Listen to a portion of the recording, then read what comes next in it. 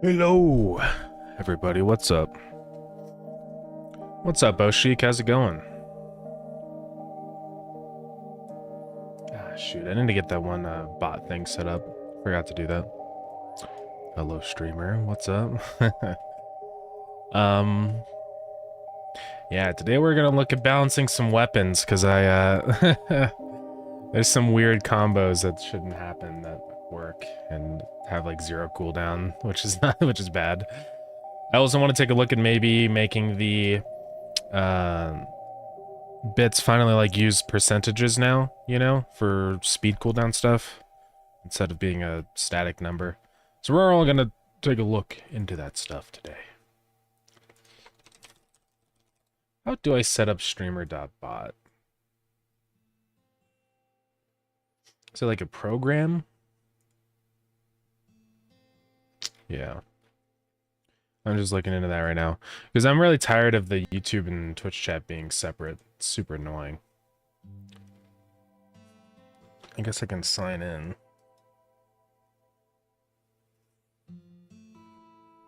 I don't know if I can do it while the stream is on. I'm not sure. But I can try it. See what happens. It's just a program, I guess. There's a lot of DLLs, huh? But yeah. Let's go ahead and take a gander. I just want to check this out for a minute and then we'll actually do stuff.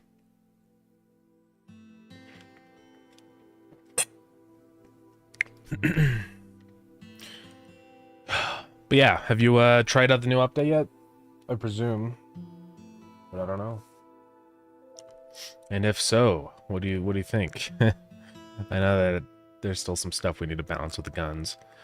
I also wanted to add in a couple enemies that I didn't get around to.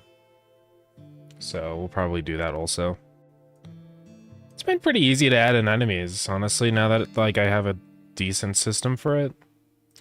But yeah, I'd like to add even more. Okay, so this is... Yeah, I realized that when I took the GIF, and I did fix it, but I just didn't, I didn't bother redoing the GIF. I was like, ah, whatever, you know? That's kind of funny, but... So, okay. Stream apps, integrations, MIDI, voice control. Platforms. I don't know how this works. You can add an action. Cool. So is there like a chat? Yeah. I click chat. Oh. Okay, so this is the chat, I presume. Yeah. So this will be nice. I would love to use this. I'm gonna have to figure out though, like, how do you actually connect it? Integrations or something, right? Okay, yeah, this is where we can do it. Yeah, and then we can log into Twitch, right? Elgato. Or I guess those are for things that aren't. No. Stream apps, right? Add a stream app. No. I'm gonna have to figure this out. Platforms. Right click to add a new channel reward. How do I actually, like, log in? There we go. Okay, I'm gonna do this really quick. I just want to see if I can get this working. Authorize. Added some images on the wiki just for fun. Oh, let's go. Yeah, one of these days I'm gonna try and replace the wiki. The one we have now really is not that good. Oh, you didn't actually implement them. Okay. Yeah, I was looking around. I was like, ooh. All right, I am logged into the Twitch account. Let's log into the YouTube account. Sign in with Google.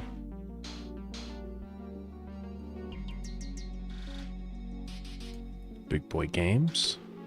Big Boy Games YouTube. Continue. I probably won't let it manage my YouTube account. I don't need it to. Oh. Weird. Incorrect number of scopes. I don't know why. Maybe I do need to allow it to modify my channel. There we go. All right. I think the chat's working. Here, now that I'm not showing off my private info. Yeah. Send a message. I mean, there is one in here, so I think we're good. I'll go ahead and send a message on YouTube. Let's go. Yeah, this is gonna work nicely, I think. Let's go to this one. Live stream. The missile knows where it is at all times. Oh my god. It knows this because it knows where it isn't. By subtracting where it is from where it isn't, or where it isn't from where it is, whichever is greater, nice. It obtains a difference or deviation. The guidance subsystem uses deviations to generate corrective commands to drive the missile from a position where it is to a position where it isn't, and arriving at a position that it wasn't, it now is. Consequently, the position where it is now the position. That's pretty crazy. That's pretty insane. I can't believe that. Here we go. Oh, that's chat overlay. How do I just get, like, just the chat? I think I saw somewhere about OBS. So I'm going to save this. Viewers. That was actually cool that I can see this stuff in here. Actions, action cues, commands, platforms. It also shows the redemptions and stuff.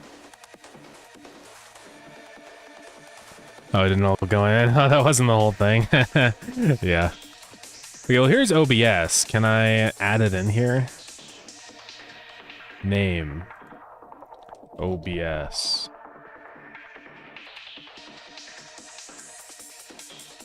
Disconnected. I don't know how to actually get this chat into OBS. So that's probably something I'll have to figure out. You'd think that I could just, like, copy the like, they have, like, a browser source, but it's not a browser source, I guess.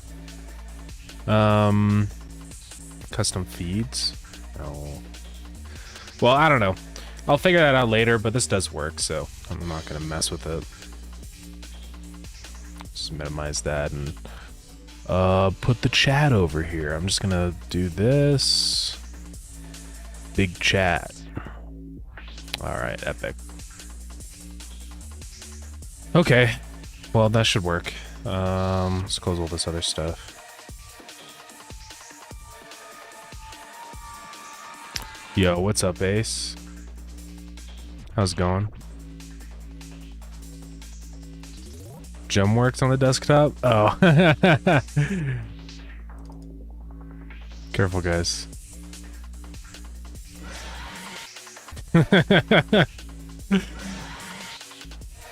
Sorry, I didn't mean to jump scare you guys.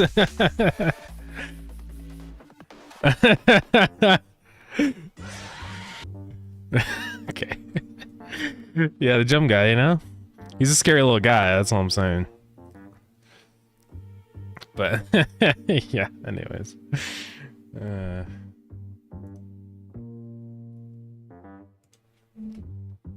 Jump works, yeah. Banana Man cometh, I know.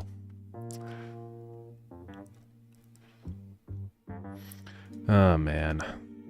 Oh, that's cool. So this chat actually has another view that shows really quick. It shows like an events log, which is kind of freaking epic. I mean, I have the activity log on Twitch, but this is kind of nice though. Yeah. It's pretty cool, guys. Anyways. Let's start doing stuff. Let's start balancing, perhaps. My mic is still popping like crazy. Does anybody else hear my mic popping, or is it just Ace? Like if I'm talking, here's my microphone. Is it popping? Is my microphone popping? You hear it? Okay. Well, it's probably this then. I can't remember how I fixed this before. I don't know if setting a buffer size did anything. Does that fix it at all?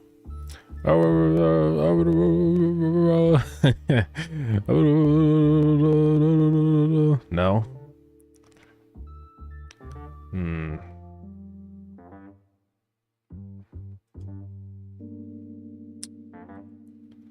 Yeah, I don't know. This is always such a frustrating issue. I don't know why it happens. I don't think it's an OBS thing. Like, let's go play back. Let's go to control panel and open the audio thing, and I'm gonna listen back to it. Your sample rate at 41K? I mean, I don't know, it shouldn't matter. Let's go look. I just want to see if it like plays back in here when I do the listen thing. Just out of curiosity. Hello?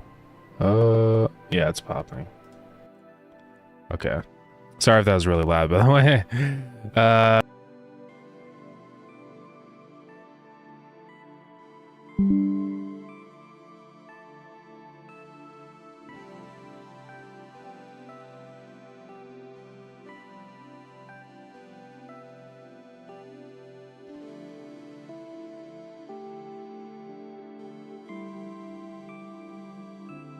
Oh. Okay. Let me test this. Hello. Still popping. If I turn off safe mode. Now also I'm in the left ear. Let's go back to one channel.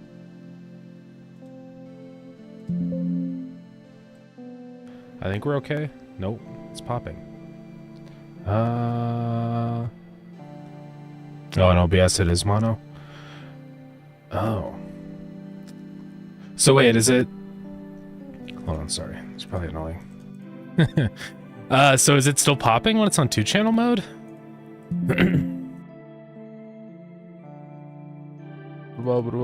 Is it popping? Or are we okay? It's popping? Okay. Man, how are we gonna fix this? What if I go up to 24-bit?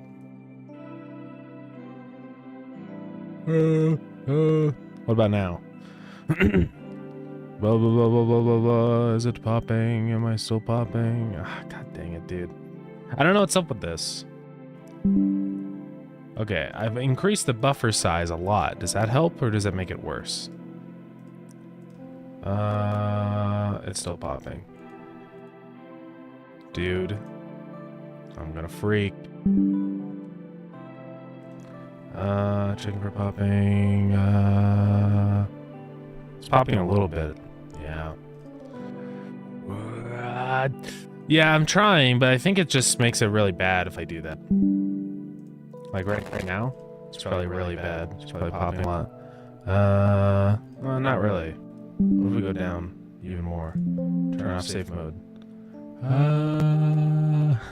It's definitely popping. Whoa, whoa, whoa, FNAF. Sorry, this is probably so annoying to listen to. Yeah, I'm just gonna mute desktop audio for you guys. Yeah, this is annoying. 512 seemed to be the best, but I don't know anymore. This one? Is there any popping? There's still some popping. I don't know why. Ugh. God dang it, dude. Yeah, I'm gonna see if I can get a new interface, because it's kind of annoying. Let's go up to...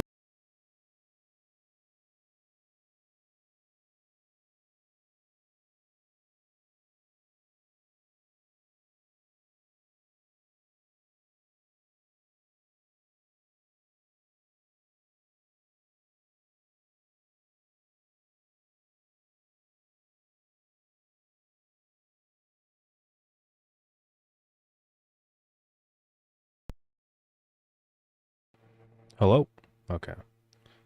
Let me listen back. I called it W. Hello? Hello? Oh yeah, my, like, this audio broke for some reason. Hello?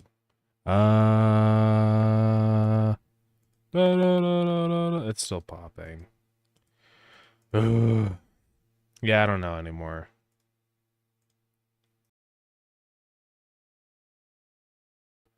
I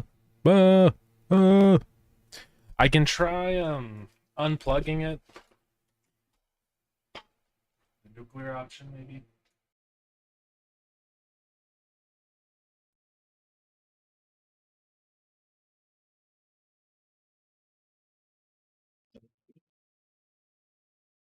Can I?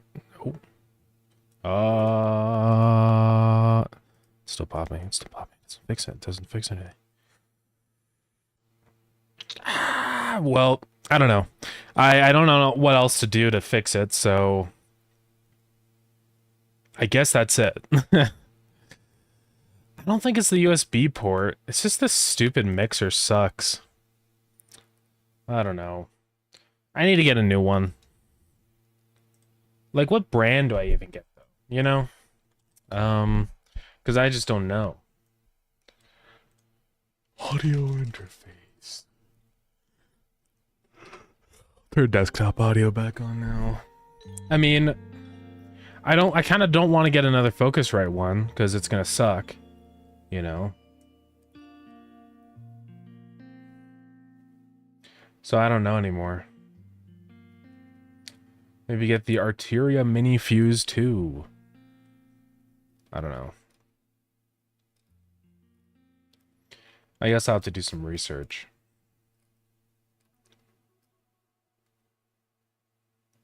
I mean... yeah, I don't know. I'll just have to research it. Is the Mini Fuse 1 just one thing? Yeah. I really don't need more than one. Yeah, M-Audio or Arteria probably. The M-Audio one's pretty cheap. Is that too cheap? It's only like 70 bucks.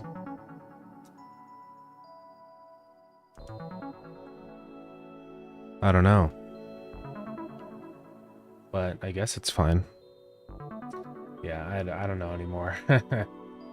It's frustrating. Well, I apologize for all the pops, everybody. But yeah, I don't know what to do about it. Yeah, go ahead and do some research. Alright. Anyways, let's just start doing stuff. What was I gonna do, even? I don't even know. Well, okay. Let's take a look at my little list of things I wanted to do. Yeah, so I wanted to add in this spiky mushroom guy. I didn't get time to, because I was like... It's like 30 minutes before the sale, and I'm like... I just didn't have time. So maybe I will now. Anything in particular that people have seen and that there's like an issue with, you know what I mean? Also, one thing that I definitely forgot to add in here is the enemies. So they probably don't work on multiplayer. Let's do the Pecky. What's the other guy? There's a bunch of them. Husk from Minecraft, and then the mushroom. Okay. All right. I do want to test multiplayer on this just to make sure that everything's fine there. Walls get destroyed early on top walls. Yeah, so it's tricky because I have to like... Okay, how I have the bullet stuff set up now is I think I do... I'm checking for a specific collision layer. Yeah. Like if we go into one of our rooms.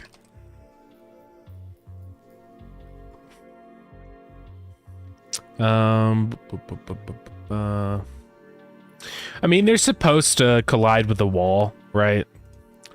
That's intentional. I mean, I could make it so that they don't collide at all, but I don't know, it's tricky.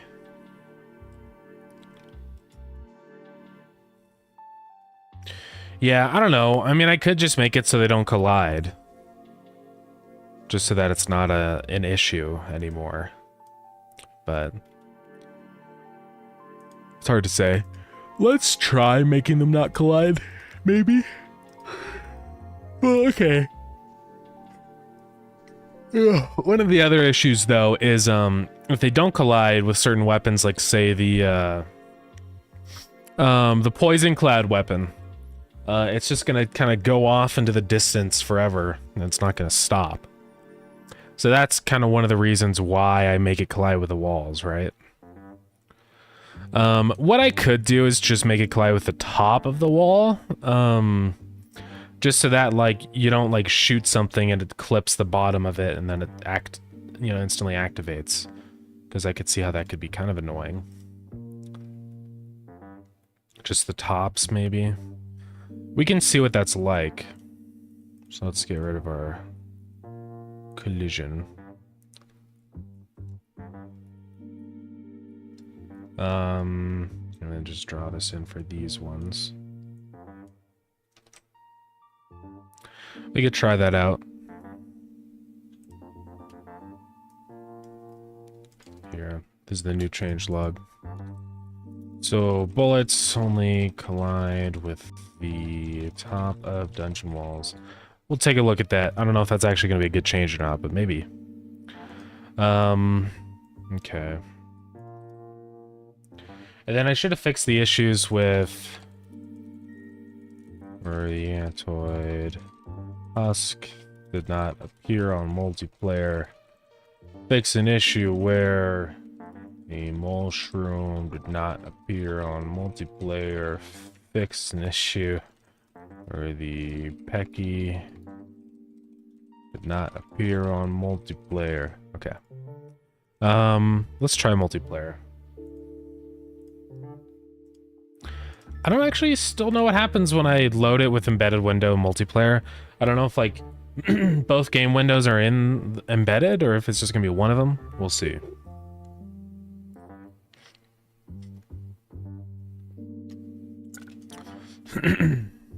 Interesting. Okay.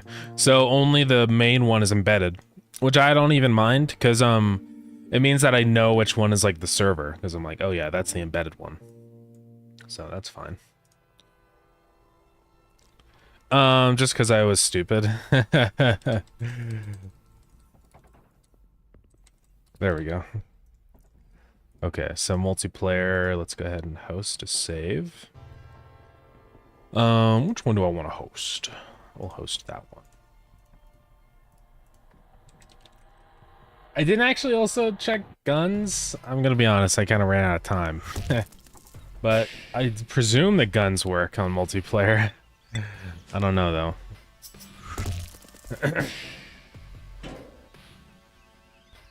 Okay, they do somewhat. One thing I forgot to add is... in the spawner. It's the new Poison Cloud. Poison Cloud green. So that needs to go there. Does True Wisdom's Corpse do something gameplay-wise? Not yet. Hopefully at some point I can make it do something, you know. But yeah, right now it's just kind of useless. Alright. Let's see here. So yeah, let's go into the dungeon.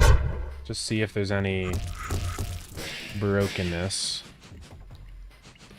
Just gonna run around with this guy as the client. That's... yeah, that's that's not supposed to happen.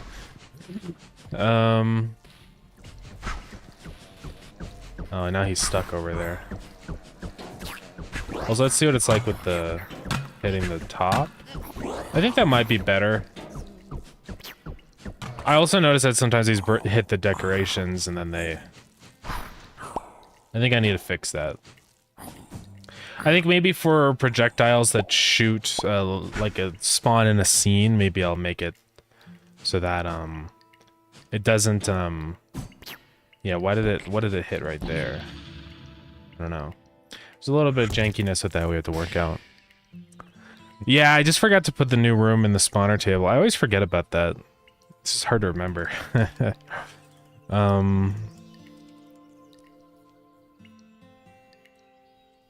Where are the rooms? Okay. Wait. No, I just broke it. I broke it. No!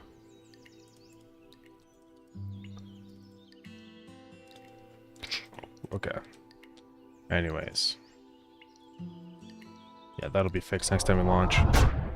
I just wanted to test the enemies, but... okay, so I want to kind of fix this where this will collide with decorations.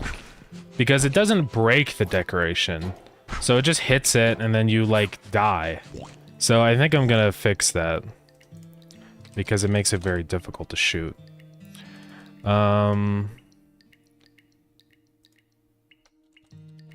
Oops.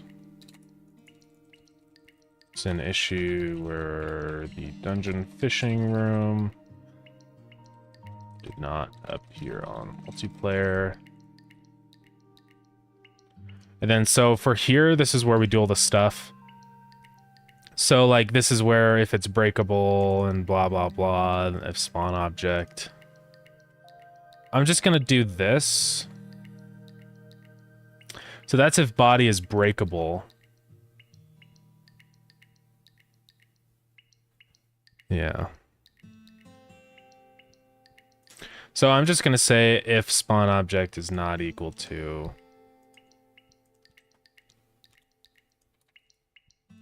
or is equal to that.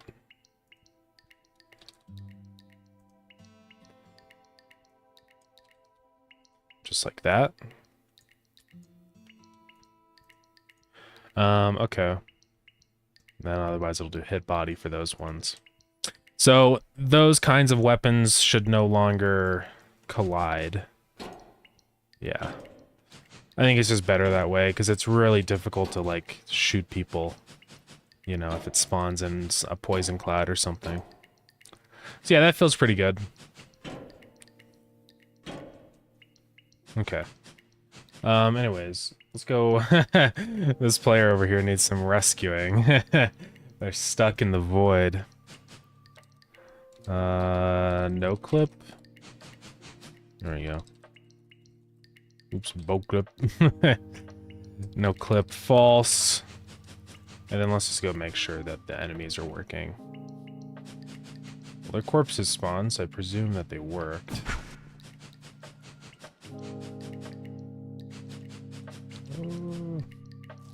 Yeah. Uh-oh. Huh. How did this happen?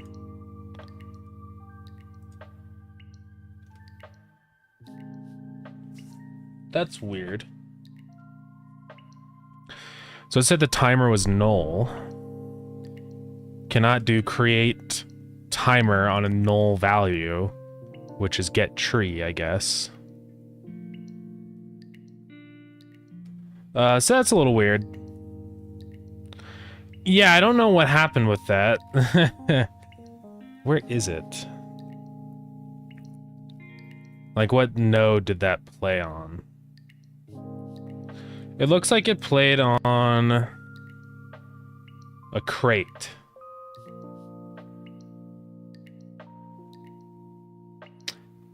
And it's an orphaned node, which is very strange. I'm not sure how that would have happened.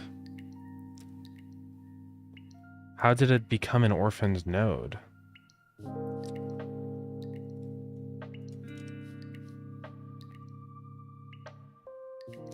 Yeah, that's a little weird. I'm not gonna lie.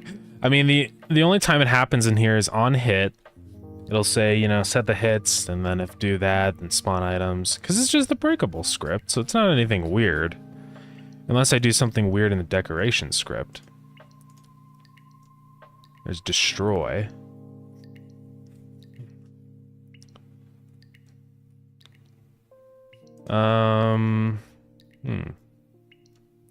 Where do I use this destroy function?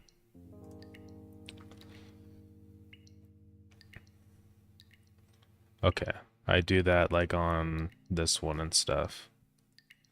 I don't actually have to say destroy anymore. I'm just gonna say on hit.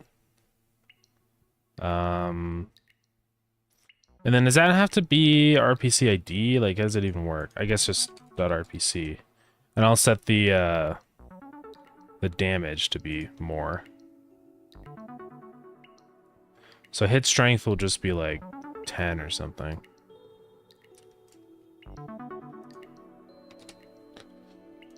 No, actually it'll be infinity.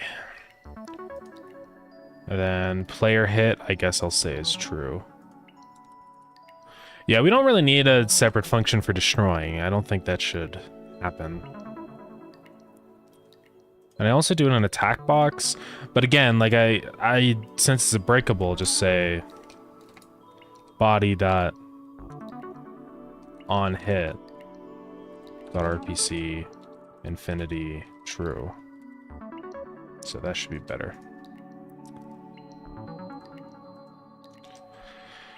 Interesting. I don't know if that's actually what happened. There also are some errors in here. I don't know if those are anything. That's probably just multiplayer stuff. Yeah, data.tree's null. It's really weird. I don't know how that would get set to null, but who knows? Okay. Well, at least this will be better then, I hope.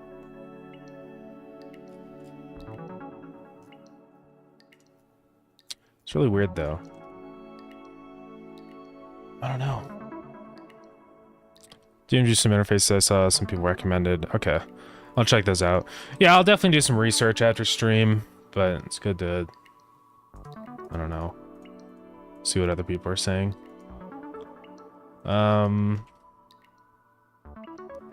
Okay. Well, weird crash. Hopefully I fixed it.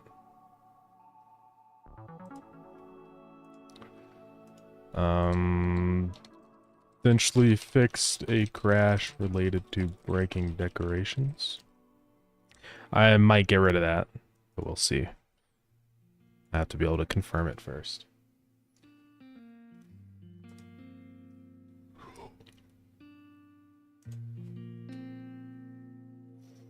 Okay. Audience. Interesting. Yeah, I'll look around at those after stream. Also, you're asking like what UPS I have, which I can go find that. It really doesn't last very long. Like on my computer, it'll like be on for like 5 minutes before it shuts off. So it's really just like giving you just long enough to turn off your computer normally, right? So that's the thing. It's not supposed to be like a massive battery that lets you keep using it. And also it's great for the little quick, you know, power goes out for 1 microsecond. So it works great for that. I'm trying to find it in my orders. A lot of things have the word UPS in it, apparently. I wonder how often you have to place the batteries in them. Maybe it's about time, I don't know. I know it's in here somewhere. Probably in here somewhere. Well, I know the brand. Okay, here it is. Yeah, so I got the CyberPower one. I don't think they... Yeah, so it's been discontinued. But I imagine they have the same kind of thing. Yeah, they just have a newer version of it. And I got the 900 watt one. My power supply is 1000 watts, I think, but I never actually use 1000 watts, so it's not actually an issue. I don't know if my computer can use 1000 watts. Just because my power supply is rated for that, that doesn't necessarily mean I'm using that much. But yeah, I think the CyberPower one is pretty good. They do have, there's like an APC one, but nah, the voltage is too low on it. Or I guess they have this big one. I'm not showing Amazon because it has my address on it.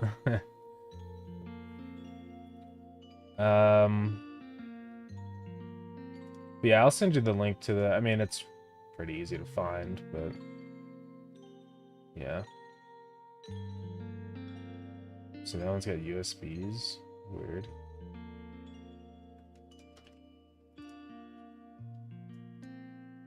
But yeah, this is the one. And if you want to do a little payment plan, that's fine. Just let me know which one you want to get.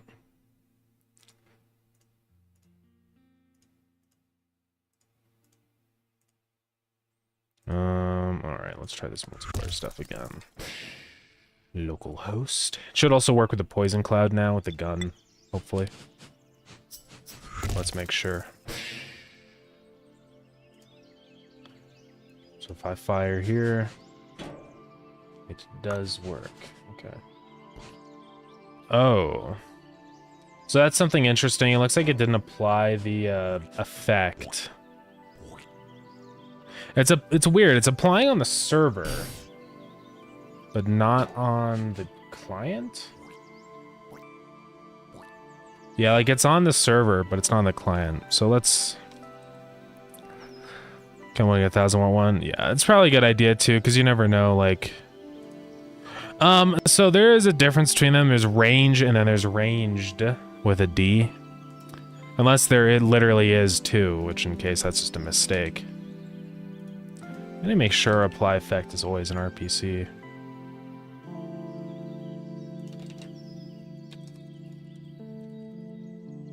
Search for anytime apply effect is just that. Oh yeah. Yeah, apply effect should always be an RPC, I believe. Unless it's in like a specific spot. Like his consume item is already a RPC, so that one's okay. Yeah, but an enemy projectile is apply effect at RPC.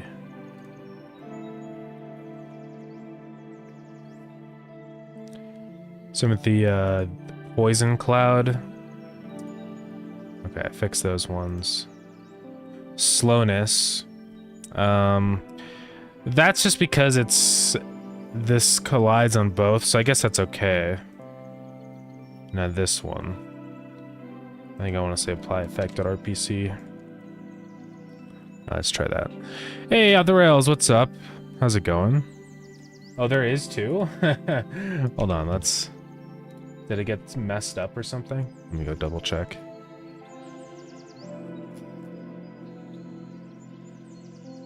Oh.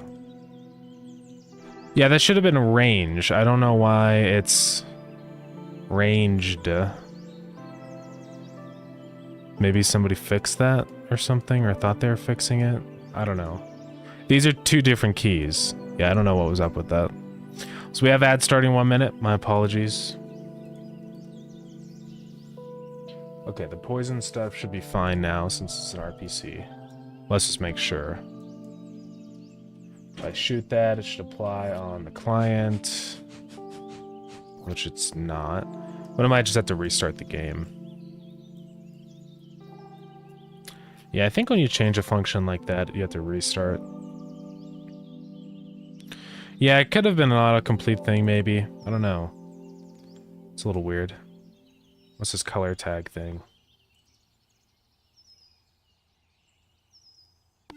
Huh?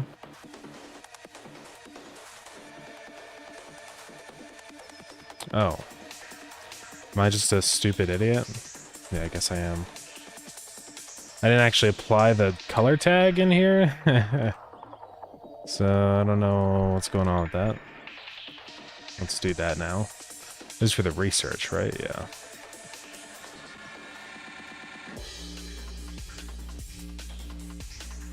Oh, is it because I don't do the color tag? I just do the modulate? I think so. I'm tired of that. Apparently, I looked that up. That is a known bug with Godot right now. Okay, yeah. I was double stupid. Because I don't use the color tag anymore.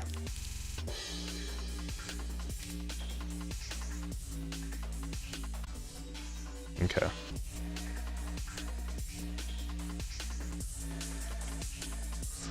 Alright. It's actually a surprisingly low number of errors in here. Like, of course there's errors with multiplayer, because it just does all the time. But... oh, so this is why it's not working, is because on these, it's not the authority. So we have to figure out, like, which ones are what. So ads are over, my apologies. Yeah, off the rails, what's up? How's it going? Okay, so this one is going to be calling from... see, that's the thing. This could also be from a client, right? So I think I want to be able to apply effects from... I don't know. I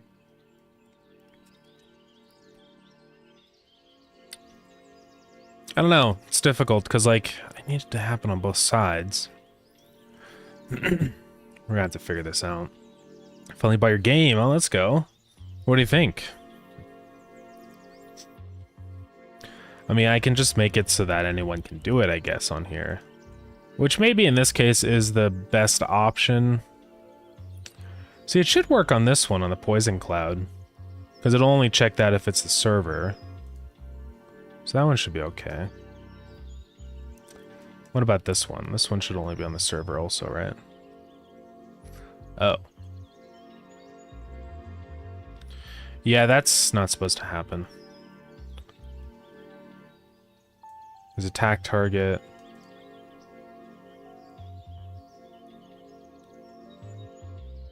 Position rotation.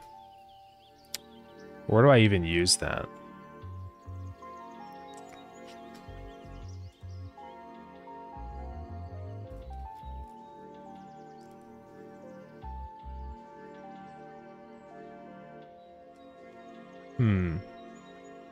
I don't know, I'm just figuring all this stuff out right now.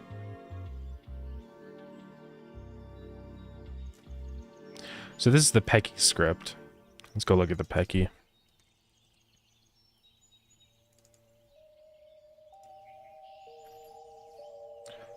Okay, so position rotation. That's the... okay, that's like deciding where the position is. So I'm just going to say if is server for all this stuff, because none of this should happen on the client. And we're just going to move all this up. Boom. Get rid of that. Okay. So playing the ambience is fine and setting the pitch scale, that's supposed to happen. Wait time. That really shouldn't be on anything else other than the server. So I'm gonna say if is server. Then set that. And it looks like the attacking sounds and stuff, we do that through the regular attacking, so we don't have to sync that because it already is. But yeah, we say if is server, attack target is that. Then we're gonna loop around. We're gonna play sound attack. Okay, so we do it fine. Yeah. Now down here, when we do the explode one, do we do it right? Okay, so I load in a scene, which is the Pecky explode thing. And so I presume that that is, we'll say add child true. And that plays the sound. So all we have to do for that is just go to the spawner table and add that scene into here. Okay. So that'll kind of fix some weird quirks with the Peckies in multiplayer. Alright. I haven't really played it. Yeah, no, that's totally fair. It's mostly just to support you because I like your streams. Oh, I appreciate it. I'm lazy to figure out Twitch subs or give Twitch my credit card. Yeah. Well, thank you very much. I really appreciate that. Yeah, hopefully I can keep making it even more fun to play. I don't know. It's freaking time consuming, I'll tell you that. Hopefully we do get to a spot where I can start to kind of wrap things up. I mean, don't get me wrong. I do enjoy working on Starground, but sometimes when that's the only thing that you're working on, it can be a little tiring, you know? I think what would be nice is just, like, working on it when I feel like it, you know what I mean? Work on another game, but I'm sure I'll constantly come back to Starground and update it, just because, you know, I'll probably get that itch again, you know what I'm saying? So. But yeah, I don't know.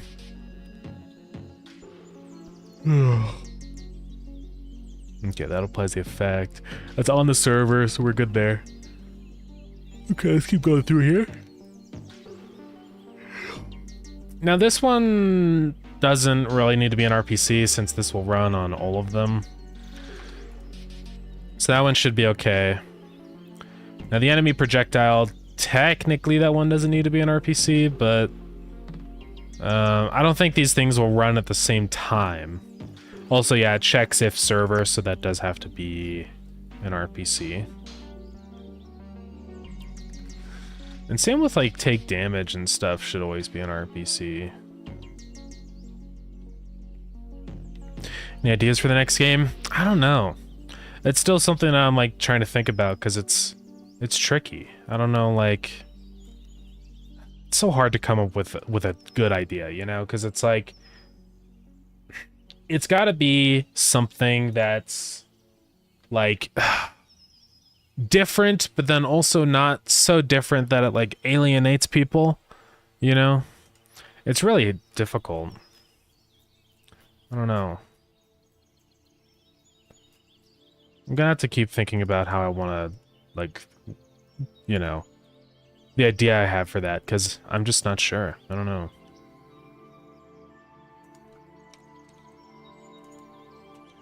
But I think just general ideas, though, it's probably going to be a much smaller game.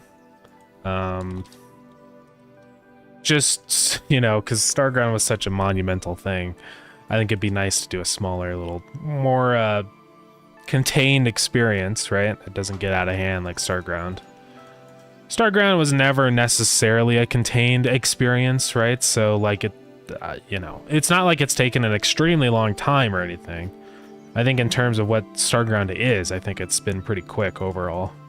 But I would like to do something that's maybe like, oh, I don't know, less than 8 months or something, right? Just a little bit faster. So what's up, Zen? The greatest unethical hack to boost your players' game hours played? Oh, yeah? What is it? Prevent the game from closing?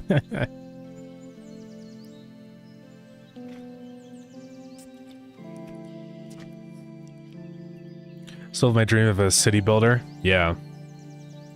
I know, I think I do have some games that I think would be really fun and I would love making. But I know that it's time consuming and hard, and so I just don't know if it's the best play. I don't know. Cause like, delete the tutorial? Yeah, that's such a good idea. Yeah, that's totally gonna make people play and not get frustrated and quit. But yeah, part of me really would love to make like a really gritty survival game, you know, with hunger and environmental, you know, disasters, and I don't know, it would just be kind of fun. But I don't know. I always thought like the cold was cool, you know, especially like dealing with the cold. Maybe some kind of game that's like the world is an extreme cold, not just like it's kind of chilly outside, but like, you know, if you're outside for longer than 10 seconds, you turn into an icicle. You know what I mean? I think the cold's cool. That's an epic quote. Yeah. Oh, man. But yeah, I don't know. I don't know if I'll actually do that, but just don't tell them what to do. Let them figure it out themselves. And nah, it's probably a good idea to have a tutorial. Shut up. I actually want to get the Snowflake DLC IRL, though. Oh, yeah, in real life. Yeah, I mean, it snows here. We don't get, like, big, enormous snowflakes. I think snowflakes forming like that needs a very specific, like, ambient temperature and stuff. It's not actually that common to get, like, big snowflakes. I mean, if you zoom in on the snow, then yeah, it's just a bunch of little snowflakes, but also like the cold storytelling a game mechanic, yeah. I think it's really fun, and there's like a lot that you could do with it. I almost think it'd be cool if it was like I don't know, like it gets colder over time. I kind of really do like Frostpunk with like what it sort of did with the cold stuff, where it feels like this cold, this storm is approaching, and it's like you have to prepare. I kind of like that idea. There's a lot of games that do things like that. What's that one zombie game? They Are Billions or whatever. Kind of has the same concept where it's like you have 100 days to prepare for a massive horde, you know? I think something like that would be kind of fun, but I don't know. At the same time, it's also, you know, stressful though. There's snowflake ever recorded according to Guinness World Records is 15 inches. There's no way. Biggest snowflake ever. How would it be that big? Yeah, I don't know if that's possible because it wouldn't. The thing with this snowflake forming is that it has to stay in the air to form, right? So 15 inches, I think that's too heavy. It would fall out of the atmosphere before it could reach that size, right? I don't know. That's the thing with things that happened back in the day. You can make up whatever you want. There are some pretty cool snowflakes, though. I've never seen a snowflake, like, actually that big, you know? It's pretty cool, though. I would love to see a snowflake that's like this, just enormous.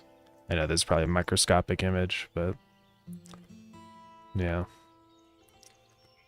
That'd be cool, though. Imagine.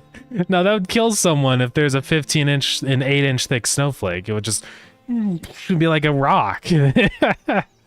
Yeah, I think that was made up.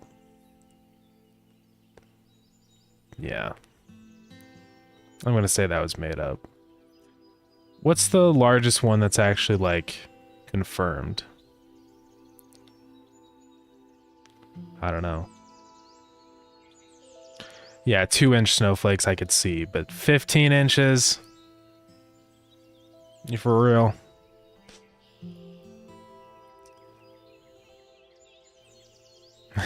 Going for the storm, yeah.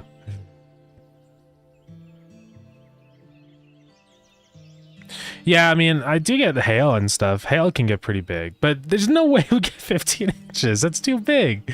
It's too big. It's too big. It's not real. I know it's in the Guinness Book of World Records, but, you know, back in the 1800s, how do you actually confirm things?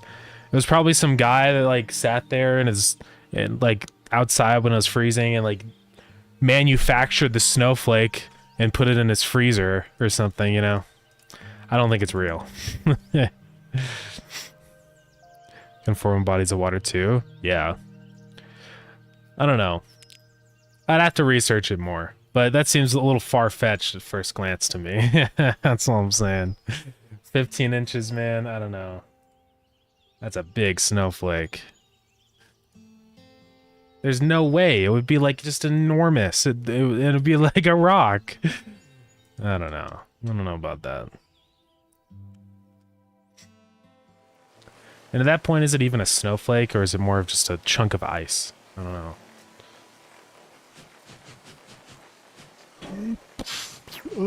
The poison. Okay, let me make sure that God, this is getting annoying. That this works now in multiplayer. I'm trying to think of like what else I want to balance to with this stuff. I know that, hold on, getting announcement posts. No way, guys, look. I'm in the down to jam. I'm over there. Pretty epic. Let's go. Yeah, one thing I've been wanting to do that I definitely need to do is like balancing weapons. This person showed me this combo on Discord and I was like, uh-oh. It has 0 cooldown and 2 damage, which means, yeah, that probably is the best weapon in the game right now. Yeah, they're all in call. I think they're just they're in the co-working chat, so I presume they're working on Down to Jam. It looks like it. But yeah. So what's that combo? They have a sniper barrel. Then they have finger gun grip. 2 of those. And then they're using the dagger. Yeah,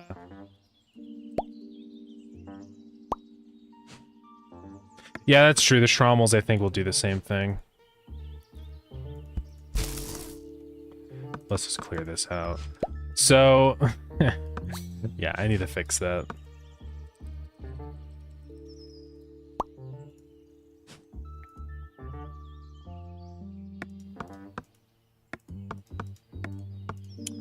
Yeah, it's a pretty insane weapon. Oh my god.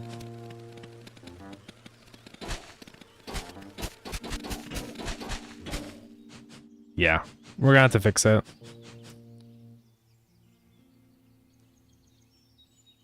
They'll show their secrets on stream. The people in the Down to Jam. The Down to Jam server is actually a public server now, I think, right? Or no, yeah, the Down to Jam one's always been public. The one that went public recently was the Stream Team server. Or are you talking about the the weapon secrets? This one. Because it's too powerful. I'm sorry. This is pretty insane. And look how long range it is too, because it has the sniper barrel. Oh man.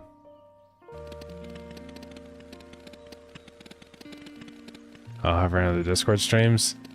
I don't know, he's working on stuff. I mean, it's in a public Discord server, right? So I don't think it matters.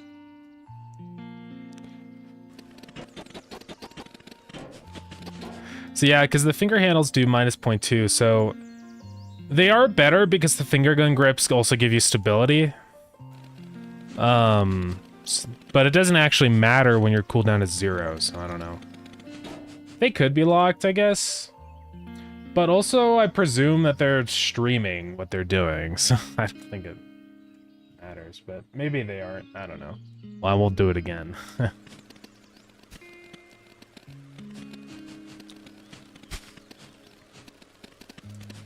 Yeah, but we're gonna have to balance this gun. This is a little... it's a little crazy. It's a little, don't think this should happen. Yeah, So I realized what I did is that I made it so that it doesn't work when you don't have a piece, but I didn't actually check if it's a ranged piece or not, right? So we do have to fix that. I think it's relatively easy. I just have to make a check for the gun that, like, looks at what the centerpiece actually is, and if it's a ranged weapon, then it's fine. Otherwise, it doesn't work. So, should go try this out against some enemies.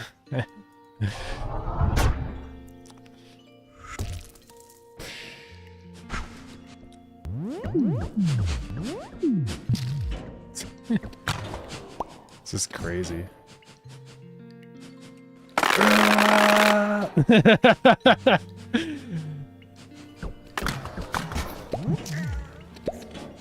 It's a really strong weapon, isn't it? Oh boy. Villain. Yeah. It's just instant killing everybody. Yeah, we're gonna have to balance this, guys.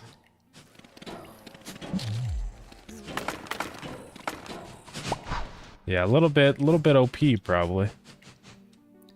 Yeah, I'm sorry guys. I know I'm a monster.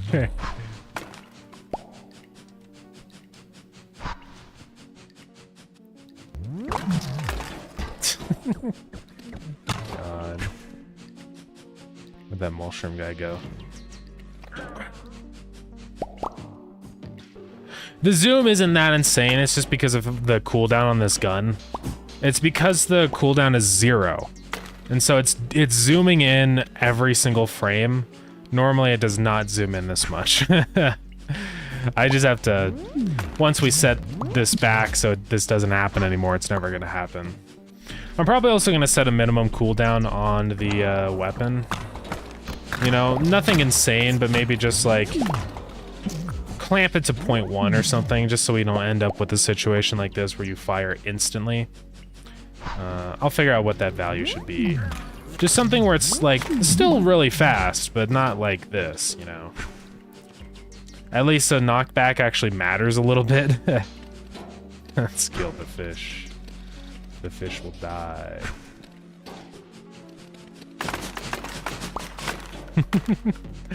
I can just break all the decorations. Starground bullet hole.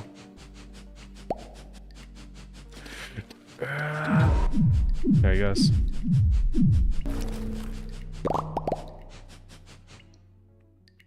Like the new rooms? Yeah. I think they're nice. Fishing room is cool. I want to add, like, actual fish to the fishing room, right? Or, like, there is fish, but what I want to do for the fishing room is exclusive dungeon fish. Because, well, right now the fish are just normal. They drop the same things, but I think it would be cool if there was, like, a dungeon-specific loot table. I do like how, like, the fishing in Stardew Valley, like, to get certain fish, you have to go to specific zones. So I want to do more of that, I think, in the game. We can honestly probably do that today, so... Whoa! I didn't realize how zoomed out I was. And yeah, one of the other rooms also that I wanted to do that I didn't get time to was it's like a wave-based room. So I do want to do that. Maybe we can also do that today. But yeah. Anyways. Let's get the guns not stupid. So on these items, I think I have a tag. It's the ranged exclusive tag. So with that, I can basically just check if it is a exclusive ranged part and then make it work. So it's pretty easy to do. So I'm just gonna go into, I think it's in player and set weapon or something. Or is it in tool action? It might be.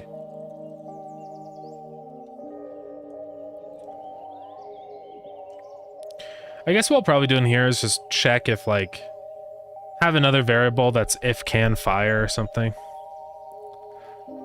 Right, instead of checking this stuff. Let's just do that. Weapon stats or range stats. And then we'll just say can fire is true by default. Well, I guess I'll say it's false by default. We'll figure it out. Then down and set weapon.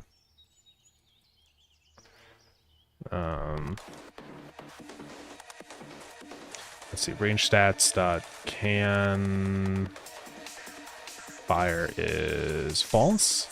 Yeah.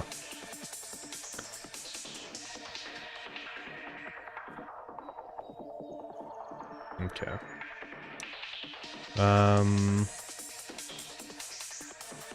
So we just have to check and make sure that we have a valid configuration, which is going to be like this stuff down in here. So I guess I'm just going to be checking if a part is in the starting part.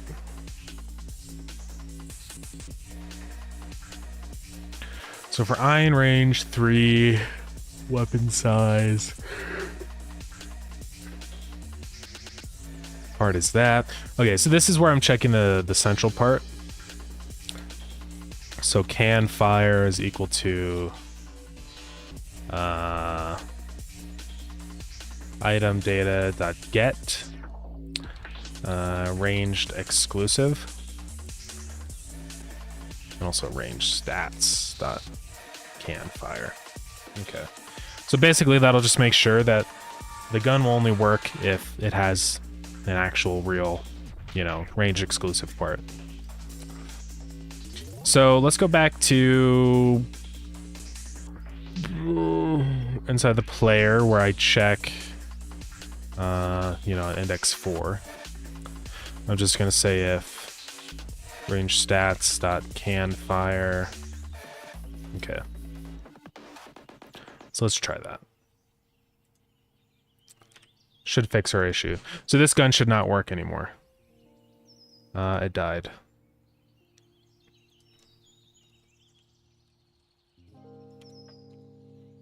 I probably just had to restart the game. So let's do that. Yeah, and that'll honestly like fix most of our balancing issues, just fixing that one thing. Because it'll prevent the cooldown from ever being 0 and stuff like that, so it should be okay.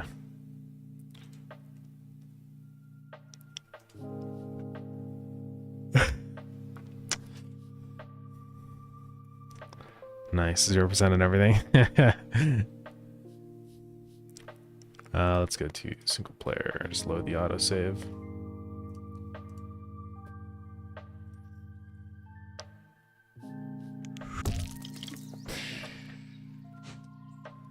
Okay. Let's see here. Okay, yeah, I already have the gun. Yeah, so this just doesn't work anymore. So, yeah, that pretty much works. I'm probably gonna have like a little warning somewhere here that says like gun does not work or something if the parts you have in here aren't valid. But then yeah, once you actually put a part in and stuff, we're fine. You can still get a little bit of funniness if you like replace the barrel and stuff, but it also means if you have no barrel, then you have 0 range, so the gun is basically practically unusable. I mean, technically you can use it like this, but you're gonna be poisoning yourself constantly, so probably not a good idea. Get out a sniper scope. It's really short range, but it works. But yeah, I think that'll work. Looks like the translate keys are working. I didn't have time to check on that, but yeah, we're good. We have a gas mask relic? I don't think we do. That would be cool, though, to prevent all poison damage. Yeah. I could see that being pretty useful. Could probably add that in, just for fun. But yeah, I'm gonna add another little tag, though, really quick to this, to the tool bench.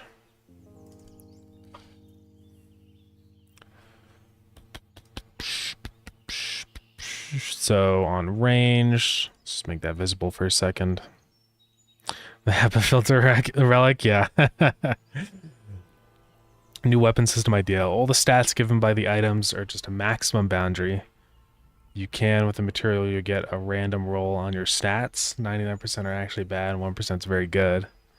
There will be a pity system where if you roll, you get 100% good stats, and that the pity system is shared to both range and close combat weapons. Interesting. So, yeah. So being able to roll for good, like, weapon stats instead of it just being a constant static thing. Yeah. Also, we have ads going on. I can't stop them, my apologies. We'll go over that in a minute. So where do I want to put this little warning message? Probably just in the V-box here.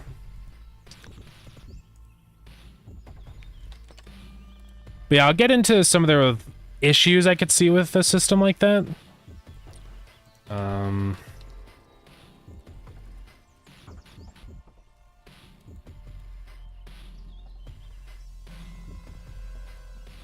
Center that horizontally. Okay. I think that's all we really need like that. It's just a little message that's saying, hey, this doesn't work. I think I also want to set it to medium.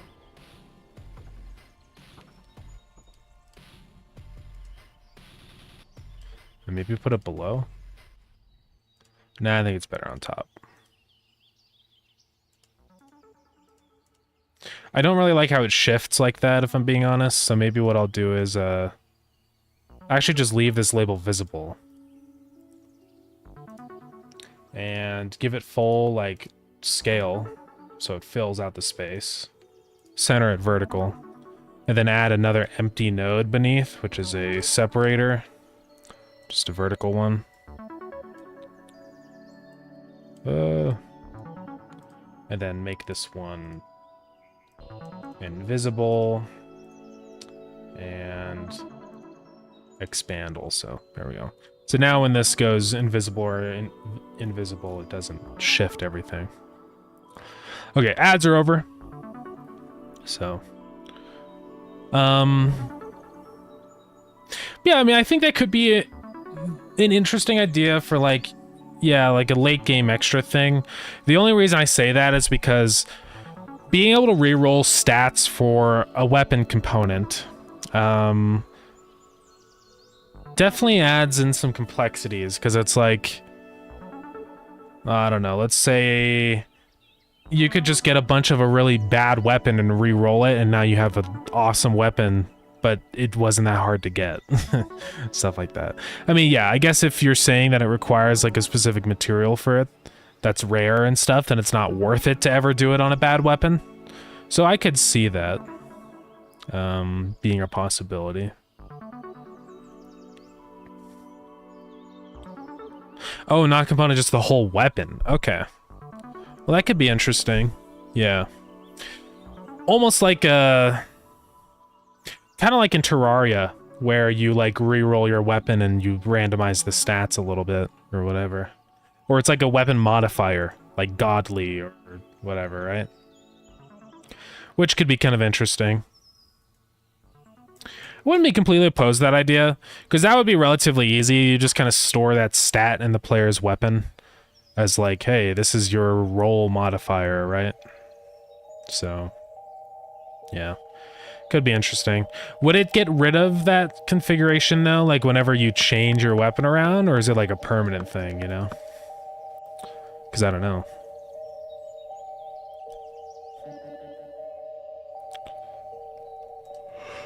Also, let's make this label do the stuff now.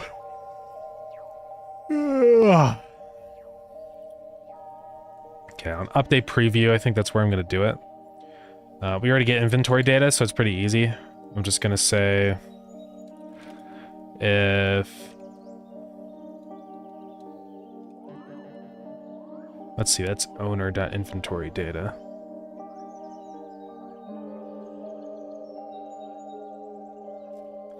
Yeah. Okay, I do have reference to the player, so I'll just say if player dot range stats dot can fire. So if it cannot fire, let's actually just say this. Dot modulate dot a is equal to, let's see, int can fire, not can fire.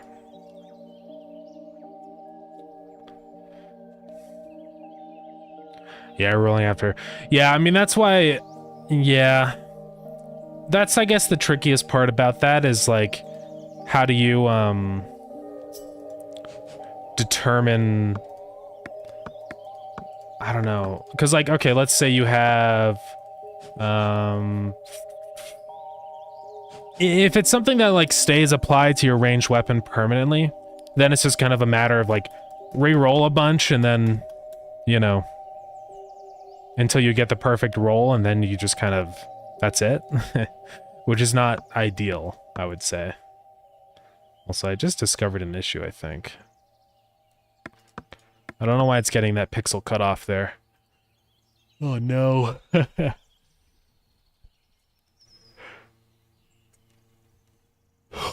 Actually, what's the size of this part? Because I think it might be an odd number. Yeah, it's 11 by 11.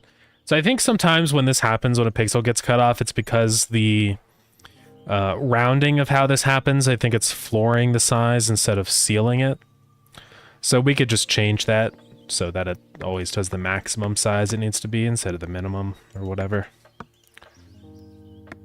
Because I think I do that with the barrel and stuff, but maybe not. That's weird. What's that little, like, bit in there? Is it just a transparent bit? Oh, it is, yeah. Started to talk same color. Okay, so now that'll show up when, you know, you have a gun that doesn't really work. I kind of like the finger as the barrel. But yeah, I don't know. I think your idea could be interesting, Zen. I do like the idea of, like, re-rolling or having, like, I don't know, another, like, stat on top of it. Could be interesting. But I'll have to think about it. Stats are great over time. Yeah, it's gonna just be a tricky thing to, like, balance, because it's like, how do you balance that? Like, I don't know. Is it just a pure over time thing? Because a lot of people might think that feels pretty unfair, right? You get punished for not going into the dungeons or something, or enjoying other aspects of the game for a little bit, which could be an issue. I mean, I guess if it's that kind of thing, then instead of necessarily being like a reroll, it's almost like an overcharge thing that you do. Where, like, you go into the space hub and pay a certain number of coins to, like, boost your weapon for X number of dungeon runs, you know? Something like that. So maybe that could be a more valid possibility. Or maybe it's the kind of thing where, like, on death or something, you lose your reroll, which could work also. So I don't know. I'll have to think about something like that. Could be interesting, though. I do want, like, more, you know, I don't know, bits that go into making a weapon, right? Instead of it just being, just the parts. I think it'd be interesting. There's, like, a reroll thing. One idea that we do have, and we're probably gonna do at some point, is, I didn't get time to do it for this update, just because we barely had any time, but, I wanted to have the ability to go into the Space Hub and upgrade your weapon core. So, like, right now I have the Blightbone part, and it's good and stuff, but I think it'd be cool if you could go to the Space Hub and pay some money and upgrade it to, like, a higher tier so that you can do more damage and stuff. I don't know. It could be kind of interesting. But I don't know. I just need to get around to it. I don't think it'd be that bad. I think now that the update is actually out, we can spend a little bit of time doing stuff like that I wanted to do, but just didn't get time to. And one of those things is the questing board. I did actually just decide to leave the part in the space hub, the little stand we drew, because I was just like, why even bother taking it back out? So it doesn't do anything right now. You can't interact with it or anything, but I'm gonna make it so that you actually can. But yeah, I'd like to get working on that. I don't know. There's a couple things I want to do. Hello, fish man. Squimp.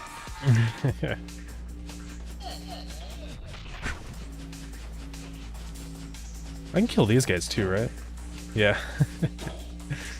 There really should be like a space hub police that like frick you up if you kill people in the space hub.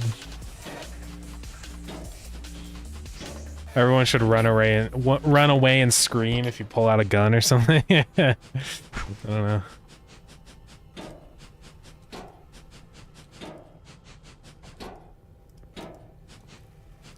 But this kind of showcases the nice thing about the effect system, which is the fact that it works on every entity without me having to do any configuration. Like, it just works for these guys. I never tested it, or I never really set it up to work for these guys, but it just does because they're an entity. So that's always kind of nice, you know? Makes adding an effect super easy because it's just a standard thing. Is it a Minecraft creeper? Yeah, totally. The green plank guys, yeah. Minecraft creeper, Grim Reaper. Kill the fish.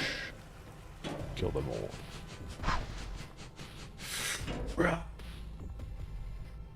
Oh, he hid from me. Die. Okay. Yeah. Okay. Well, I think this really helps with balancing now. It means that you're not going to be using a stupid weapon anymore. So like something like that doesn't really work. It's not going to shoot anything. Because it's just wood. It's a block of wood, so of course it wouldn't.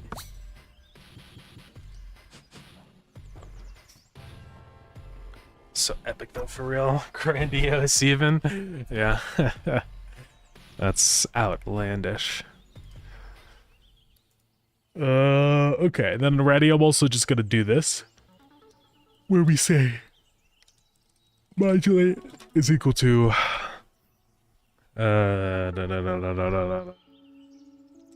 global.colors.red. So now it'll actually be red.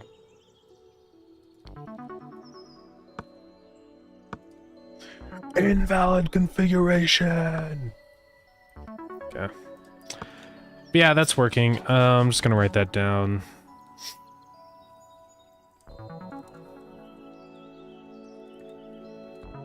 Made it so guns now require... I'm not gonna say guns, just in case it's like gets flagged. Made it so ranged weapons now require a...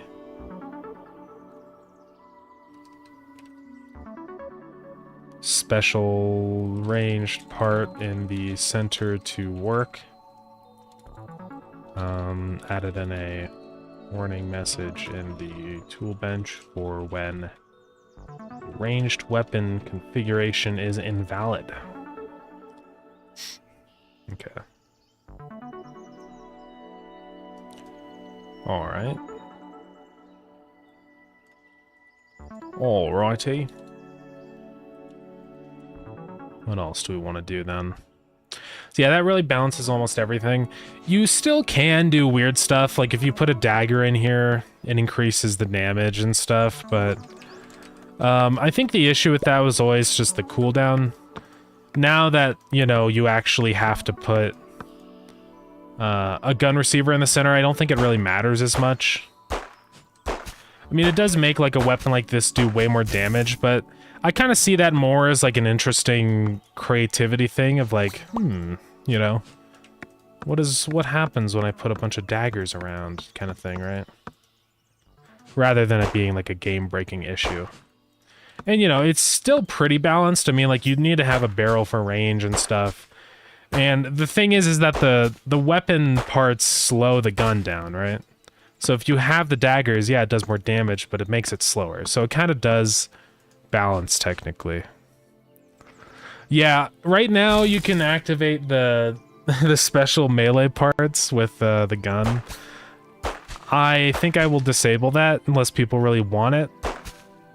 I didn't disable it yet because I just wasn't sure how people felt about that. But yeah. What do you guys think? Should you be able to use the special weapon part when you don't have the melee weapon held? Or is that bad? Yeah.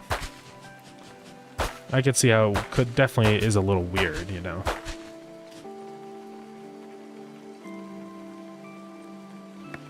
I think that's way too OP. That's fair.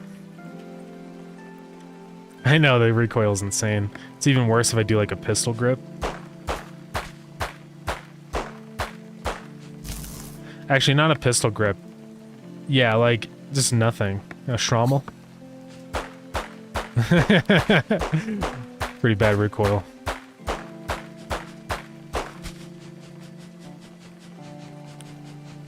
Boom, boom. Okay. Axe gun.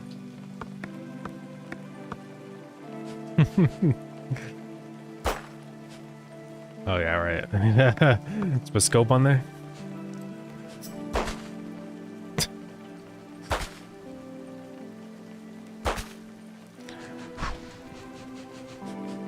I'm killing fish. Oh yeah, yeah. Let's go.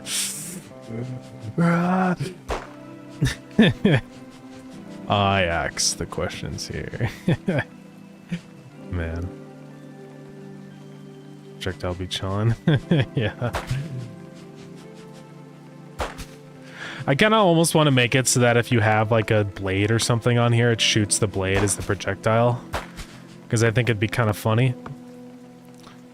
But relax. Dude. Real. Whoa. That's pretty quick, isn't it? Interesting. So I could like do that. That does a lot of damage, huh? But we're gonna change that system. Instead of being subtracting, it's gonna be a percentage. And then, yeah, I guess we have to have the scope on there so it still does range. Maybe we could do that. Does the scope make it faster? Oh, it's just because the barrel makes it slower. Okay. Yeah. Or you could put the Schrommels, although then you lose out on stability, so...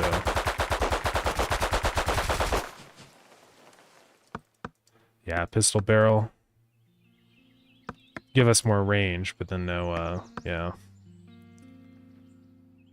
That's interesting. It seems like it's not going down. Or I guess it's because it has a pixel gap on the bottom. Doesn't matter. Pretty good gun. Are you going like he just sniper shot someone instantly? Yeah. Spray and pray, yeah. Pretty inaccurate, but it does do a good job. Yeah. But I think it would be nice if we changed that, the cooldown stuff, right? Because normally this has a cooldown of 0.5, so we went down to 0.1. If this was instead 20%, so I'd say 0.5 times 0.8 times 0.8, so it would go down to 0.32. So that would definitely probably make it feel a little bit more balanced with stuff like that. And if we do that route, I would probably then make these parts like, I don't know, be larger percentages instead of 0.2, maybe 30% or something. So, shotgun barrel wed. I wanted to do that, but it does kind of get a little tricky because I have to think about how I want to do like the attacking stuff. The reason for that is that like certain things don't necessarily have, like the damage stat doesn't affect what you're actually shooting. So let's say we have like the poison one and we shoot that, right? The issue with that is that this poison is its own scene and it's gonna do however much damage the effect applies instead of what the damage of our gun is. You know what I mean? So that's the only thing where it's like, because I don't want to shoot a shotgun barrel that does a wide spread or multiple projectiles and they all do the same amount of damage, because then you've just like tripled or quadrupled your amount of damage, which is sort of an issue. So if we do that, then we have to make sure that like I can decrease the damage of each projectile, right? Does that make sense? So I don't know. We'll have to figure it out. But yeah. Just not sure. Not sure how I want to go about that yet.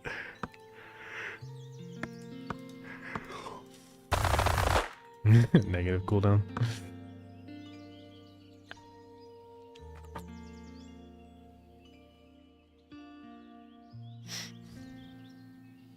Damage should be like how many pellets there are.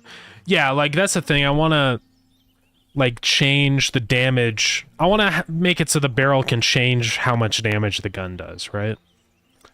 But I'm gonna have to like tie the effect system into the ranged weapon stuff, just so that I can actually like say like, you know, if you have whatever, then like if you launch with the poison gun, I can say make this effect like at level 2 or whatever, or have like another parameter I can pass in for damage, just so I can actually control how like what the effect sort of does.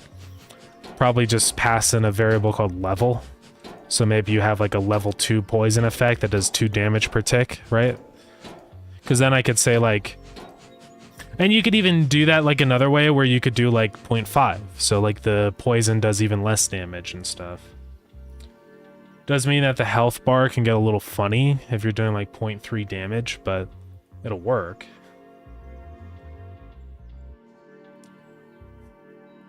So yeah, we'll just have to figure that stuff out. And then with that, we would be able to do a shotgun, so. But yeah. Gonna have to think about how to do all that.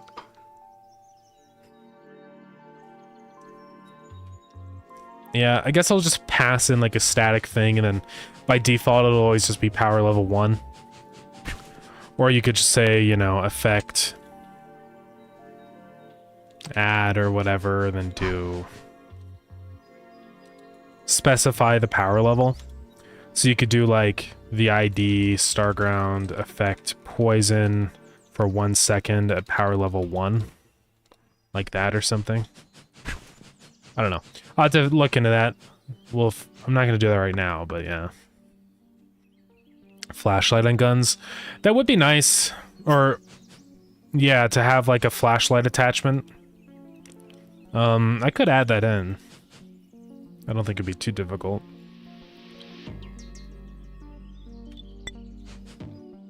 And maybe it would also work on the melee weapon. Just in case you really want to. It is kind of a letdown on the melee weapon, but yeah. Also, why is the range enormous on this? Oh, is that displaying in pixels? Yeah, that's not supposed to be happening. I gotta fix that.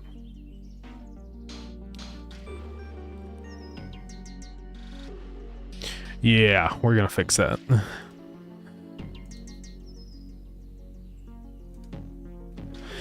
I always have that stuff displayed in terms of, like... Here, where is it? Damage, cooldown, knockback, height. Am I missing reach here? Oh yeah, I am. I'm just gonna say divide that by 16. And then go ahead and say snapped F 2.0.1.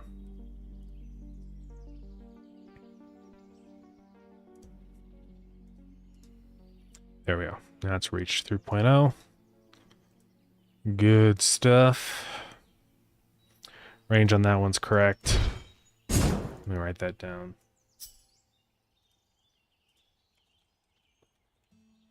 Where reach on melee displayed in pixels instead of tiles. Sparkling effect, target leaves light sparks behind. Oh yeah, that would be cool. If the flashlight did that or something. Yeah. Yeah, I would like to start working on more weapon components like that. Now that like the core parts are here and stuff, and you can actually make weapons, I think we sort of have some more room for fun things like that. Just like little wacky abilities.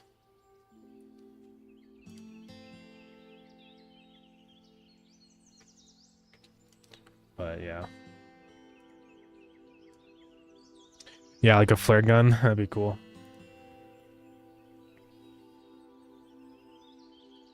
Yeah, we could do that. I don't know. I'll write down some of these ideas. Flashlight slash flare gun slash some form of light weapon. Shotgun barrel. Those will just be some of the parts that we think would be cool. But yeah. I don't want to see if we can get the percentage stuff working on the yeah, minigun. That would be fun. It has a really fast cooldown, but really low damage. I wouldn't mind a minigun. What does the core part of a minigun even look like, you know? I mean, I drew one, so I guess I should know. Yeah, just something like this. That'd be fun. Yeah, like a sentry gun.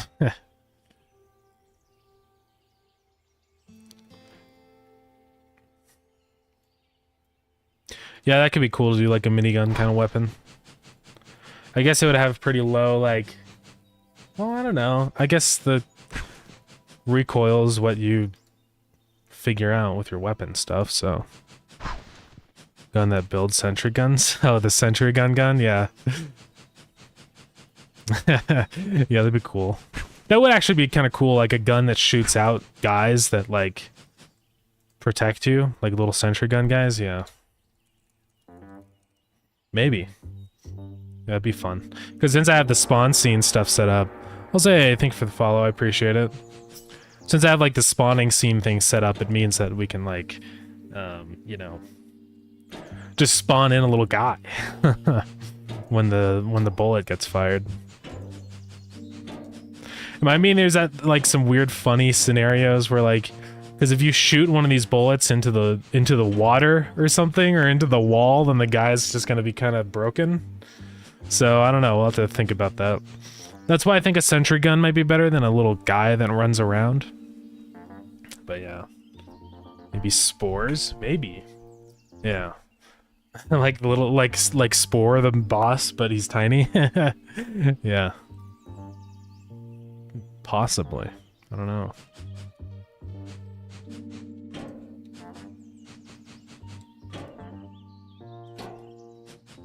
That could be like a boss drop from Spore, you know? Spore gun.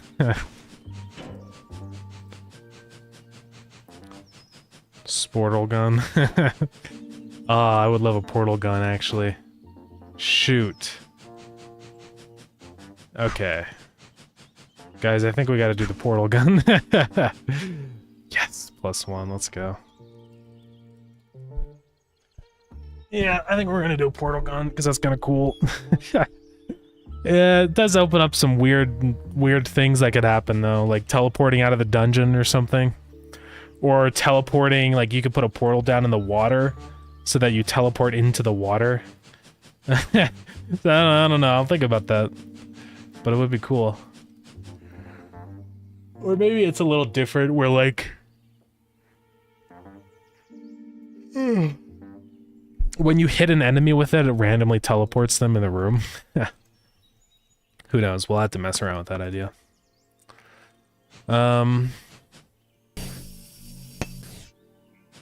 Yeah, things are coming along. One of the other things I wanted to do... Wait.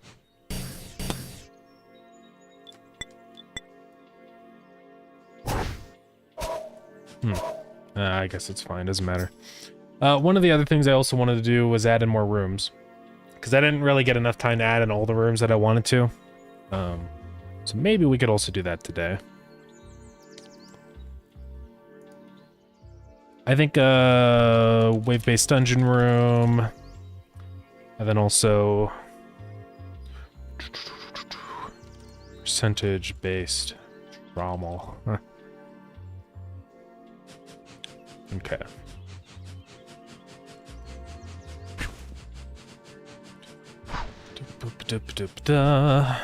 Alright. Well, maybe we could work on the wave room real quick. I don't think it'll be too bad. I'm gonna have to work out, like, you know, how do you know what wave you're on and stuff? So we'll have to figure that out.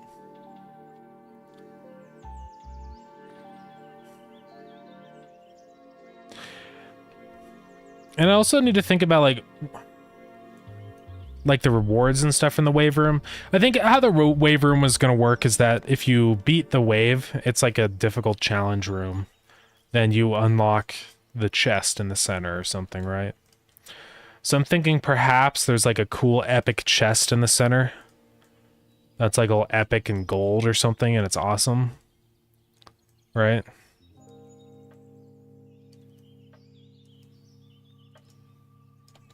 And it would just be like, yeah, just like a challenge room, just really difficult.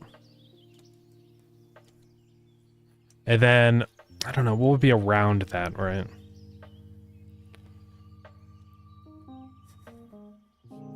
I mean, it'll just randomly spawn enemies around. Maybe we could have like a spawn platform thing that they actually come from or something, but I don't know. We'll figure that one out.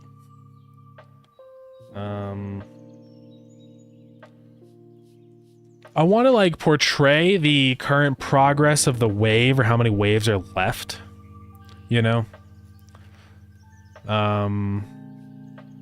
Maybe we could have like some little dot glowy things above it, and then when they light up, that's like that wave complete. And when all of them complete, the chest opens up. Yeah, an enemy that spawns enemies. Yeah. Well, there are enemies like that, like the Diadematus, but I guess those guys are just the little baby ones. Ooh. Oh, I can just ban people straight in this chat. That's kind of nice. Yeah, I'm killing.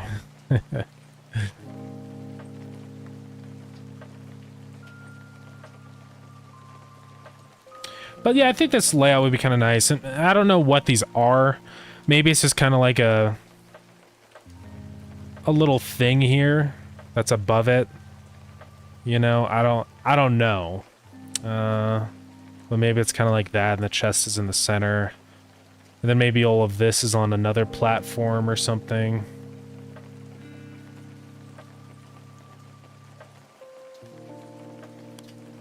Yeah, I don't know what you guys think about this layout. I just want it to look epic and, like, magical.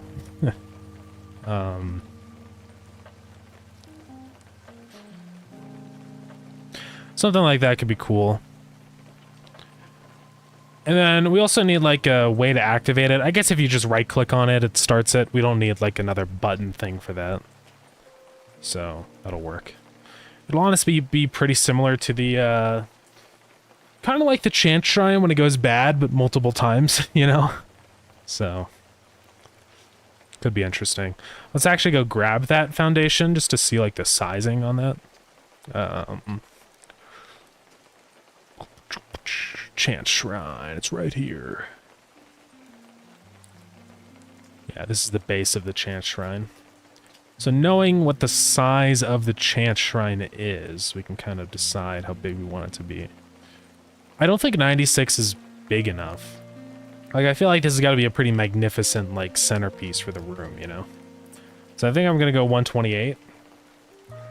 The actual chest, I want it to be a really big chest, like way bigger than the normal chests.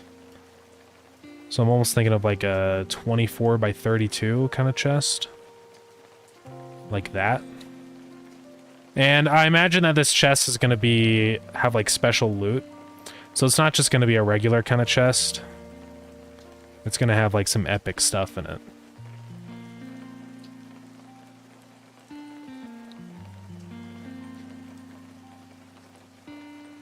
I don't know what.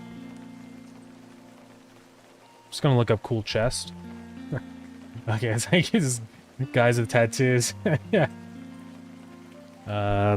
Golden treasure chest. There we go. This is a cool one. It's got gems in it and stuff.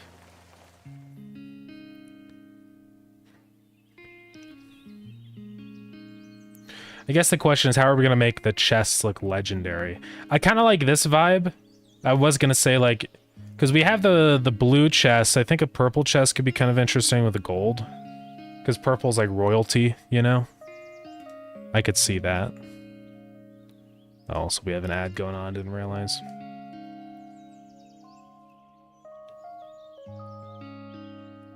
Yeah, I'll have to figure out what I want it to look like, though. I definitely want this one to be a bit fancier. So we probably have, like, little feet on it.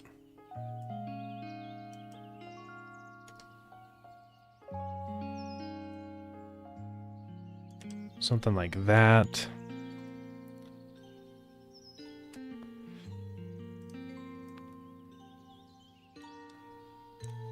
And I think this will have a third, like, metal band in the center. Here, let's do that so it's balanced.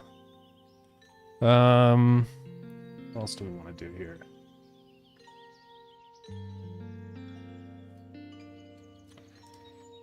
I guess the top should be sort of extended out, probably. I don't know how wide I want the top yet. We'll figure that out. Okay, anyway, so start to fill in all the other stuff. So I imagine there's going to be like a band on the bottom. Kind of like that. Now, the top isn't big enough for that. So I'm just going to grab this and move it down, probably.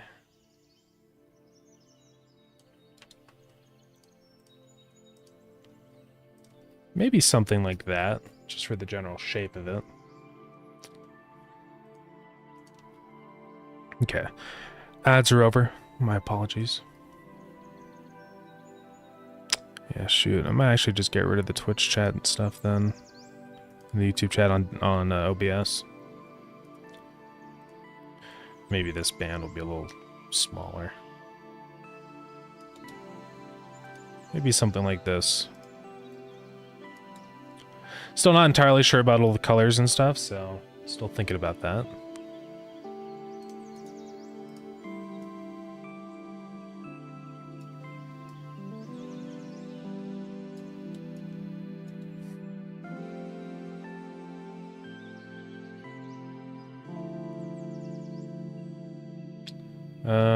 I don't know what purple color we're gonna go with. Maybe this one, but we might swap that for a different one. Now, do I want this to look kind of high-tech or royal, you know? Because that's one thing. Is like the other chest in the game, the regular loot chest, is kind of like not very medieval looking, if you know what I mean. I'll probably go find that one. A, B, C, D, E, F, G, H, I, J, K, H, I, J, K, H, I, J, H, I, J, K, L. Where is it? Loot chest. I'm pretty sure that's what it's called. L-M-N-O-P. Where is it? Guys. Where's the loot chest? Or did I call it chest loot? Maybe I did. Yeah, I did. So this is what the loot chest looks like. It's kind of like high-tech, you know? I don't know if we want it to look kind of cool, spacey like that. Maybe we do.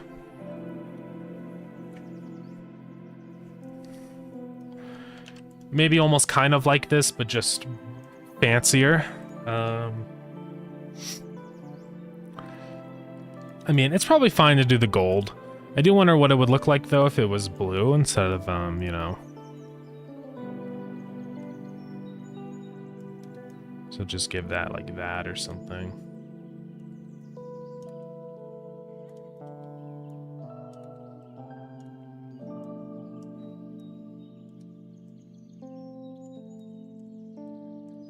I'll have to figure out the top. Maybe that one would be dark. Like it's sort of rounded.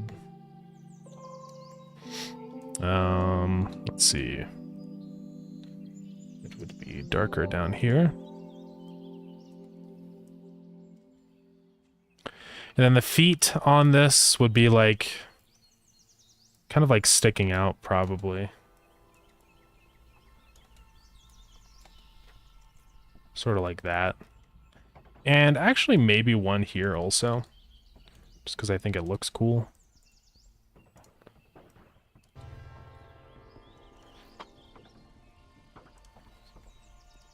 Yeah, maybe something like this.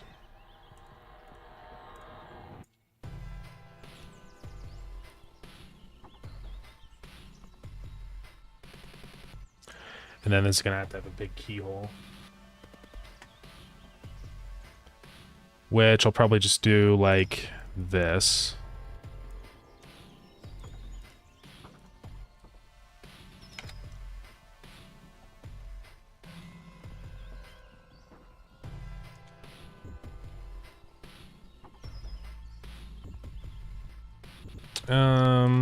Yeah, just like that probably. Don't want to do any like shading stuff with that. I don't want to go too crazy on the shading. Maybe like that. And then just some more shading bits and bobs here and there.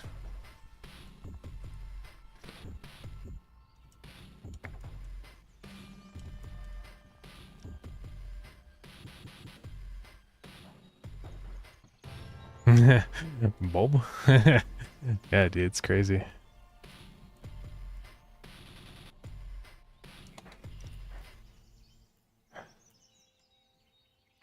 Minion of the Bob for today. Yeah. I don't know, that is the question, isn't it? Most difficult question known to man. Which one do you choose? Minion or the Bob?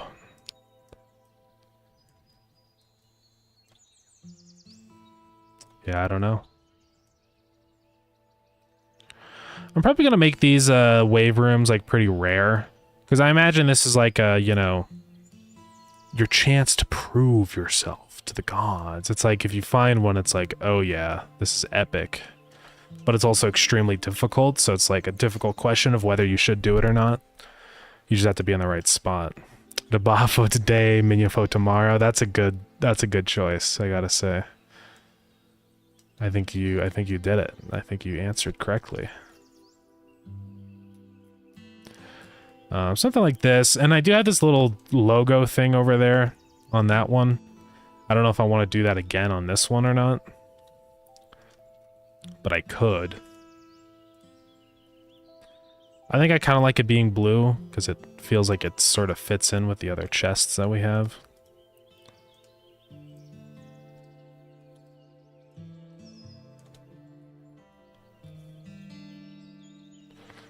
Maybe not that, but maybe we could do, I don't know. Maybe a larger indented section. Just messing around with ideas. And then we have, like, stripes.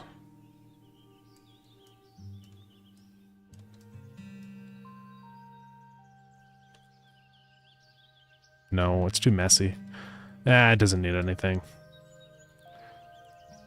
Okay, so that would be the chest. And that's just going to be in the center of the area here. Now I want the actual, like, the little orb things. I'm probably literally going to make them orbs. Just imagine, like, oh, I don't know, maybe 12 by 12.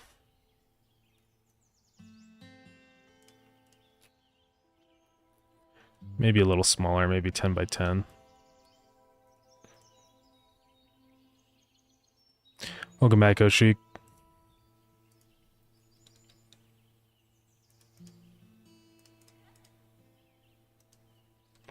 And then fill this out with the big red.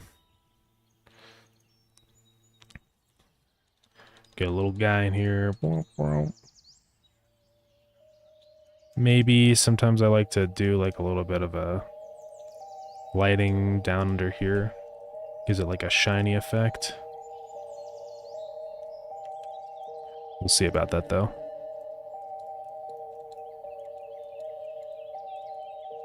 And then I don't know what color these are going to turn. I guess when they're done, they'll turn blue. I kind of purposely don't try and use green and red because people are colorblind. But the thing is that everybody can tell the difference between red and blue. So blue, I think, kind of acts as like a nice, like, you know, success color. I do that with like the doors and stuff. I figured it's just better to design things around color blindness instead of having to have an option to fix it, right? And also design things with shape too. I mean, that's another thing. But yeah, this should work. Yeah, the bounce light back there, it's pretty epic.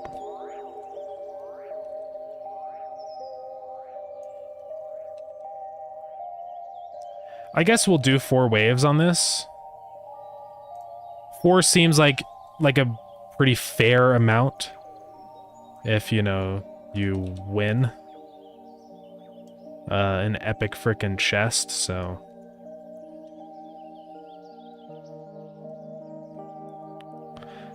Some of the blue on that palette looks like green. Like this blue over here. Like specifically this blue color.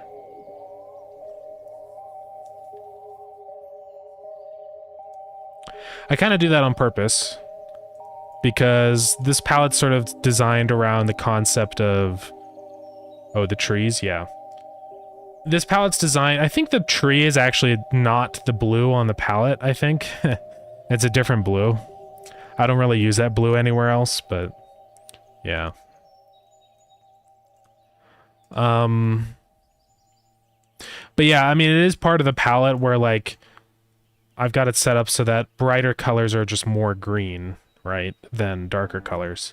Like a really dark color like this is very blue, very saturated, but then this brighter one is more neutral. I just like how that looks. I went over all that stuff on that one YouTube video, that pixel art YouTube video, but it makes it look nice though. Because it's almost like you could do shading like this, where your highlight is green. This is an extreme scenario, right? But like this does work as a color palette of like a gradient of colors, right? And I like how this looks versus more just taking this blue and just upping the brightness, you know, because it just looks kind of boring. Right, because then the dark color looks very unsaturated. I like the top one more. So, I don't know. I need to figure out how I want to space these out and stuff. I think I might move these over a little more. Do I want those to be on the side like that, and then those just kind of in between?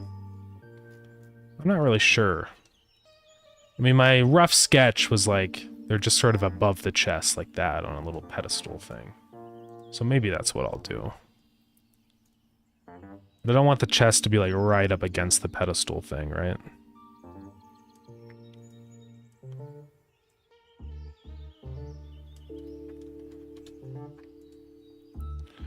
Let's just block this out with like blocks first. Oops. Almost deleted everything.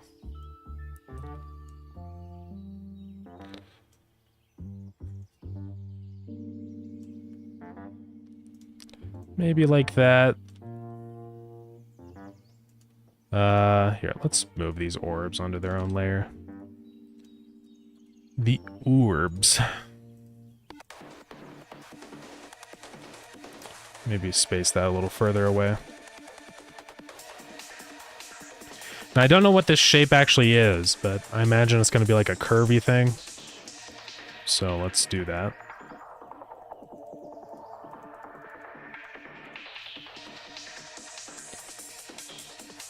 And then this would be rounded also, I guess. Curvy thing, yeah. Curvy. Yeah. This is probably gonna be a Kirby thing. No, not Kirby. I've never played a Kirby game, I don't think. Maybe I've played Kirby and Super Smash Bros. Or like, I don't know, some other Mario Kart or something. I don't think I've played a Kirby game.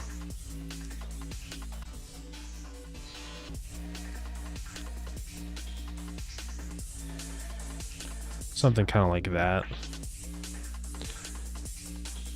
Kirby's Epic Yarn slaps, so yeah. Never played it. Is that the new one? Or is that an older one? I know that there's the new one where he turns into a car or whatever. I don't know if that's the one or not.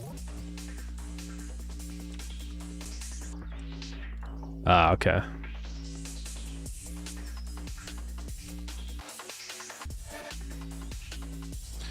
Yeah, that'll work with this, I think. Again, I still don't know like what I'm really doing. But that's kind of how it goes sometimes. Just throw some stuff down and see what happens. Actually made that 16 tall, which is epic.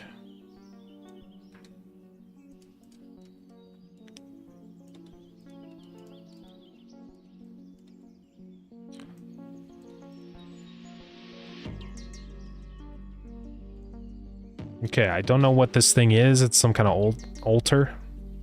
Altar? No, altar, right? That's how you say it?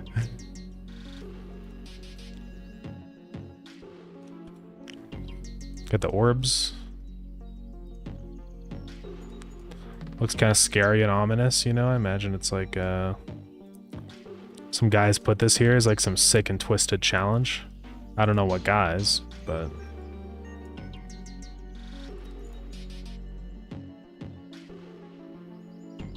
See right there. Move these goobers around. Not too much.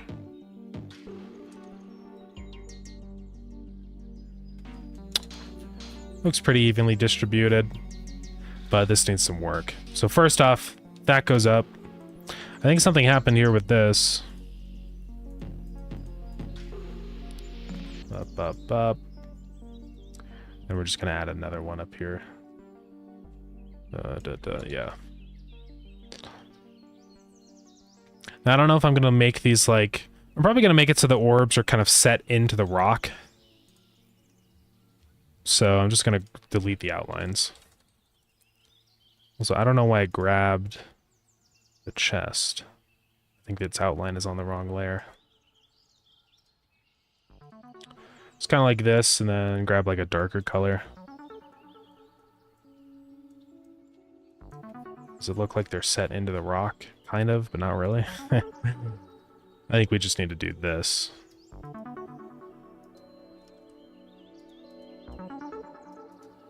Right.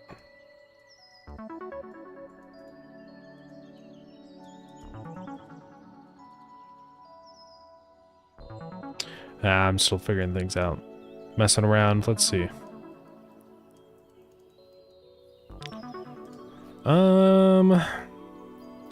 Could work. Want to do a remake for the Switch? Yeah. The Switch 2, yeah. That would be pretty cool. Still don't know if I'm gonna get a Switch 2, probably not. But it took forever to get the Switch 1.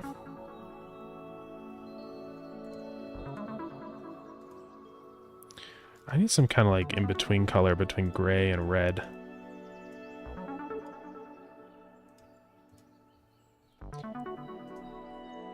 Okay, there we go. I don't know if that actually looks good though or not. Kind of does work. Basically acts as like anti-aliasing. So I'll keep it. Greg. What do you mean, Greg?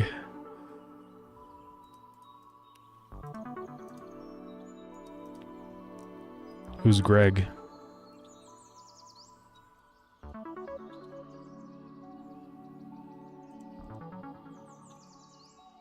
Does this thing even look cool? I'm trying to think right now. Oh, gray plus red. Yeah. Yeah, wouldn't that be great?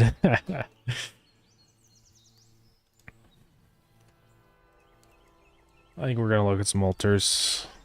It always sounds weird to say altar. Should be altar, dude. That's how it's spelled.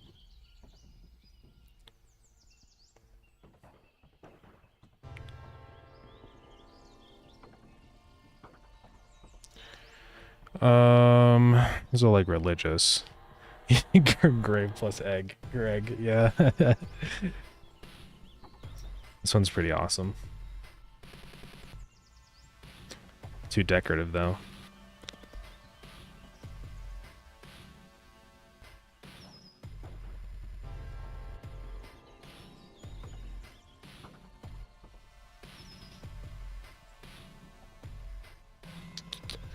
I don't know.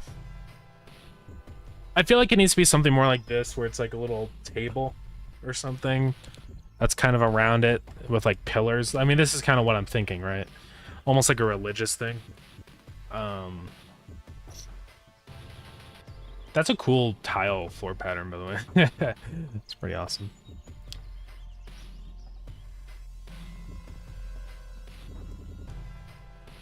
Yeah, I don't think this is the player, I know. I'm just gonna modify this to make it how I want. Is that 16 pixels? No, it's 15 pixels. No. Yeah, it's Cubert floor. It's crazy. I'm just gonna hide the chest for a minute. And make these square, beefy boys.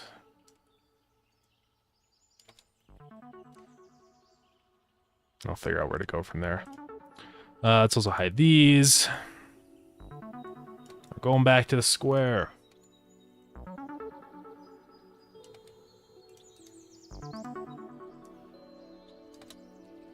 Okay, how thick are these? Those are 16. Let's make these ones 16. Square is the future.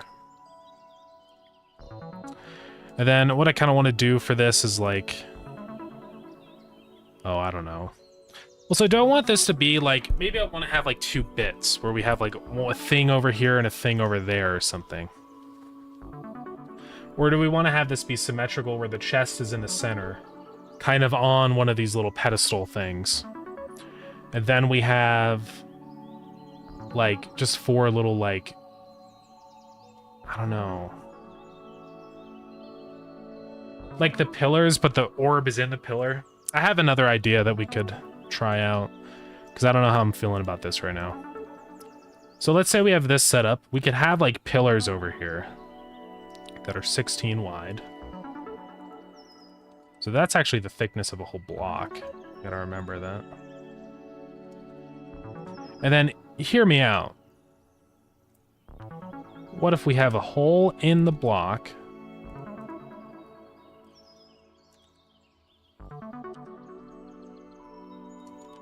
And then the orb is in the center of the block. Now hear me out again. Hear me out again, guys.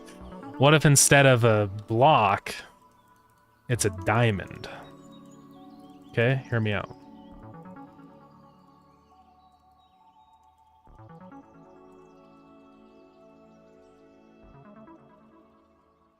You know what I'm saying? You know what I'm putting down? Exactly. What if diamond block from Minecraft? Now, how would a diamond shape look from our perspective? I think this is right. Just trying to think.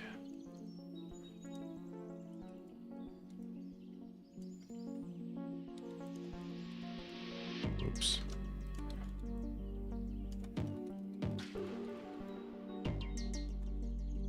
Take a look, guys. Take a look at this freaking diamond pillar.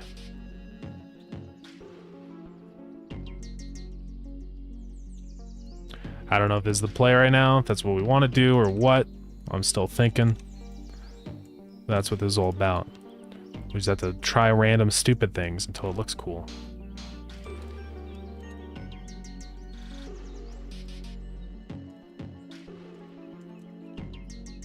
Is that too top down, or would that look okay?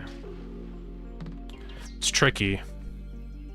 I think that would look fine. I think most of the time when I do these assets, it's like half top, half bottom. So I think this would work. Yeah.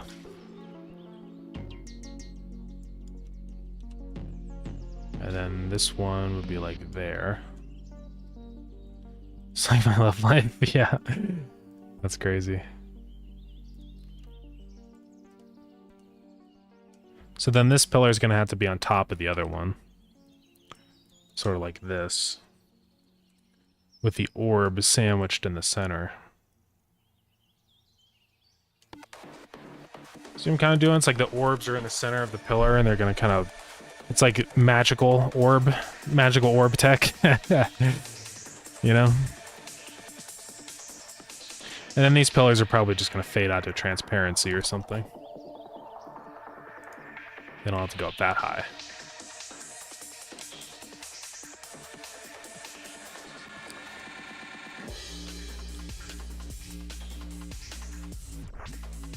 Then maybe something like this. See what I'm putting down? We have the pillars around, and then now the only thing is I don't want people to get like blocked in here. So I'll have to think about that. And then let's modify this table so that the treasure chest actually sits on top of it. Right? So make sure there's in the center. Okay.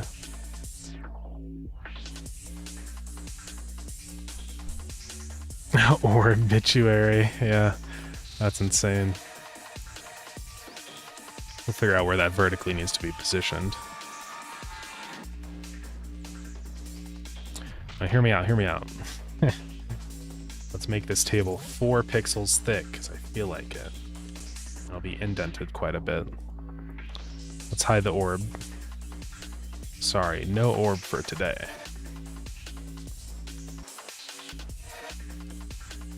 Oops, I deleted the chest. Epic. Then here's our epic table. Okay, okay. Get what I'm saying? And let's also move the table up so you can actually access it reasonably. I know, no orb, I'm sorry. I know, it's a travesty.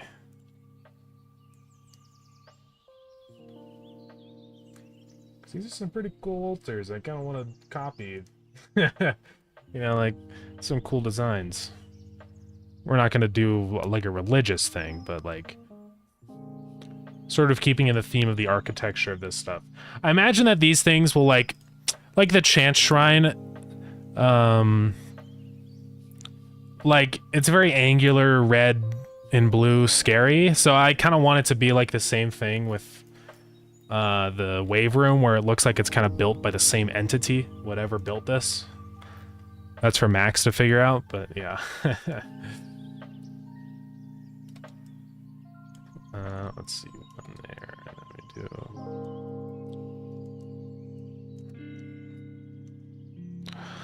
do. Blue orb is a reference for Doom. It can be, yeah. Yeah, the blue speed orbs or whatever they are. I don't really play much Doom, so I don't actually know, but yeah. Spirit orb, yeah. That one.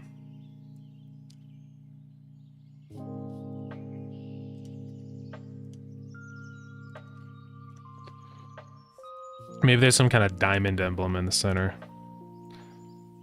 Let's see, 64.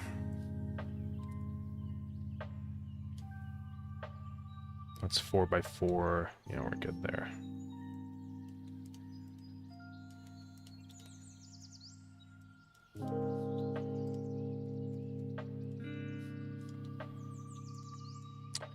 Let's see, this is all stupid.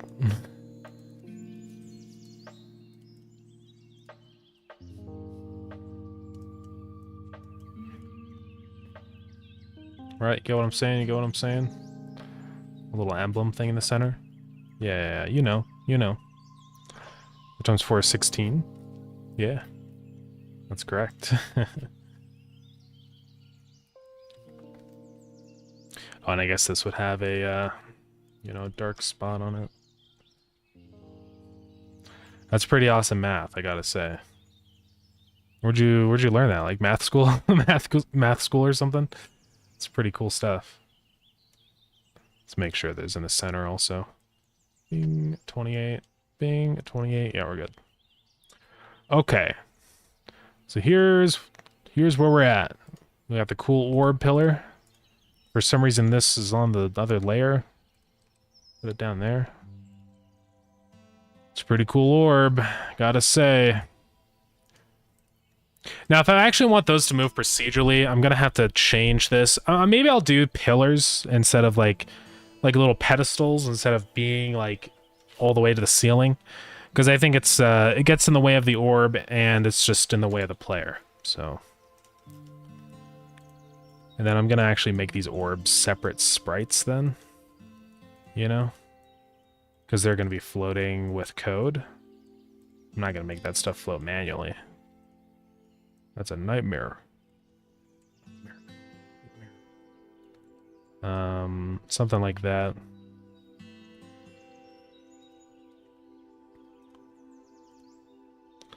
Okay, this is coming along, I think. I guess this chest is probably going to be a separate building. Well, I'll have to figure that out, but yeah. Because if I interact with it, I guess I'll make it... No, because it has an inventory, so it has to be a separate building, that's fine. That's something a game maker dev would do with orbs. Or you mean not making it go to the ceiling? Yeah. Nah, I think it's fine. It's probably for the better.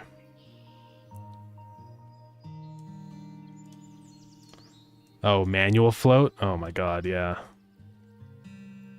Like actually animating it, that would kind of suck. Oof. Imagine.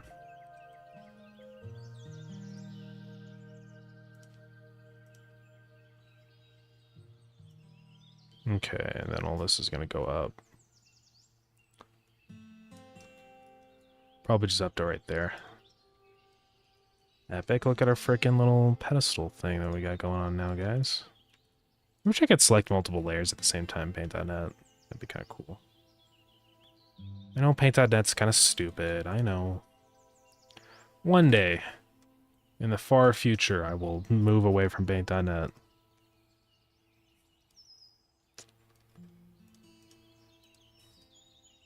Okay. Alright, so we're pretty much ready to go then. We have... So certain things are going to have to be in separate, like... because of the depth sorting. So I think these are going to have to be their own sprites. This is going to have to be its own sprite. And then the foundation will also be its own sprite. So we'll figure all that out. Let's just go ahead and draw in the rest of it, though. Oops. So let's see, where's this going to go up to? We'll go up to... like right around there, I think. Yeah. And let's go one more pixel out. Yeah, I don't know about you guys, but I think this is a pretty epic pedestal. Little epic shrine to the beast, you know? How, like, tall was this one? Okay, that one's only 3 pixels. I think I'm actually just gonna copy this one and just kind of move it over to our new one. The beast is in, like, enemies, I guess. I don't know why it's... I guess that has religious connotations, doesn't it? Maybe Satan's in Starground, guys. I'm not saying it's... You know, it's not a no. That's all I'm gonna say. I'm not saying he's not in Starground.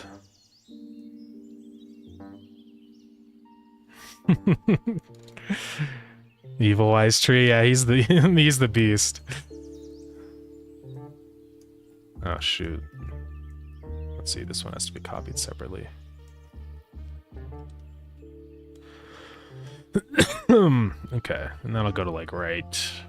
Oh, I don't know. Right there.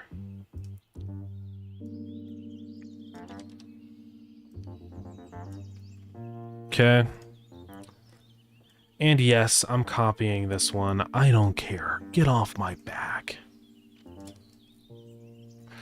Now, we're going to have to change the color of it probably because, well, as you can see, it blends into the pillars and the table. Now, do we want to change the color of the table and pillars or the color of the foundation? And yes, I am giving it away. Remember, share, share, share. $19 Fortnite card. Who wants it? Well, I guess I am going to add an outline to this stuff, so I guess it's okay. I kind of forgot about that fact, guys.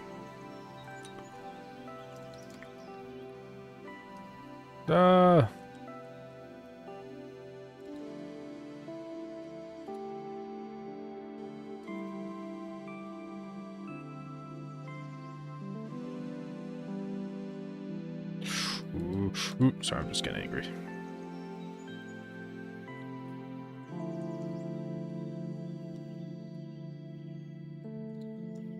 Okay.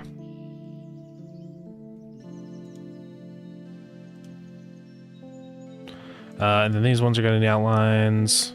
So for these ones, I'm just going to like... Ooh.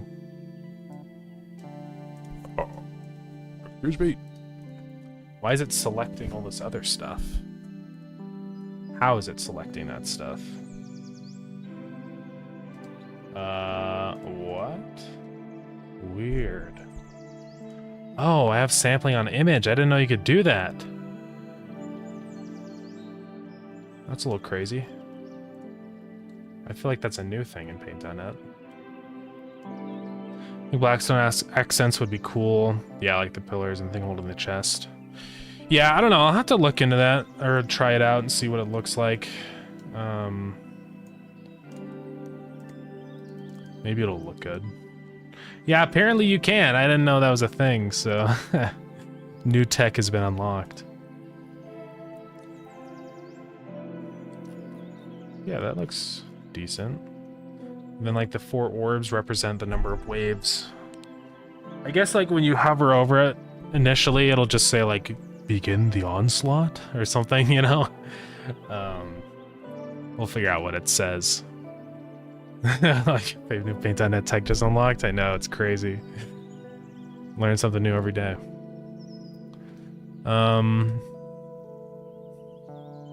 Okay.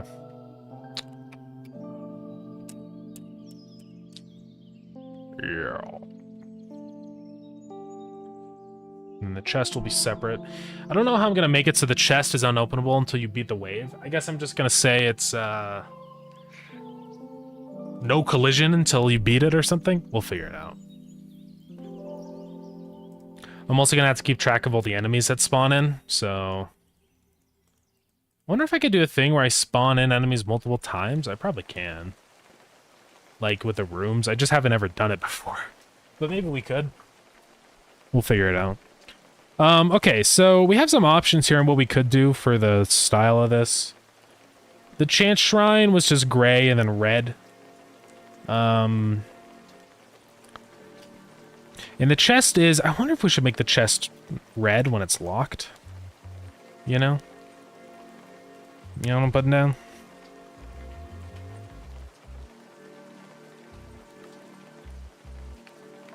What do you guys think about that?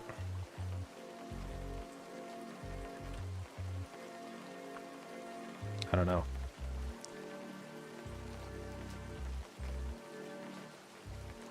Maybe it would just help add to the look of like things, or, you know, when you're running through the dungeon, it's like obvious that a room has been cleared out if everything's blue, you know, instead of some things being red and whatever.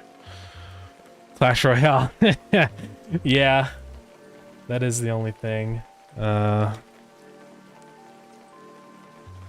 Yeah, what do the chests in Clash Royale look like? Well, they're a little more goofy. They're more like cartoony. So it's fine.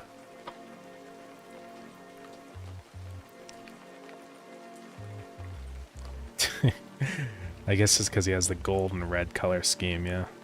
Yeah, I guess that is the color scheme of these guys. Red versus blue.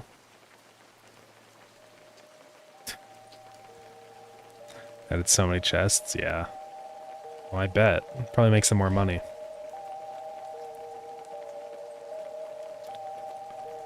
Okay, let's go ahead and do the Shadow. Shadow the Hedgehog.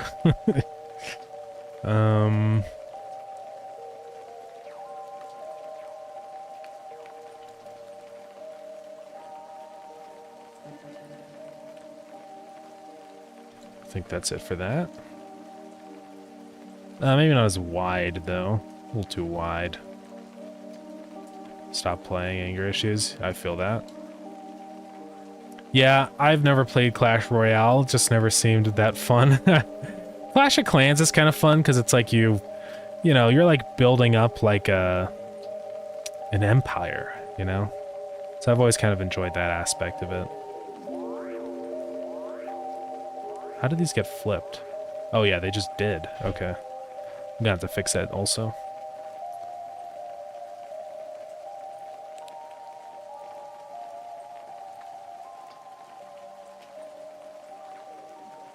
Let's see, if a shadow comes that way... How would a shadow work with this? Yeah, I guess it would just come out straight. So yeah, I can actually figure out what that distance needs to be. It's 8 there, so then it's 8 there. We got it, guys. That ain't a thing. So the lore behind Enceladus? Well, I don't entirely know, because that's kind of Max's domain. But from what I do know, I know that there were some ant guys, right? And they sort of had like a civilization here. But then something happened and they all died. I don't actually know what.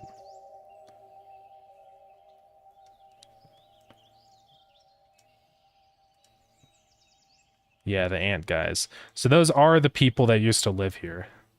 I can confirm that lore.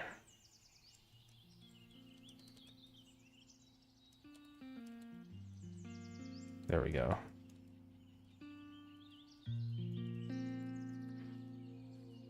Yeah, fungus contamination. I think the whole idea is that there was like an outbreak. They were testing, you know, funguses. But it got out. And it infected everybody. And then everyone died at the end.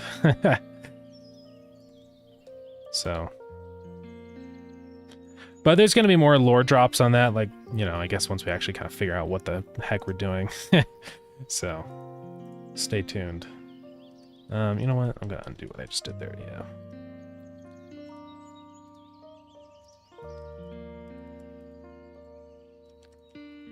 But yeah, I think now we're gonna really start focusing a lot more on lore stuff.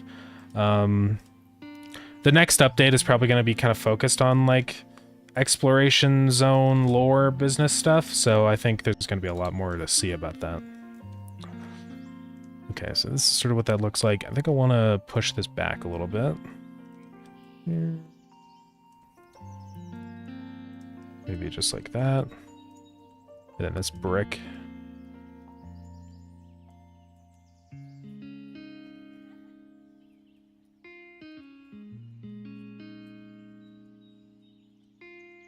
Okay. Yeah, it looks good. I'll just go around and paste that everywhere. Did I put that on the wrong layer? No? Are we on full image again? No, we're just on layer. I don't know. I do not know, everybody. No. Okay. Let's move this up a layer. Boom. Excuse me. Yeah, that didn't actually paste.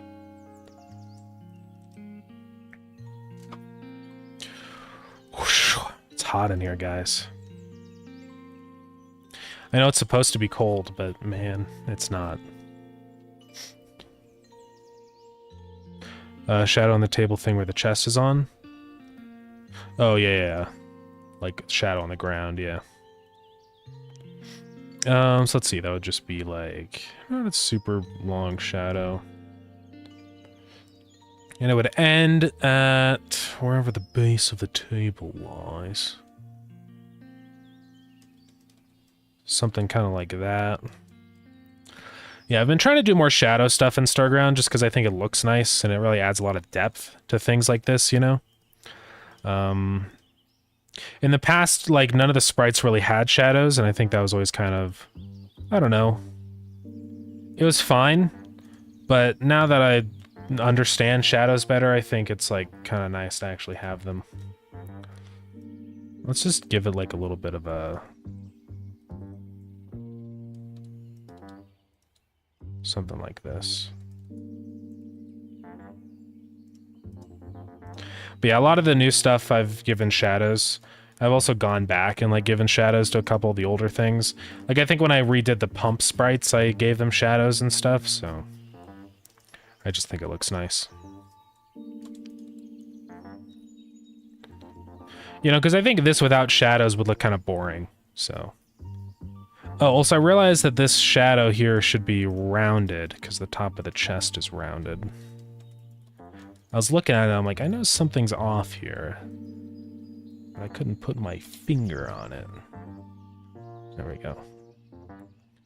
Yeah, sometimes shadow stuff is difficult to, like, think about in your head of, like, how things are supposed to look. But I think I've got it. Also, these are all stupid.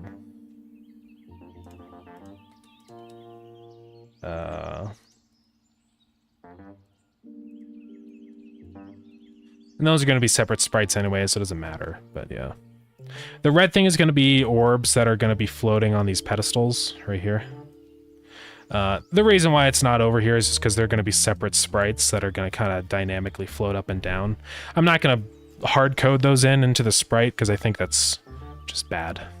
So, I kind of also want to give this a little bit of like a ridge.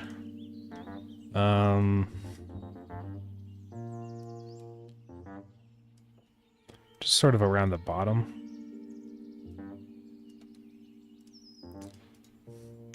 I know that means we're gonna have to mess with the shadows more, but it's okay.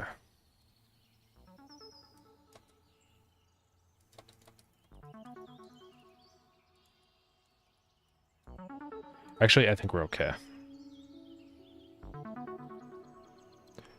We will have to do outlining, though. Yeah. Random thought, will the new audio interface count as a business expense? It would, yes. Because it's for the business, for Big Boy Games. So yeah, I can write that off as a tax write-off, because it is a business expense. That is one nice thing about, like, having a business, is that you can actually write business expenses off. You can't really do that with, like, you know, personal stuff. It's harder to justify a purchase, but when you know that it's, like, actually being used for income generation and you can get that off your taxes, it's kind of makes things like that not such a painful thing to buy. So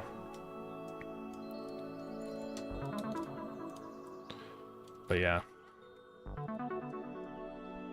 you're not gonna pick them up. It's just gonna be sort of just a little visual indicator for like which things are finished, right? So you can just kind of, at a glance, see how many more waves you have left. That's basically all it does. It doesn't necessarily do anything special, but just so you can kind of get a frame of reference for where you're at with the stuff. Okay, this is looking pretty good. These sprites are going to be separate, so we're going to move those out.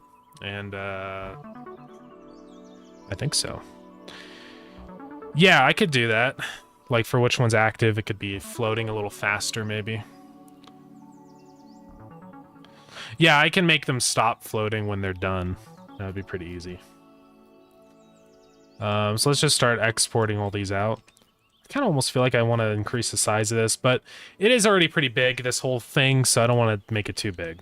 Let's not do that.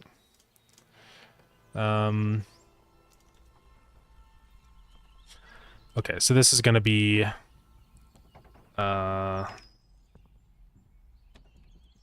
let's see.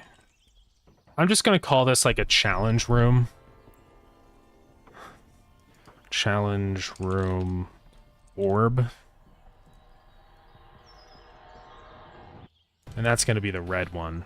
I should have named it red. Challenge room orb red. And I could have that just be a, yeah, let's just do that. Just have both sprites in the same sheet. Sometimes it's kind of easier to do stuff like that. And then when it's done, instead of having to swap out the sprite and load a new one in, we just go ahead and, you know, set it to the new thing. So let's do that. Boom. Bada boom. Bada boom. Okay. And then we can mess with particles and all that stuff. Okay, so now we get rid of that orb. We're gonna grab this pedestal, and this is gonna be where it sits upon.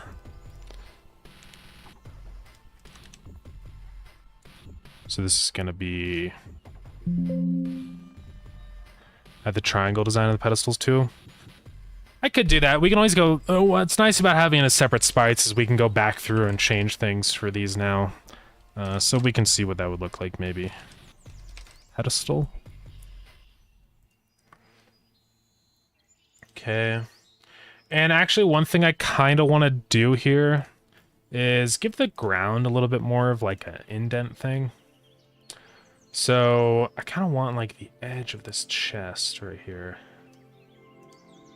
to be lined up here. Just like a little divot.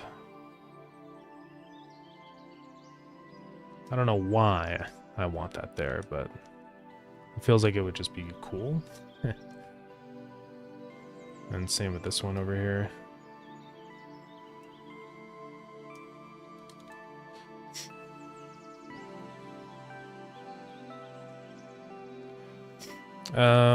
Let's see. Actually, yeah, I guess it would be this color, and then for that one it would be... Yeah.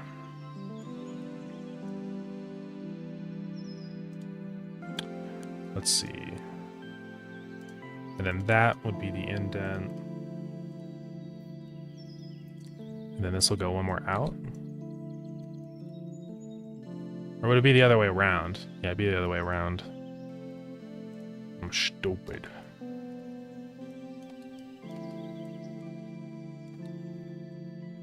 Yeah, tripping hazard.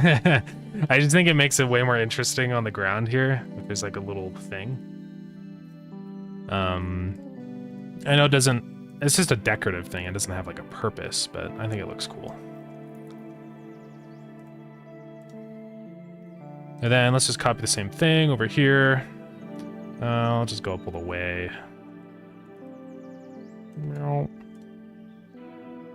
And then this is gonna be like this.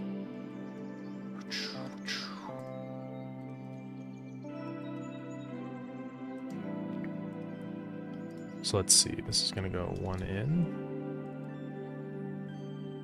I think like that, yeah. Okay. Yeah, just a very minor thing, but I think it looks nice. Okay, that shadow's above. Let's merge that. We can get rid of those now. The chest will probably be a different thing then from the table. So let's grab the table. I think that goes there.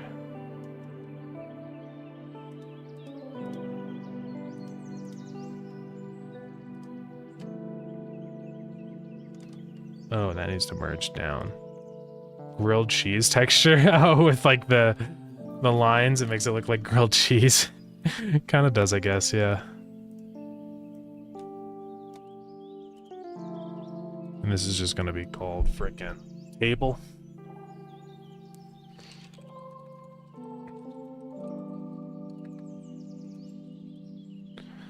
Challenge room table. Save it. And then the final piece. The final keystone.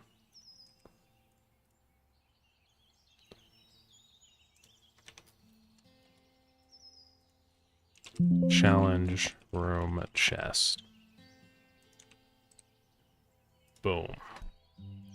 Oh, wait, there's one more. We have to save the base. Almost forgot. Now, honestly, for the base, we'll just do this, because why not? We don't need all that extra sprite space.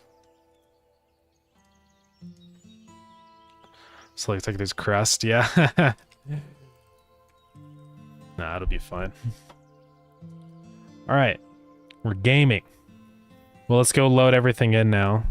Let's just copy the Chance Shrine room, I guess. I don't know. Because in a way, that kind of like is a special room challenge. It's almost like the same concept. Hey, Out the Rose, welcome back. What's going on? Whoa, you're also back? This is crazy. Welcome back, everybody. Okay, yeah, so there's the Chance Shrine. So I'm just gonna hide that. I guess I am gonna make the shrine like a thing. Just make it a static body. Start adding our bits and bobs. Ooh. Excuse me. There's the base. Let's add our frickin' table. Then we're gonna have to adjust the positioning of these too. This one has to go up. Oh, it's gotta go at half a pixel.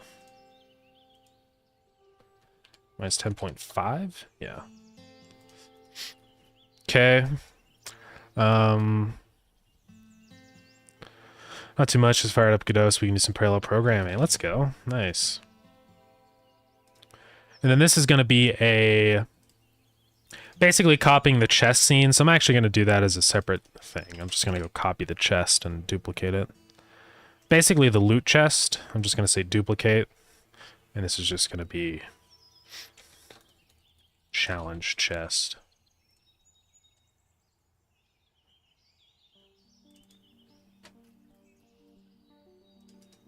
Change the sprite. Oops, not the node type. Challenge chest. Boom, baby, boom. Okay.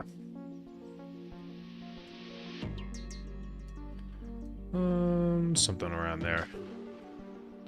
I guess this is also the interaction area, so I'll just do like that.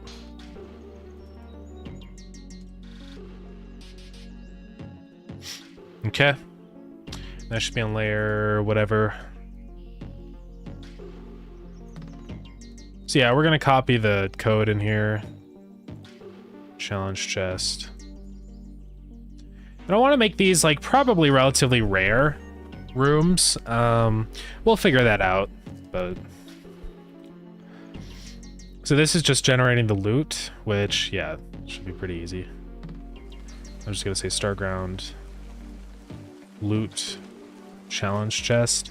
I'm just gonna have one of these right now. And this is gonna probably spawn in more items, so let's go from 4 to 20. Or honestly, way more than that. Like, if you beat a challenge, you should at least get, like, 10 things. Well, we'll see. Maybe 5 to 15 or something. Because I imagine all the items in here are going to be valuable things, like gun parts and artifacts and stuff, so... we don't need that. Maybe later on we decide that we want this to be specific per level, but right now, no. No thanks, gamers. Did I just change the wrong one? Okay, no, we're good. Okay. So then honestly, this is pretty much set up. I am going to have another variable though for this, which is var locked is true. And I'm just going to make it so that we can make it like accessible.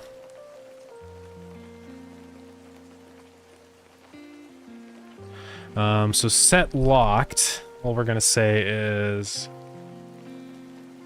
I think there's a variable in here. Add to inventories. I think it's when it's in the group, we can just remove it. So, because it adds it to this group called inventories. So I think we can just say remove from group. Inventories, I believe. If status, so locked will be true, then remove from the group. Otherwise, add to group.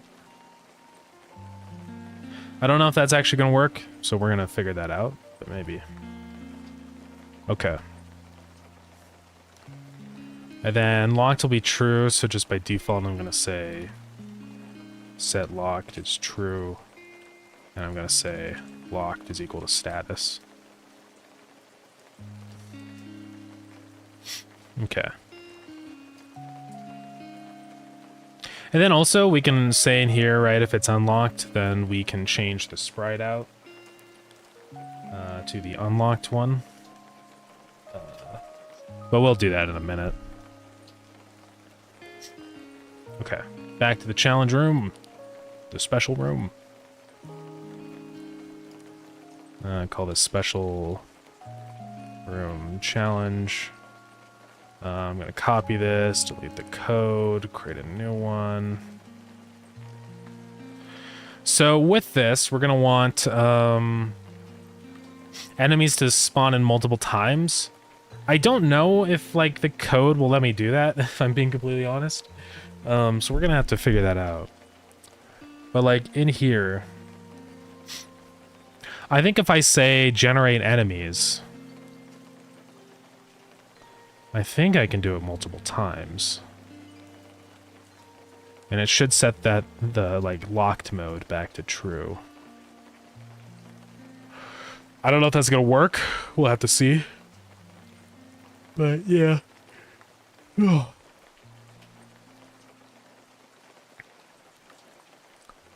Okay. Well, let's get this moving along. So now we can move in our challenge chest into here as a part of the static body here. Just delete the chance shrine. Move it up a little bit. I think it's right there. Minus 18.5. Yes, sir. Alright. And then the pedestals, which I think are going to be their own static bodies. Basically their own scenes. And it's going to be a couple sprites on here. It's going to have main sprite. And then this is going to be orb. And I'm actually going to make orb a animated sprite. New sprite frames, default. Load in the orb. Wish I could search easier in here. Can I just search orb? Okay, no.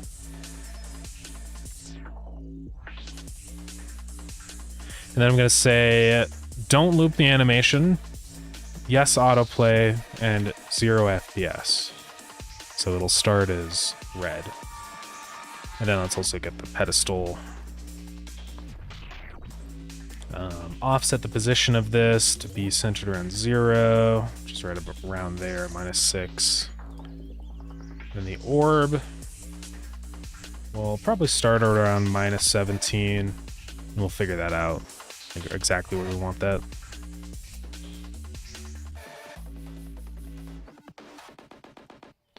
And then just move this into position. And of course it's going to be funny. 31.5. There we go. Actually, wait, now 32.5. Okay. And then we have to add a collision shape. Rectangle. Boom, boom, boom. Just something like that.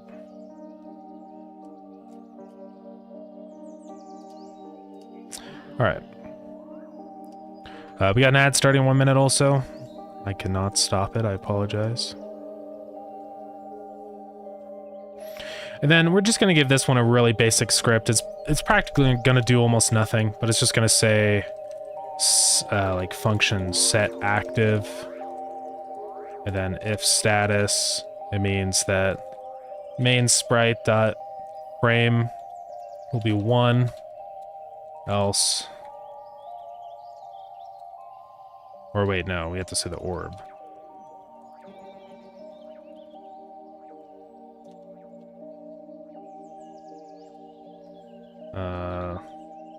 The orb. Okay. And then var active is false. I guess active is true by default. Then active is equal to status. So if it's true, if active is true, it's on frame 0. There we go. All right, very basic. And then we'll probably mess around with particle effects with that also, to know like which wave you're on and stuff, but we'll do that later. All right, so we're also gonna need a script for this, which is not gonna be static body 2D, it's gonna be challenge pedestal.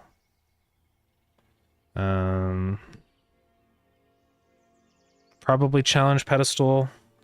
Challenge platform. Just call it challenge pedestal. And then let's save this one as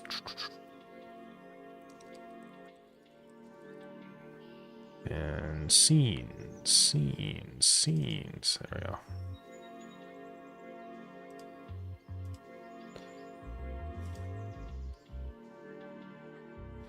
What did I save as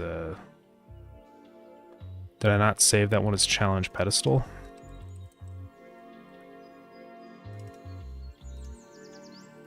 Oh.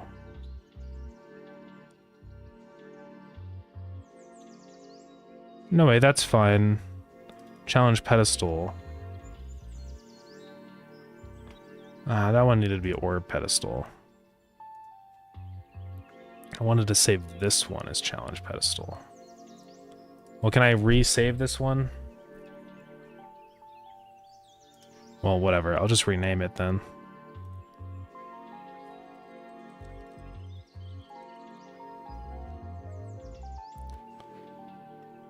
Challenge orb pedestal. And then save this one as challenge pedestal.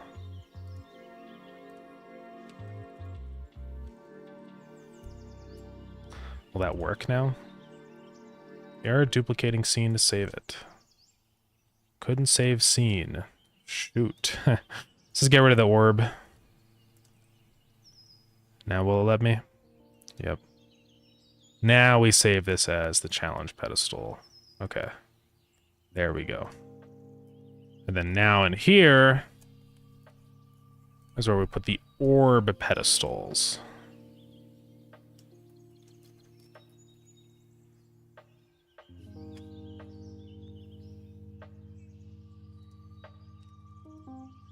Okay. Copy, I'll just duplicate pedestal tool 2, not tool. And then this should just be plus 64? No, plus 96. It's some number, I don't know actually what it is. 33.5. Oh yeah, I guess this one actually needs to go 33.5. And duplicate both of these ones and move them up.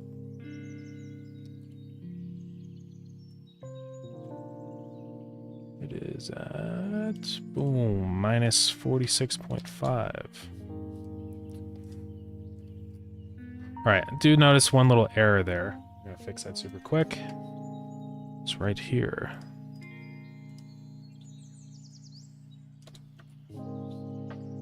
Honestly, I'll probably just do that with all these.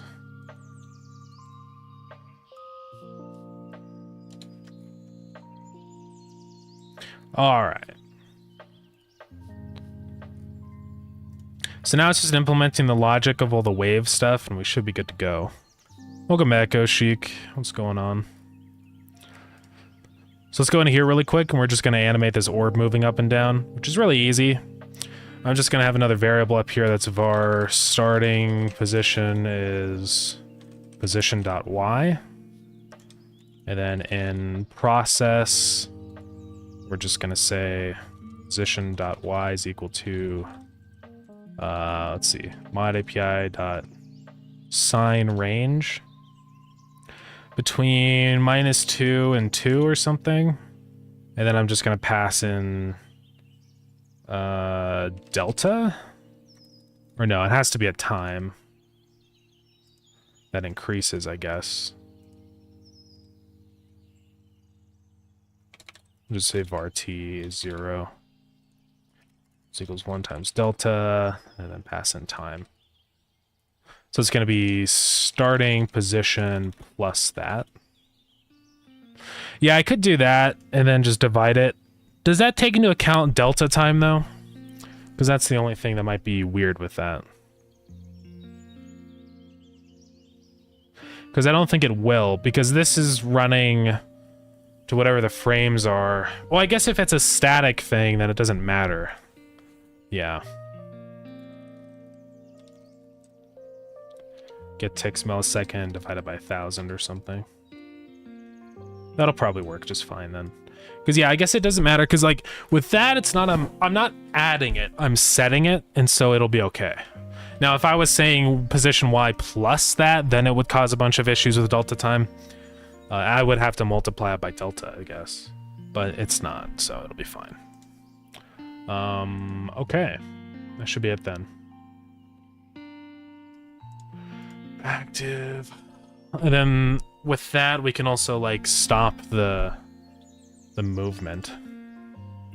I'll just say if active, position Y is that, else position.y is equal to starting position. And so actually on this, then I'm going to say from 0 to 4, so it floats up. Okay. We can't actually like view that yet until we open up the game, but hopefully it'll work.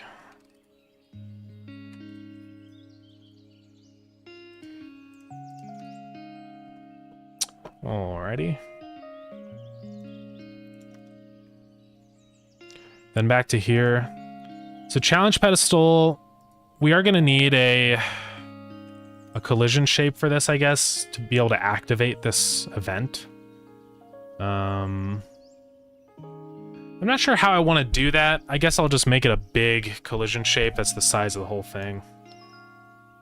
New rectangle. Or maybe just the size of the table would probably make more sense. So we'll probably just do that. And then as soon as we do interact with it, it's going to, you know, stop it.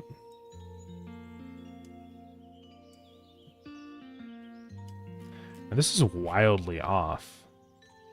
I don't know if I'm just crazy here, but that diamond thing is not in the center. But I'm pretty sure everything else is, unless that's also off. Let's go double check on this. How far away is that? 41, 43, yeah, it's off. So I just have to shift these to the left. So they both have 42. And then I presume these ones are also off. Whoa. Oh, yeah, no, we're good. Womp.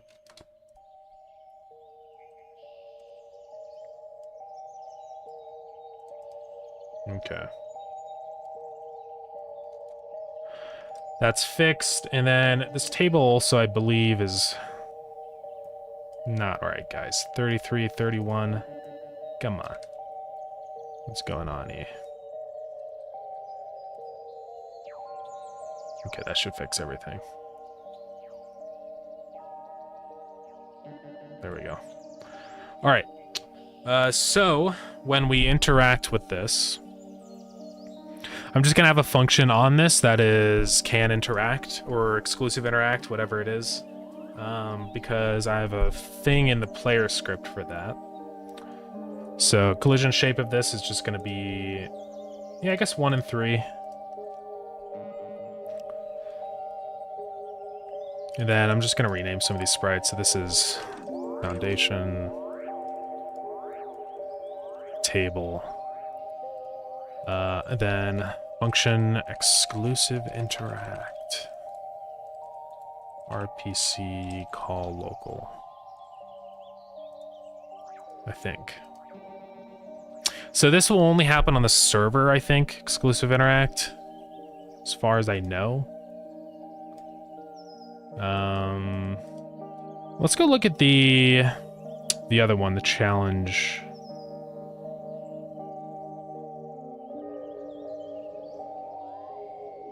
Or not the challenge. I thought I messed up for a minute. No, the chant shrine. Like, what is it? Is it a... Okay, it is a building.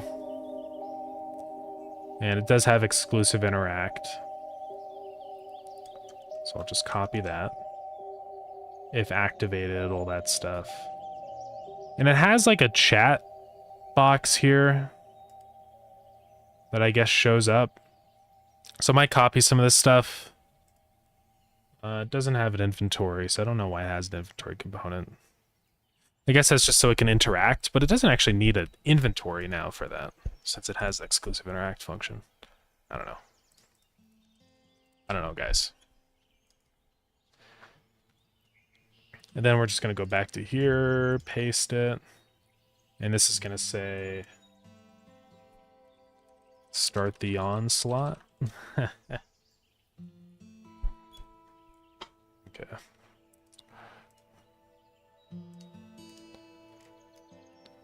All right. So let's go ahead and go to our loot table and just get this into the game. 2-hour dungeon rooms. And we're just going to disable all of the other ones. Where are they? Oh, no. Loot chest. Loot fish. Here we go. Nope, that's enemies. I'm stupid. Where is it? Where is it? Here we go. And we're going to make it just that one now.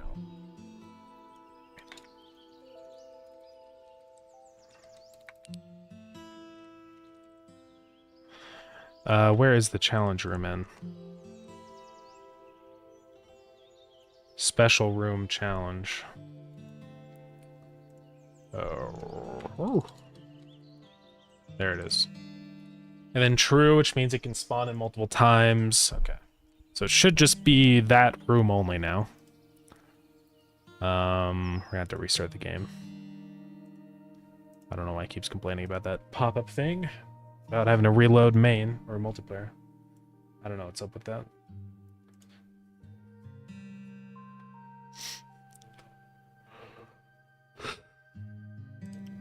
Okay.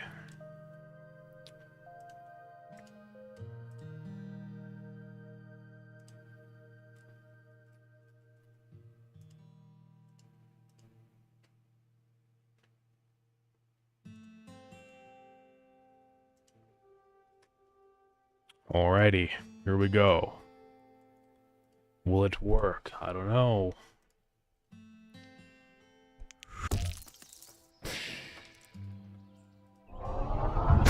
I'm just kind of checking for the interaction stuff first.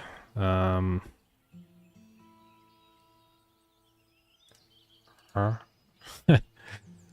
Why is it? Okay, well, couldn't find the loot there. Okay, yeah, I just couldn't find the loot. We're just gonna disable that for a minute.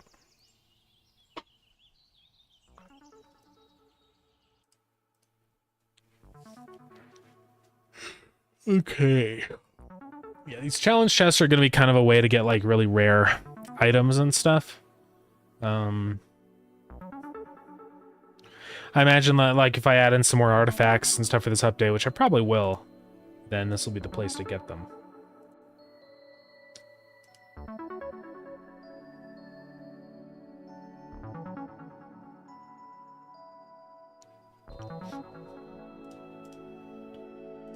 And I should just disable the multiplayer stuff for a minute.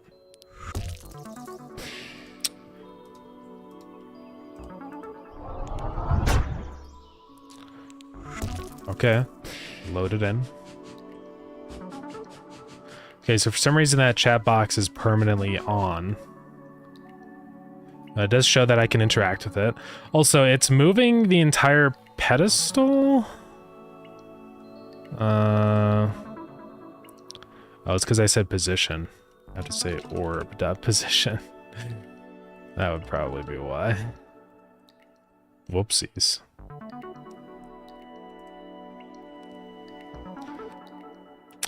Alright, so why does the chat box stay open permanently? We have to figure that out. Probably because fade is not true by default. Because I bet in here I say chat fade is... Oh, hovered. Okay, yeah, let's do that. Challenge pedestal. Function process. Chat.fade is equal to hovered. Oh, and I guess I have to say extends buildable now. I don't think there's anything else in here that I have to add, making it a buildable building. We'll see. Let's also stop running with multiple instances. All right, let's do a little bit of cleanup. Let's close the tabs. Let's close the scripts. I had a lot of scripts open. Okay, and let's launch.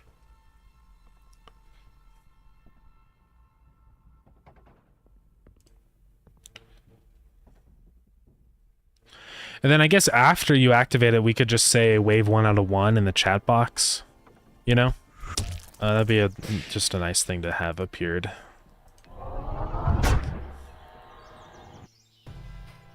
What do you mean position? Oh, it's because I don't have a main sprite. What would even be the main sprite then? I guess the table? Yeah.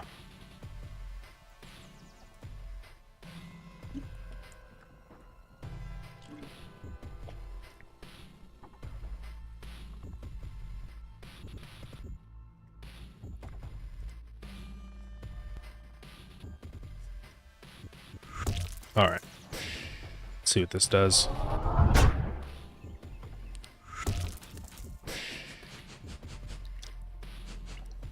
Okay. Position of the orbs are weird. I don't know why they're at 0. Orb pedestal. Let's see. The orb is at position -16. Oh. That would be why. There we go. So now when we hover over it, it asks start the onslaught. And then I should be able to right click on it to do it. We gotta work on the depth ordering stuff here, so the foundation should be, you know, like -50 or something. It should be at the very bottom. The collision on the table seems a little off. Like, I'm colliding there, which doesn't seem right. I guess it's just because I have the one collision shape for all of it, which is probably not a good idea.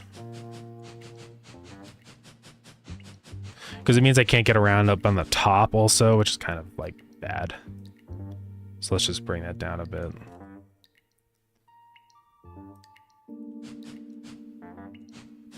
I think that broke the collision shape. Weird. Okay, well, let's relaunch the game, I guess.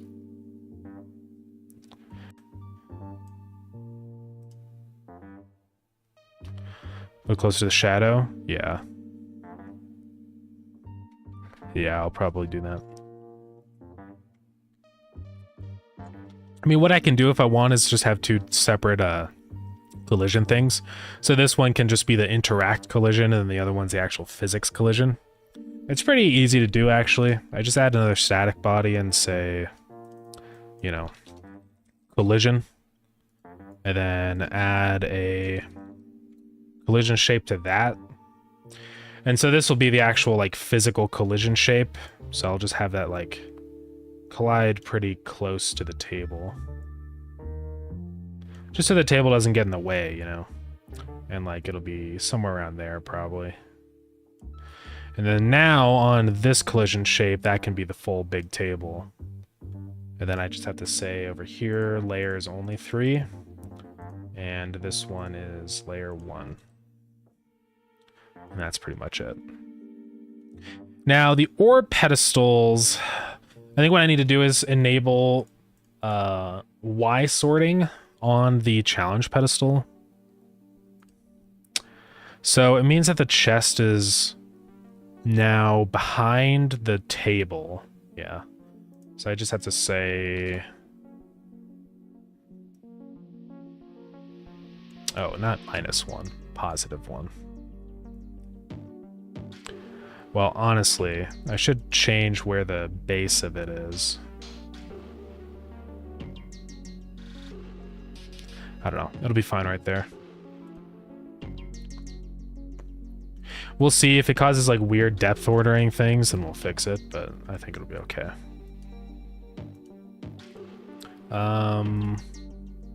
Okay. So I think that should be fine. I'm just gonna also print in here whenever we, you know, whenever we actually interact with it, just make sure that's working. And then I think I can just say like, get parent, dot summon enemies or create enemies or whatever. So we can just go to the dungeon room or whatever in here.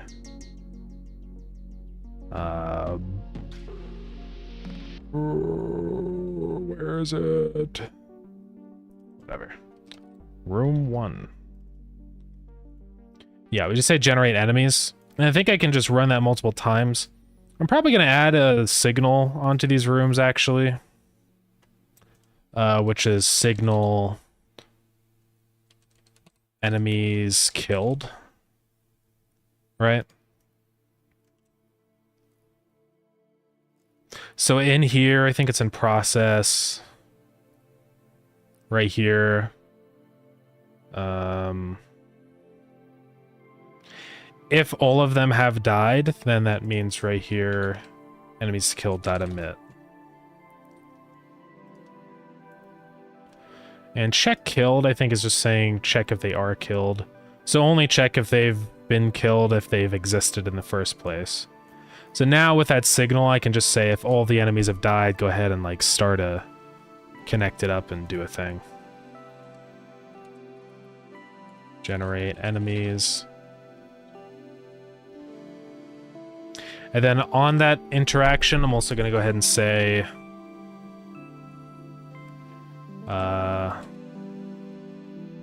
let's see, how can I hide this? I guess I'll just say collision layer, whatever, or something.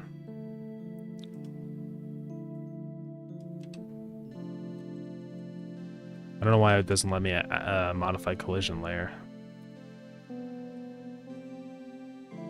That's a little weird. I mean, this isn't here, right? Challenge pedestal.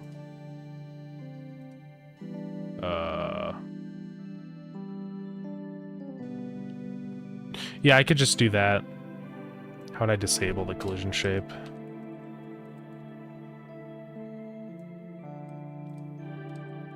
Disabled is true. That'll just stop me from interacting with it again. And then I'll just say generate enemies, and then say get parent dot connect.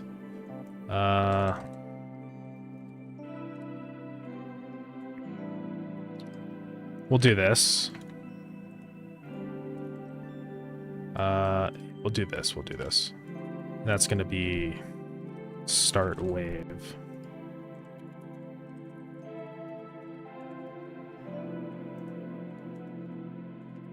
And then we'll save our wave count right as 0. Then every time we say start wave, we'll say wave count plus equals 1. And then whenever wave count is set, we can also go ahead and say if wave count is equal to 0, right? Do that. Otherwise in here, every time chat.fade is false, and then we're also going to say chat.text or something, rich text label. We can say chat.label, yeah. .text is equal to Oh yeah, we have to say start wave. My bad, I almost forgot. I guess I'll connect first, it doesn't really matter, but in case you instantly killed every enemy or something on the same frame. Okay. And then text is just going to be this dot format array var max wave count is 4. And then that's going to be 0 out of 1. So that's actually going to have to be translated, isn't it? So it's going to have to be like this. I think. What's up, Zen? What's going on? Or am I? Yeah. If you saw this moment, that's crazy. Alright. Hopefully this all works. Relatively. Let's relaunch the game. So yeah, the chest should be closed then until you have beaten the wave. I didn't actually check that, but I think it doesn't let you interact with it until then. And I also don't know what's going to happen when you kill all the enemies, right? I don't know if it's going to, like... I don't know. I don't know what's going to happen, you know?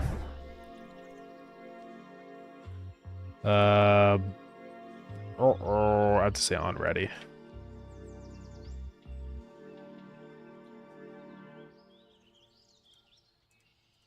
It's got to do that 1 billion times. Okay.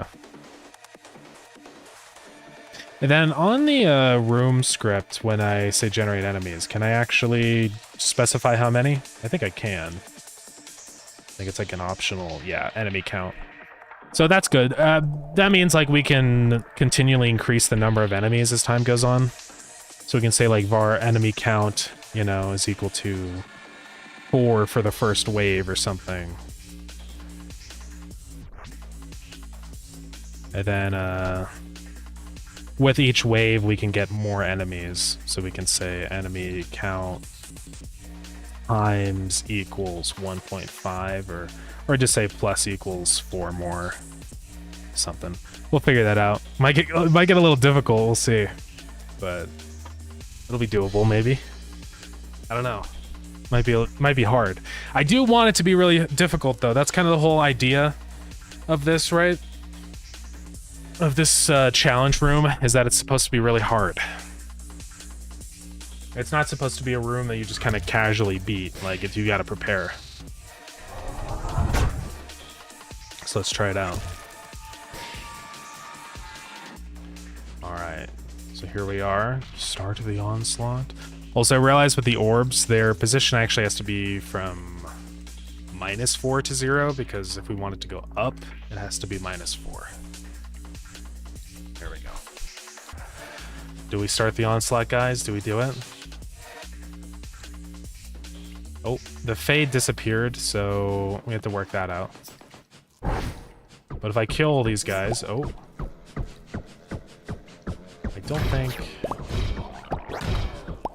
I don't think I killed all the guys. I'm not sure what happened there. Okay, it spawned in more guys this time.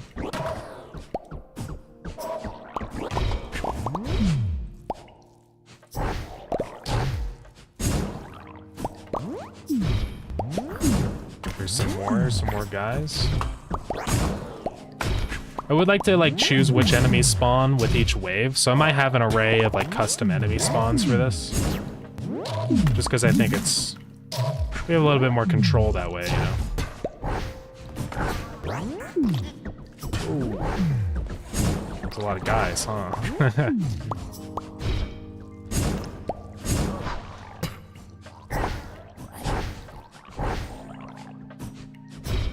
A lot of slimes. Oh, this guy got stuck. I just have to fix this. But, oh my god. I feel like it's just not stopping and spawning in more and more guys. I think I forgot to actually add a condition to stop it once we hit 4 waves. So... what's this gonna spawn in a billion of them. Oh my god. Holy crap, guys.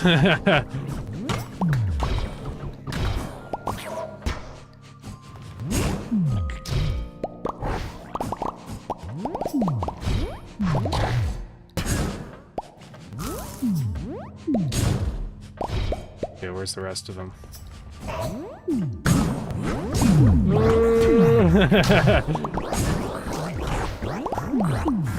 Oh god. These guys drop too much health, don't they? I need to kind of fix that.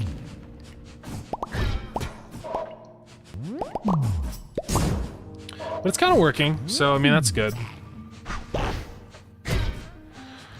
So does it count if we kill all enemies or only the necessary to open the room? It's a good question. I think it's technically only the necessary enemies, which is why... Oh my god. Which is why I think it didn't work or whatever.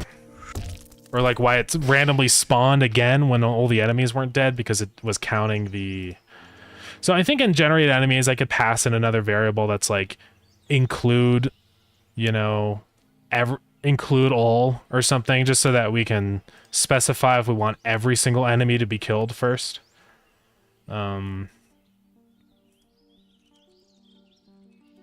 Right?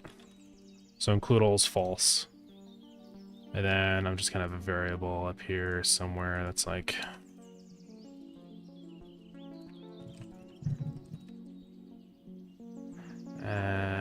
enemies is false. Or I have two signals, I could do that, yeah. For when all the enemies are dead. Wonder where I would do that. I guess if,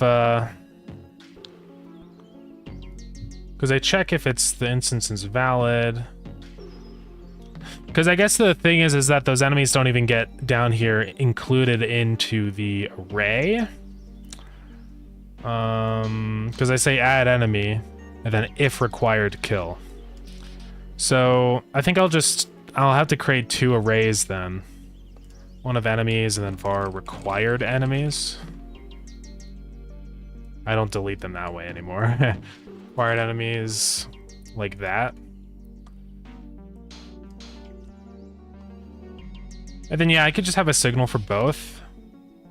But the thing is I also want to keep the doors locked, right? So that's the thing. I do need to have this variable anyways. So include all enemies will be true or false, but you know, then we can set it to true.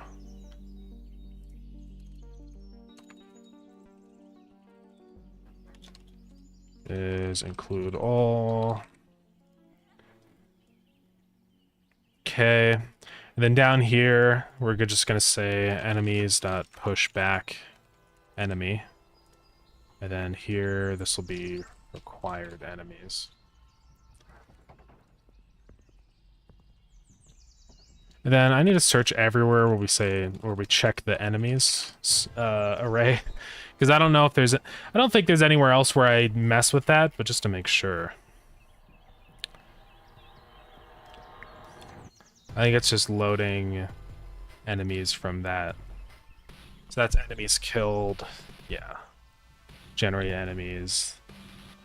Enemies that push back. So that's in the boss room.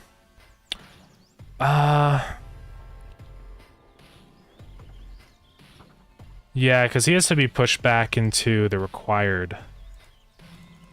So I'm just going to say required enemies that push back. Oh, and now it's going to kill everything. Yes!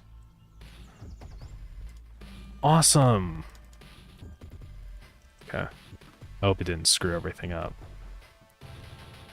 Then this one also has to be required enemies. Billion of these guys. Enemies, enemies, enemies. Enemies, enemies, enemies, enemies. Is there any enemies, enemies? Okay. Now in here, this is where required enemies killed. So down in process is where we're going to check our stuff. So If check killed, all dead or true for I and enemies. So that's checking all the enemies. So I'm just gonna check if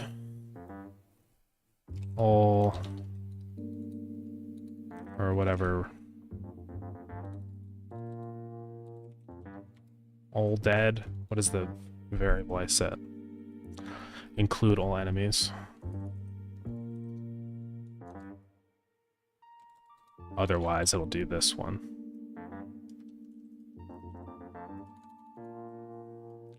So this is going to be for all enemies, and then this one is just required enemies.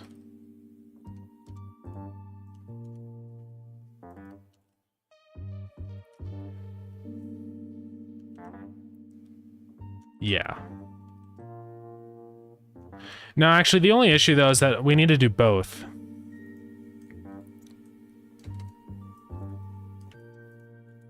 See, I don't know if it makes sense to have 2 arrays for this. Because it'll just emit the signal depending on what you need. I mean, what would be the use case of having both signals, right? Can you think of one? I don't know.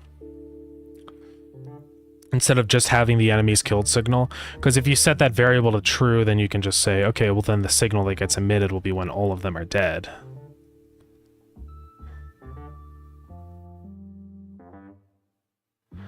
I think I'm just gonna do 1. Yeah, well, like, it would work for doors. So basically the behavior would be, if you've set include all to true, then it emits when all of them are killed and will keep the doors locked until all of them are killed, right? So I think it'll be fine that way. Because otherwise it wouldn't lock the doors if you have the 2 signals unless you set that variable, so then what's the point of having 2 if you're setting the variable anyways? You get the idea. So I think I'm just going to keep the 1. And then down in here, I'll just say, you know, if enemy required kill or include all enemies, then enemies.push back. Enemy. Yeah. I think this is going to be better. And then let's go fix it back in here.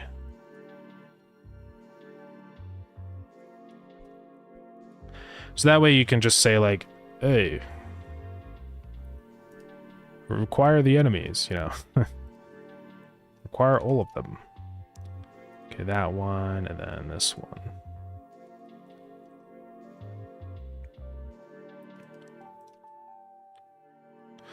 Alright, so that should work.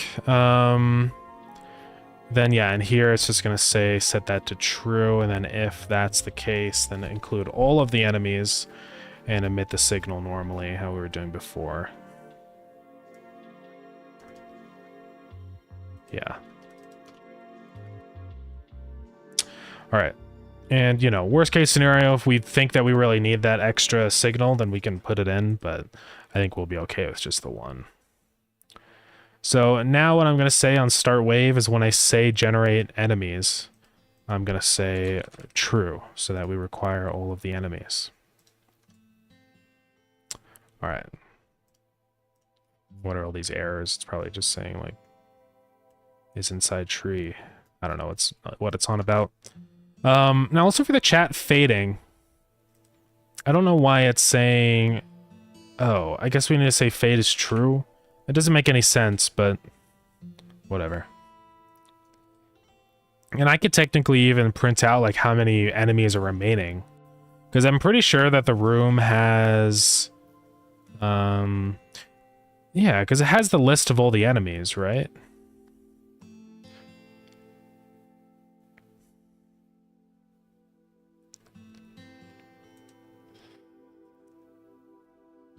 So I could actually say, when we're checking through all the enemies, we can just remove them, right? Because if one of those are bad, then we just say enemies.erase I. So then we have a list of the remaining enemies in the room. Yeah, guys.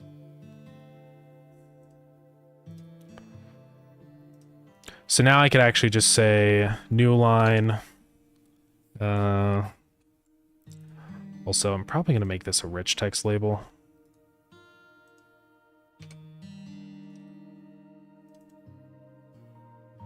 I know it's tiny now, but that's okay.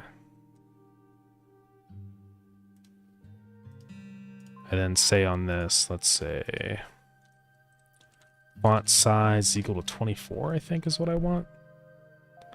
Something around there. Yeah. Maybe even larger. Maybe 32. Because this is just going to be like a just info. And then we're just going to say blah, blah, blah. 4 enemies remain, right? Yeah, that'll be cool. It'll be pretty cool, guys.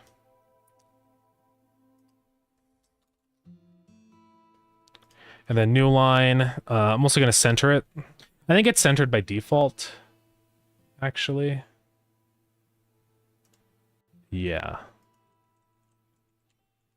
Looks like it is centered by default.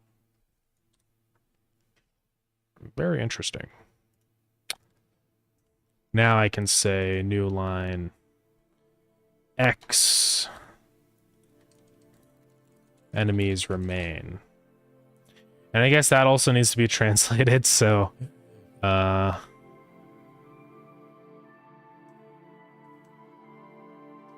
actually going to be 4 then.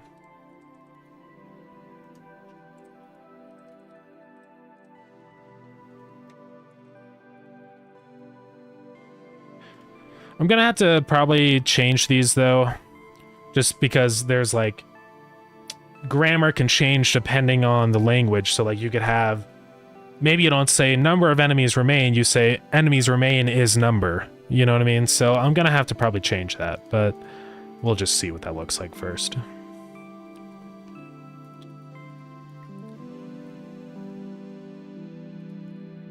So fail will be true. And then this is where I'm actually going to check the wave count. I'm going to start the enemy count higher also, I think. Because it doesn't seem to be that hard. And I'm just going to say in here, if wave count is less than max wave count, then do the stuff. Otherwise, we're going to say chat.fade is false. And for eye and orbs, yeah, that's probably what I'm going to do is just put like a key thing in the translation sheet. So I'll do that in a minute here probably. And then I'm just going to say for eye and orbs, set active false. And now we're going to have a new array called orbs. And that's going to be an array of static body 2Ds. And we're going to export that.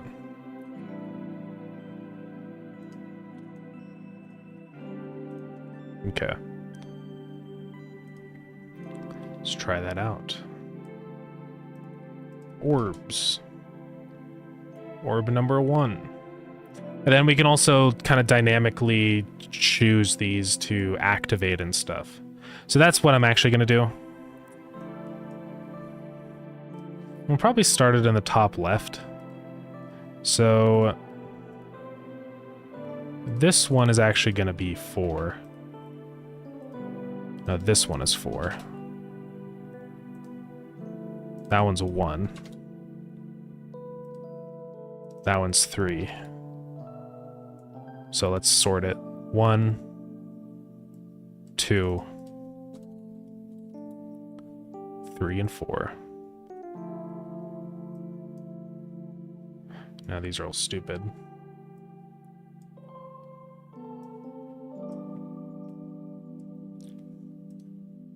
And then as each wave finishes, I'm just going to go ahead and say...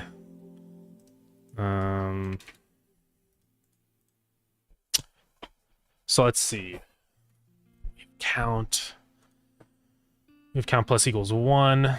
So we want to get at index 0 initially, so I'm going to say orbs at index 0 dot set active false. Or not I, but at wave count. You know what I'm saying.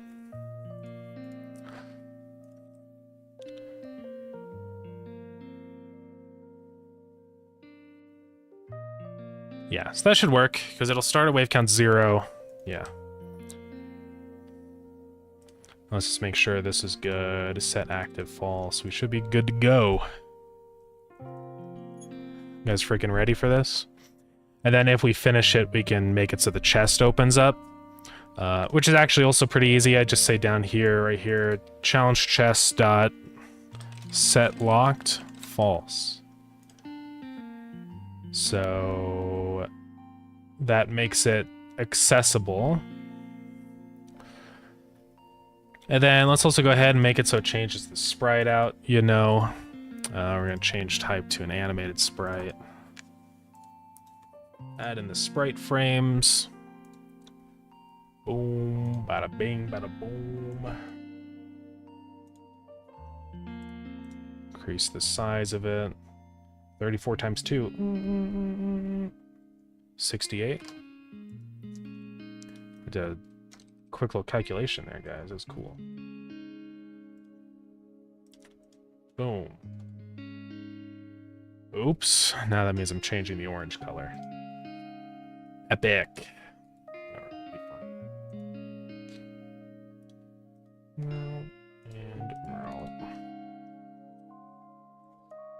So now that's just going to be the challenge room chest.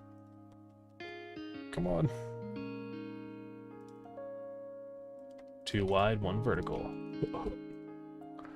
No looping. 0. Autoplay. And then right here, we're just going to say if status and we'll remove, we're going to say main sprite.frame is 0. And down here, it's 1. Should try to watch more Roblox devs on here too, to be honest. Yeah. I bet there's a lot of people that do Roblox. Oh yeah, also there's some... Oh no, because that can also be an animated sprite or a 2D sprite, so I'm not gonna frick with that. I'll probably break everything. And I think also in here, when I set it to be unlocked, I'm going to say shake X is something.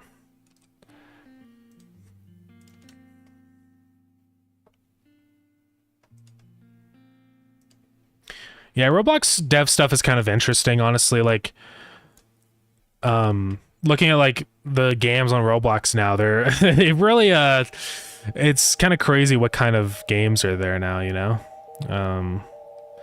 I think in my head I always had this idea that like Roblox games are stupid, but actually like playing them and seeing like modern Roblox games, I'm like, it's kind of cool now. It's not just like some stupid game. It's actually kind of interesting. Oh, what is this now? Did it lose its label reference? It must have. Why did it lose its label? Oh, because I changed the type. No, but if I change it here, I'm worried it's gonna break up. We're gonna copy that. And I'm gonna do it again. Chat. Challenge. I'm gonna fix that though. One of these days I'm gonna go through and make it so that these are all the same thing. Right now there's a little bit of a mess. I have the good one for the NPCs and I'm gonna move that over to the Tree of Wisdom and all the shrines. So we'll do that.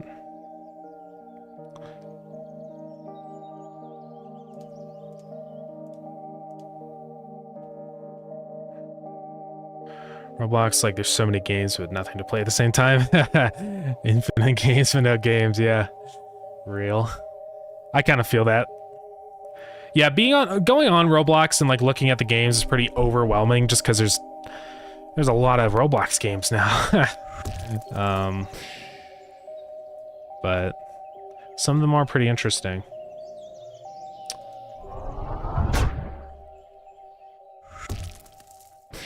Alright, let's see if this works. So I hover over, start the onslaught? Do you want to start the onslaught? Yeah, I'll start the onslaught. It says that enemies is for... I need to fix that, because I think I forgot to actually put in the number in the array. We'll fix that.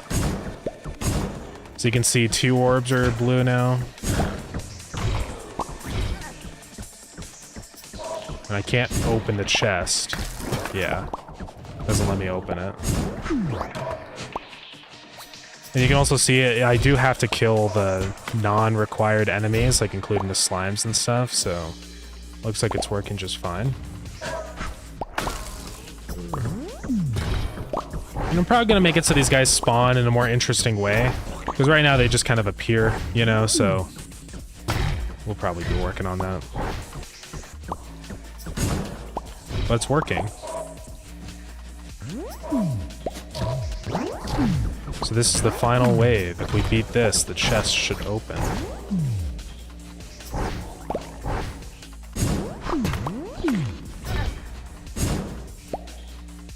Come on, come on. No! Dang it.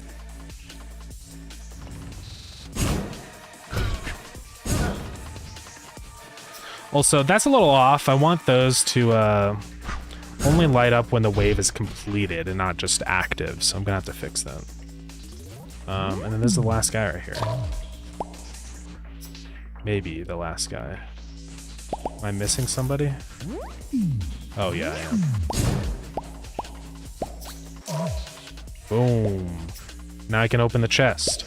Alright, so I mean that's pretty much it. I mean the room works and the wave and stuff is working, so we're very close, honestly.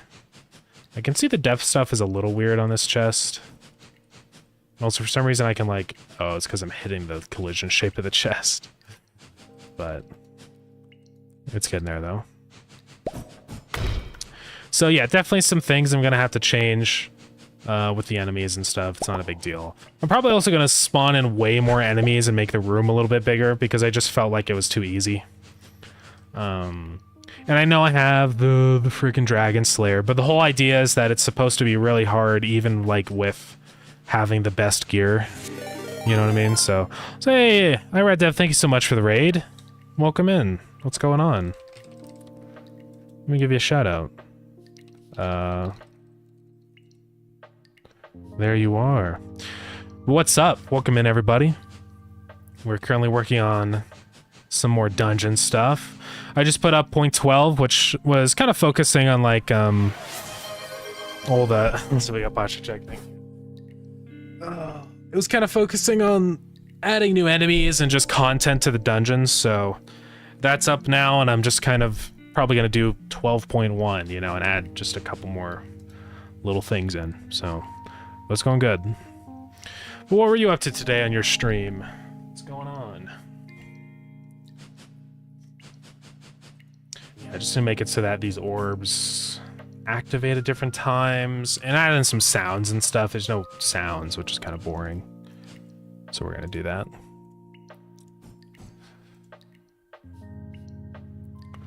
Did progress? Insane. How? Tell me how, please. Yeah, that's crazy.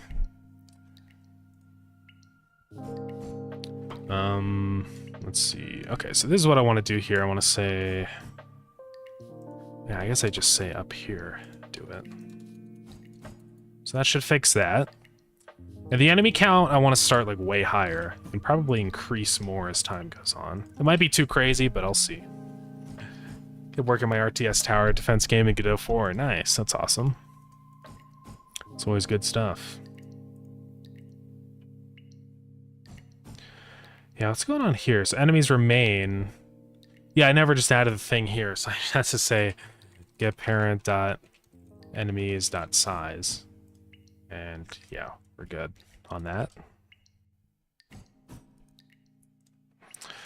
And I'm gonna add in a bunch of sounds to these orbs and stuff, so like when one gets deactivated, it makes like a big clunk and like a noise or something, just so you know the wave actually ended.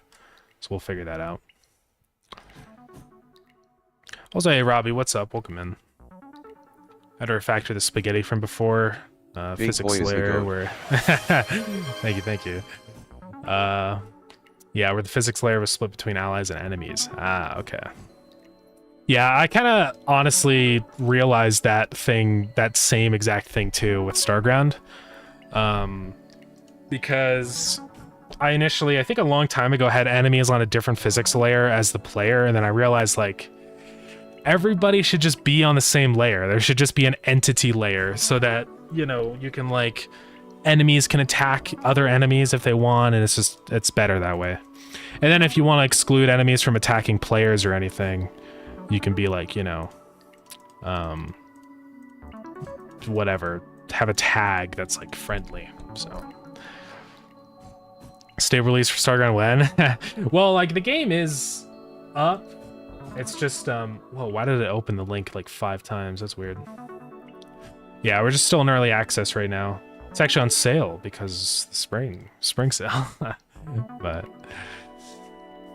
but yeah, soon. I mean, we're definitely getting there. I think, I'm chipping away at a lot of the things I want to add into the game, especially with the dungeon content, which I think has always sort of been one of the biggest things missing.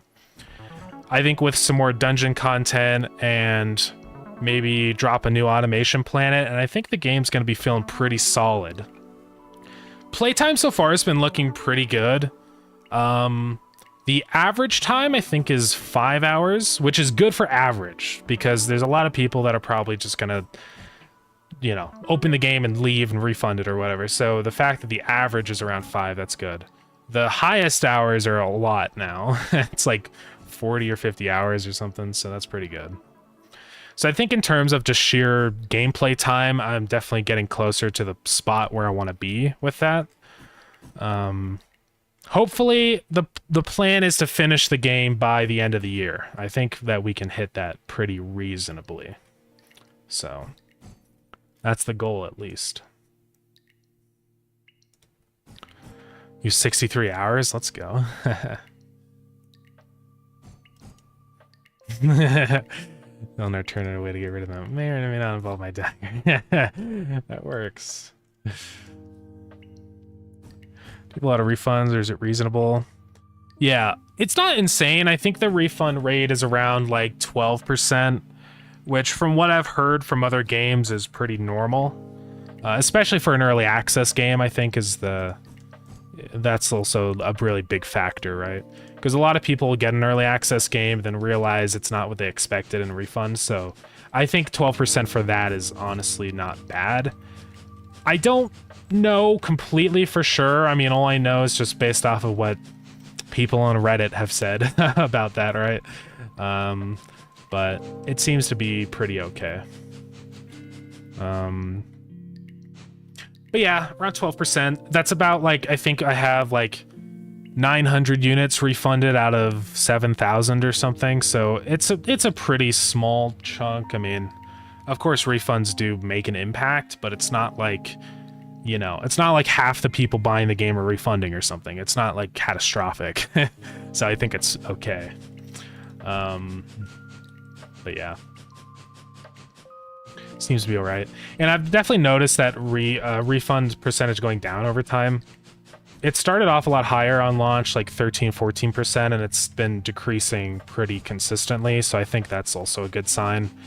It means that the people that are buying the game now with the new stuff I've added in are much more likely to actually keep it. So, yeah.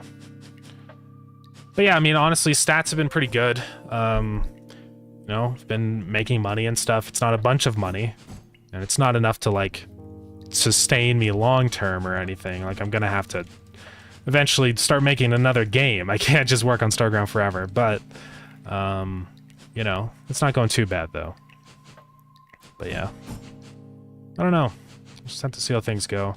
Hopefully with release that'll be a nice little boost of income, which would be great. But yeah, I'll just have to see. I don't know. Yeah, I still don't know what I'm going to do for the next game. Probably something a little bit easier and shorter than Starground. Starground's just kind of become like a sandbox game, which is cool. I mean, it's fun, and I like working on it. But it's also a lot of work. So I think next game, it would probably be a good idea to do something that's like a little more simple. Something I could do in, like, say 8 months, right? Instead of a year and a half, so, or whatever.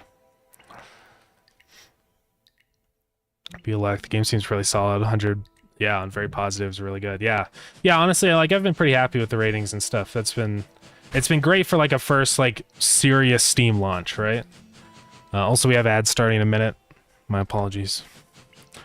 But yeah, I've been pretty happy with everything so far. It's made way more money than I ever would have expected, right? Because like I would have expected maybe $3,000-4,000, and like it's a lot more than that now. Way more than I thought it would be. So that's good. To the point where it's like kind of actually like almost a reasonable job income, you know, maybe not quite at that point, maybe like I don't know if it's minimum wage. I'd have to calculate that. I think it probably is about minimum wage though. Okay, now the ad. We wait the long wait for the ad. Cool. Yeah, these are totally working. I kind of want like these to be a little more fancy. I think like we were saying, adding some particles on and then also making it have a larger wobble range I think would be good. So let's go ahead and add particles to the orb. We're just gonna say direction is -1. Would be cool if we actually did direction 1 and then it like went up. We'll see what I mean by that. And gravity can be like -500 or something. So with direction of 1, we can say like the velocity is 200 down. So you can kind of see the shape I'm talking about. Maybe lower that a little bit.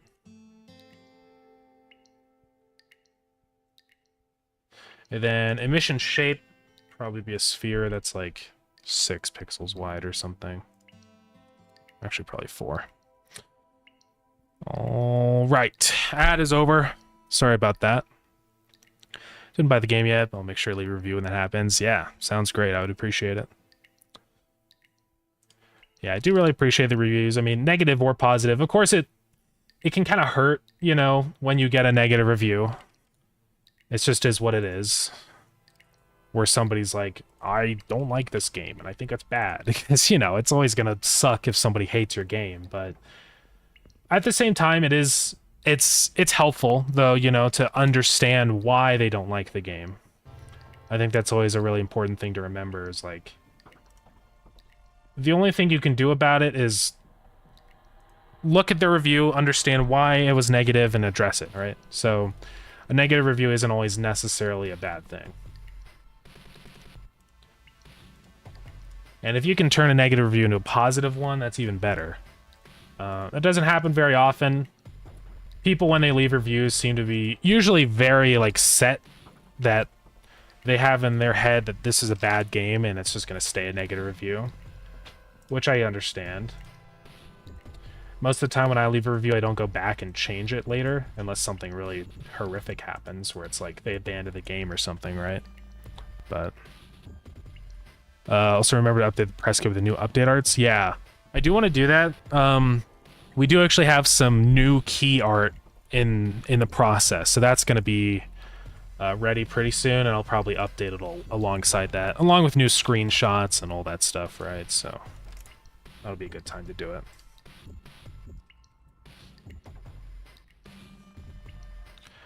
All right, I think that looks kind of cool. I like how it like goes down and up. I don't know, it's interesting. And then for color, I guess I'll just make it like red probably. So just grab the red color. And yeah, there we go. And maybe add more particles. I don't know how many I want to do. Maybe 32 is cool. I do feel like the initial position needs to be higher. So maybe I'll just squanch it up a little bit. Like that. And then also make the initial color transparent so it like kind of fades in. There we go. Alright, that looks cool. Any funny stories from negative reviews? Yeah, there's been some that are kind of... Some of them are just like, you know... I don't know, what's the word? Sucky, and then other of them are like... weird. I will sort by all of them. Some of them are not in English, but some are frustrating like this, where it's like, you know, having to just like lag and stuff, and then it's like a thing I fix, and even if I leave a comment on it, they don't, you know, so stuff like that's not funny. Here, why don't I just sort by negative? Need dedicated servers. This one's frustrating because they're just like, I don't know. It's one thing that's like, it's not even really a part of the game. I mean, I guess it's a valid comment, but it's always annoying. I don't know what this one, I don't remember what it says. I know, a whole negative review just because it doesn't have dedicated server support in a game that doesn't really make sense for dedicated server support. The way I see Starground is it's more of a, yeah, right, dedicated servers cost money, yeah, that's the whole thing too. And it's definitely like a cooperative kind of game. It's not, I don't see it as a game like Rust or something where it's like you play on these big online servers. It's just not built like that, you know? So, yeah, and community management, all that stuff, right? Stuff like that's super frustrating because it's just, I can't do anything about it. Like some of these reviews, it's like, okay, you're lagging, I can fix it and then leave a reminder that it's fixed. But stuff like this is just like, well, it is what it is, so. This person's saying the completion rate is too low. I can't play it anymore. I don't know what they mean exactly by completion rate. Maybe they just mean that it's too slow or something, like they're not completing things fast enough. I'm not honestly sure what they mean, but felt like an alpha rather than beta. I don't know what this one says. Yeah, or low amount of content, something like that. This game isn't complete. Well, yeah. And we don't get to the end of the automation process quickly enough. So, I don't know. It's confusing because people are like, I want more content, but then it's too slow. The way I interpret stuff like this is that I presume they just mean the progression is too slow, but the amount of content is too little. So, I guess what they're saying is they would prefer to move through content faster and just have more content. And that's something that's just going to come with adding more things into the game to make things faster. Because if I made them too fast, then I think it would just kind of be defeating myself, which is that the game's going to be too short.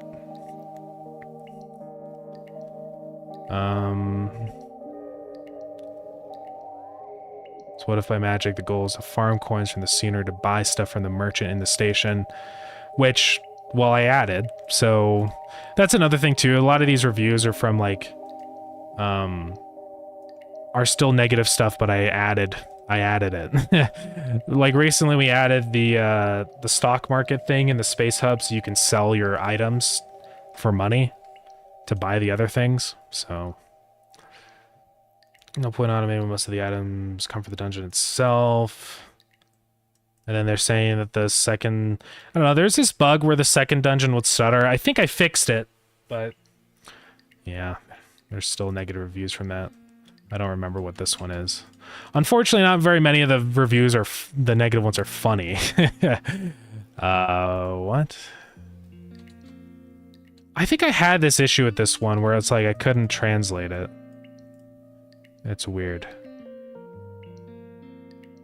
And yeah, they said the game crashes when deleting the electric poles. I fixed that quite a while ago, I thought. Resource points will change their positions. I also changed that, so that doesn't happen anymore.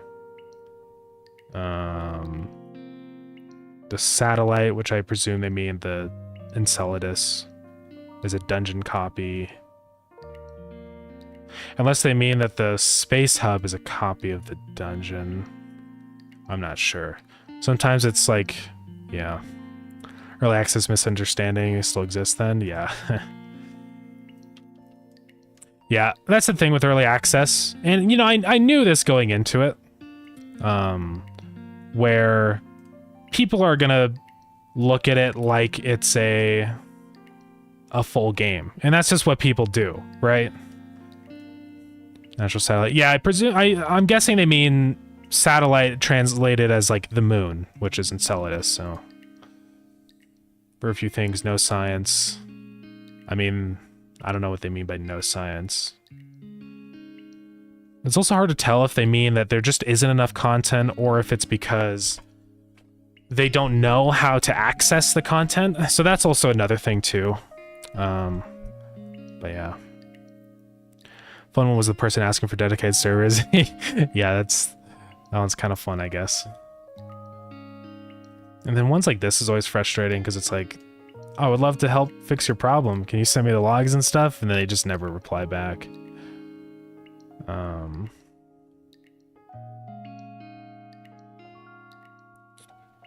This one was really frustrating too, because they're saying that the game in the images is not the same as the game that you play, which I don't really understand because this is in-game screenshots.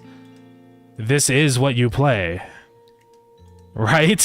The only thing I could think of is what they mean by that is the very beginning of the trailer where I do this little animated intro thing, but this literally lasts like 5 seconds.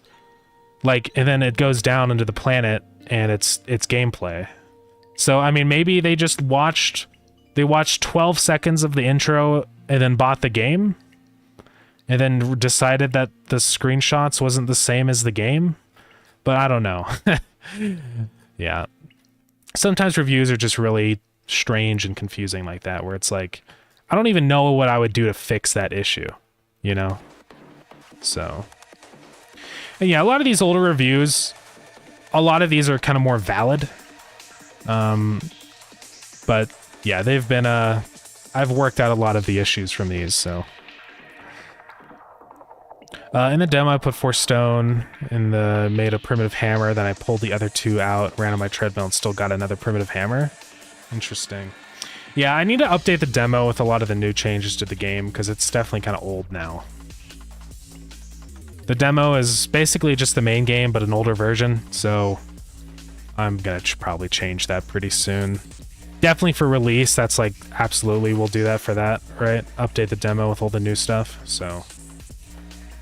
I want to divide this by a lesser amount, so like 700 or something. Maybe they thought the intro was the beginning of the game. That's, yeah, I mean, that's what I presume. I think they just thought that they were going to see the animated stuff in the game. But, oh well. There's a million games that do animated trailers, and so I don't think it's like, I don't think it's bad that I put that in. I mean, sometimes it makes me wonder if that was a mistake, but I don't think so, right? Does having an animated element in your trailer, is that a bad idea? Probably not, but I don't actually know. I'm just gonna move this little text bubble down so you can see the top orbs. I think minus 55 is good. Cool, we should be pretty close to this then. Let's also go ahead and create the loot table now for the chest. But yeah, I don't know. Reviews are sometimes helpful, but also like half the time they're just really frustrating because it's stuff that's usually like not really fixable or just extremely unreasonable, which is fine, you know? Because you've got to remember too, is like for every negative review I get, I usually get a bunch more positive ones. So yeah, it's really easy to fall into a trap of like worrying too much about those reviews and feeling bad about yourself because of those reviews, right? So sometimes it's just best to ignore it. But yeah. But it can really like make you feel negative about it, you know? Negative about your game. Because there's like, oh, people that hate your game that you've spent months and months on, but yeah. Let's do this. That's loot challenge chest. We're already good there. Yeah, I mean, very positive is good, right? And so that's the thing, that it's like, it's hard to make yourself remember that fact, but it is the truth that the game has 80%, so it can't be that bad. Right? I think it just kind of ties into that like whole thing of like imposter syndrome, you know, feeling like that it's not like deserved or whatever. I think I definitely feel that a lot.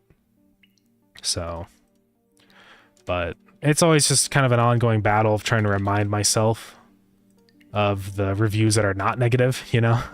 So, yeah. But it's hard, though. It's definitely not easy.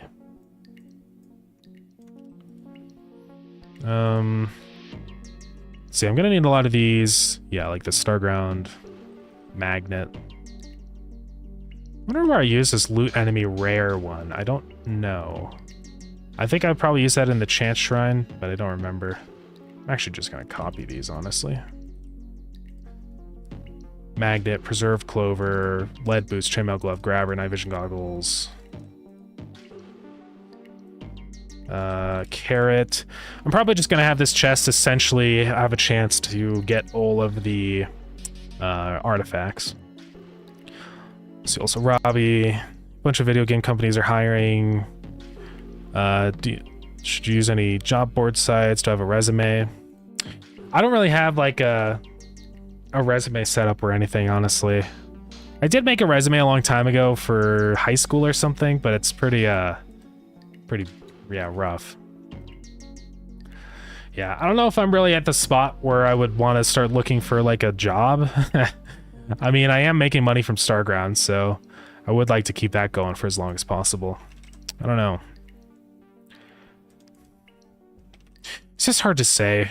I think what's really gonna help me decide of like the whole job situation is I need to I think work on another game and see how that one goes too, right?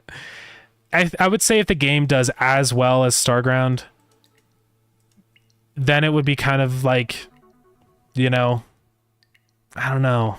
I could go either way, where it's like I'd go get a real job or work on more games. It's hard to say, because like, there's also the whole thing of like passive income too, right? Like if Starground makes me, even if after release and stuff, it's only like $50 a day, it's still $50 a day for not doing anything. So if I can have 3 games that are making me $50 a day, then that's practically all of the income I would need, right? On top of any income from new releases. So it's hard to say. My hope is that the next game does even better financially. I mean, that would always be great, of course, right? So I think I'm just gonna have to wait and see on that.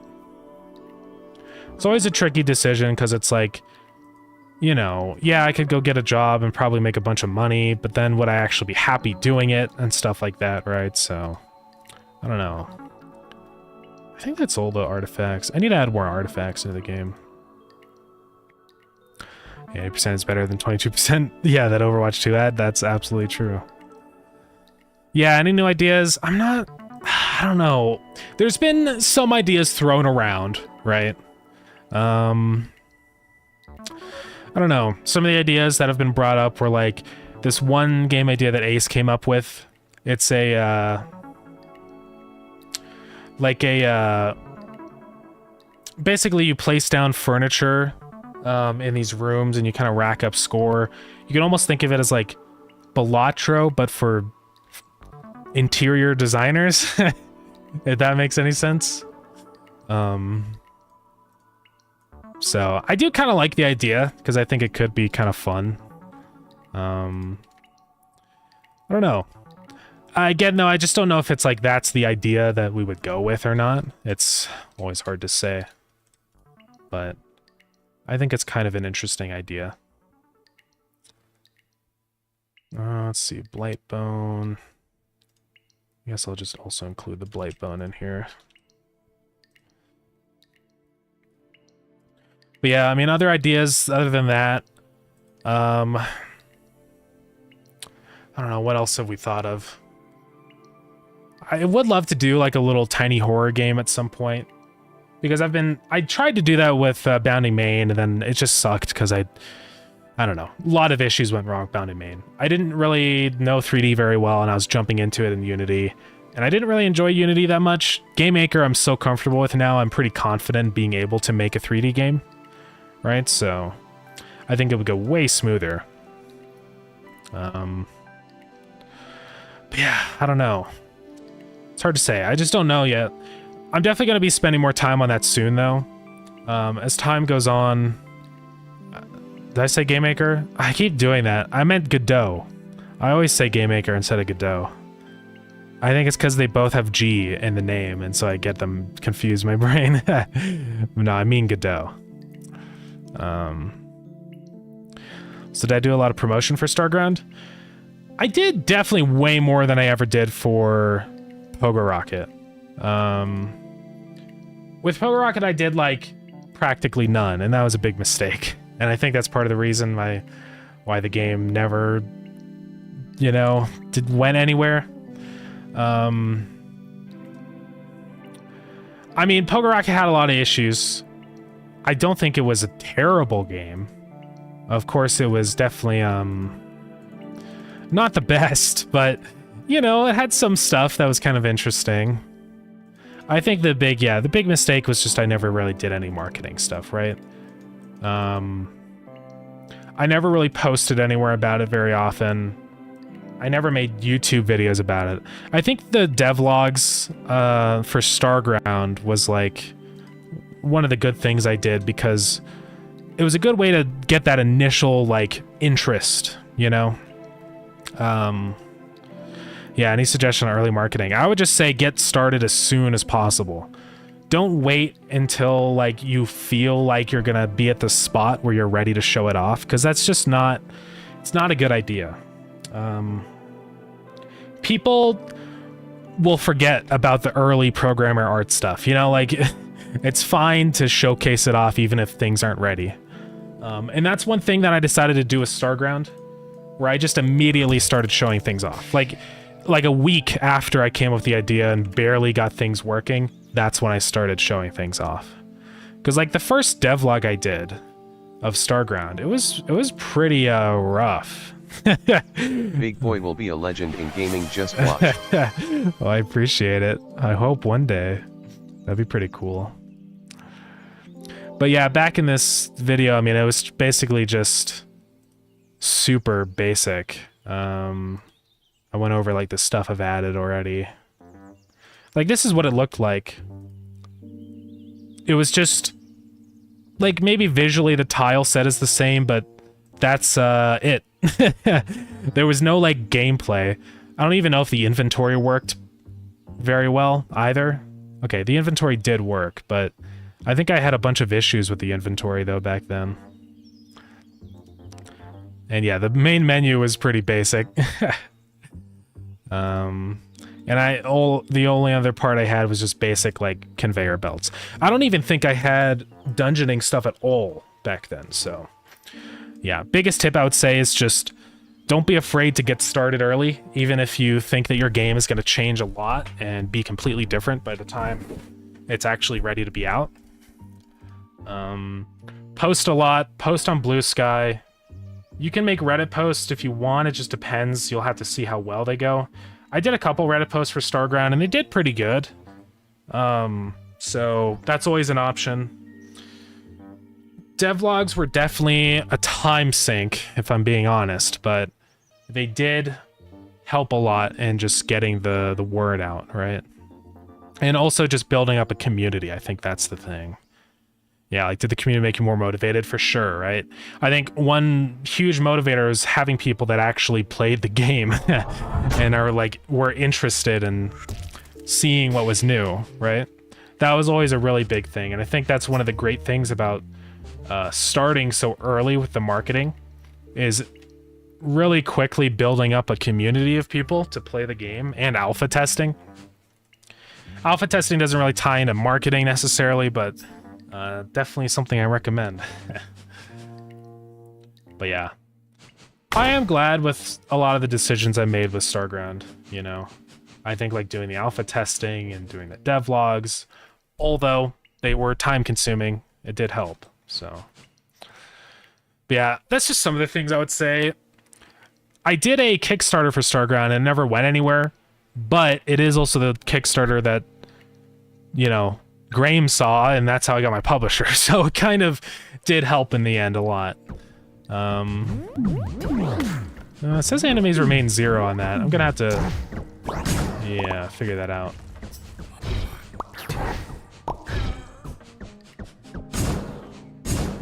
Yeah, it's weird that it says 0. It shouldn't be 0.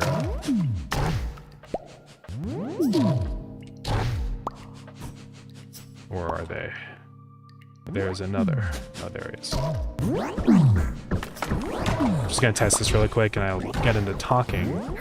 It's hard to not die and also... Ooh, I'm gonna eat some cheese. Oh god, I'm actually gonna die. Scroll wheel, work! My scroll wheel recently has been really stupid.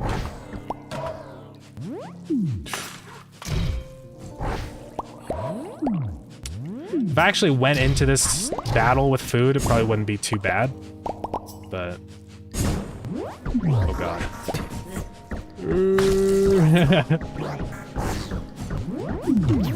Oh god!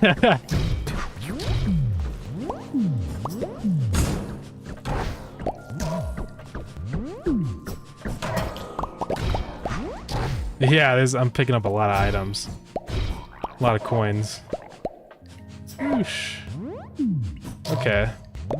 We're doing okay. Oh no!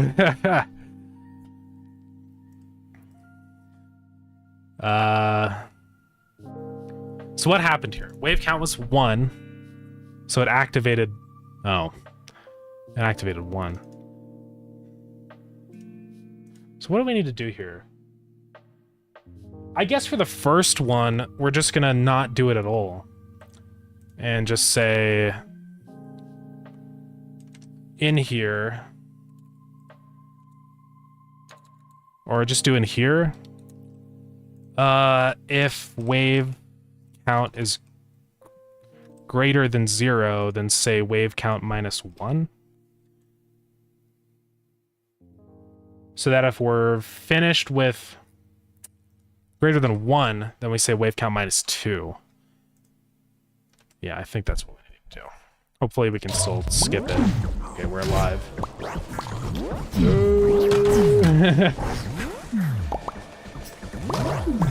There's a lot of guys here.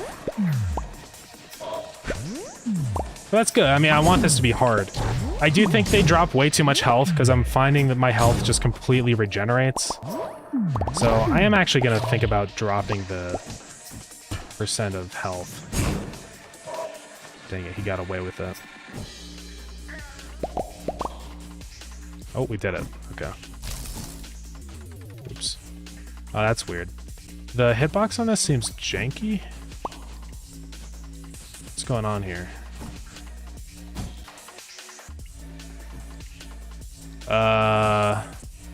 Something's off with this hitbox. Like, for some reason on the right side of this, I can't open it, so I'm gonna take a look into that. Anyways, sorry, let me reply to all the messages. I was going, it's going hard in the paint, so... Okay. Scared of Reddit posts? Yeah, I totally feel that. Reddit posts are... I don't know. I wouldn't worry about it too much, you know? People on Reddit are just people. Even if you get downvoted or something stupid, then whatever. Yeah, do I recommend Patreon? Patreon is tricky. I think Patreon can be pretty good if you do it the right way. I also think you're gonna have to, like, I think Patreon works best when you already sort of have a community built up. Right? Also, we got an ad starting. Let me snooze that. Also, thank you for the hydrate. What's up, Adagon? How's it going? Shoot. Water. But yeah, Patreon, I don't know. The most successful Patreons I see are people that bring in patrons from other platforms. So, like, people that already have, like, a nice fan base and stuff. You could also do Patreon for, like, a lot of people do, like, if you subscribe to Patreon, you get access to the game and stuff like that. And that can work. I think that works if you have a really solid source of new people learning about your game. And then I think Patreon can work. But you do have to be careful with that. Yes, you get money, but that also means you cut off a lot of people that could be playing your game and leaving feedback and stuff like that. So I guess it just kind of depends on what your goals are with that. But yeah. Yeah, I was thinking for, like, early access. Yeah, I mean, if you do Patreon, just make sure that people have something to get. Like, you know, maybe that's exclusive video content, or maybe it's access to builds of the game and stuff like that. Like, as long as there is something that you get out of it, that's a pretty important thing to note. I did like Ko-fi stuff, and I still have the Ko-fi page on, but like, it's so time consuming to create Ko-fi exclusive content. I haven't been doing it recently, so it's been tricky. Yeah, Adagum, what have you been up to? How's it going? 100 left for Steam page. It is, but honestly, I think for how much Steam offers you in terms of multiplayer networking and visibility is enormous with Steam. The amount of people that buy your game and discover your game just through Steam alone is massive. And for that, I think the price that you pay with Steam, even with the 30% and the $100 initial cost, it's nothing. So it's not that bad, actually. Now, I know it is expensive for people that can't just dish out $100 like that, but it's worth it. You'll probably end up making more than $100 if you save up and do it, right? So, working on D2 Jam, nice. Yeah, it starts in a week, yeah. I need to get everything set up for that. I don't know if I made an account yet or not. I can't remember. I think I made an account at one point, and then it kept doing something. Like, it kept not working. I don't remember what was going on with that. But I'm the feature streamer right now. Let's go. Appreciate it. I can try logging in again. I don't know if it worked. Big Boy Games. I'm gonna sign up again. Maybe my account got deleted or something at one point.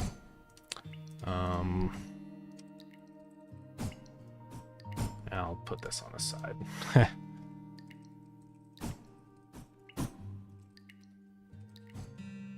Oh yeah, can I do like... Do you support spaces? Let's see.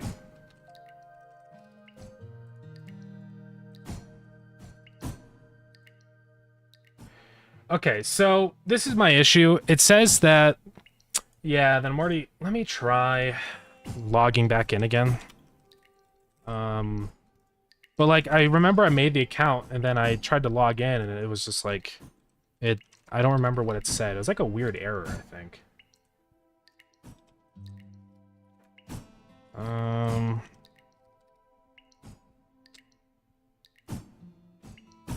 Huh. I don't know. I'm trying to put in my password, so it's just saying that either the username or password's wrong. Maybe I put a typo in my password, but I really don't think I did that. Could you, is it possible for you to look at the database and tell me what my password is? Because I don't know what's up. I don't know if it's like a bug with the 2 spaces, because I did add 2, there is 2 spaces. Oh, you just set my account to be that? Okay, thank you. Because I wonder if that's why it's not working. There we go. See, now I logged in just fine, so I think it was actually a real bug. So yeah, I'm in now. Let's go. Yeah, there I am. Epic. But yeah, I need to get everything started on this. Do I have to like join, or am I just... Do I just do it, you know? Because I know with like itch and stuff, usually you have to... there's like a button that you click to like join jam. Okay. Yeah, I thought I joined at one point. Okay, cool. We should be good to go. Yeah, this is definitely nice. Yeah, I saw I was in the screenshot, but that's kind of awesome. Yeah, I remember like looking at the website just a couple months ago. I was like, man, this is way better than it was. So yeah, good work on that. That's pretty awesome. Yeah, this would be cool. I think I should have, like March 21st. I don't think I have anything going on, so I'm probably gonna do it. I need to vote on all the themes, but yeah. It's cool stuff, though. Oh. See, Shake, first time in a while I don't have any game ideas. Yeah. Man, ideas are hard. I think it's easy to come up with ideas, but it's hard to come up with a good idea, right? Something unique, something relatively feasible.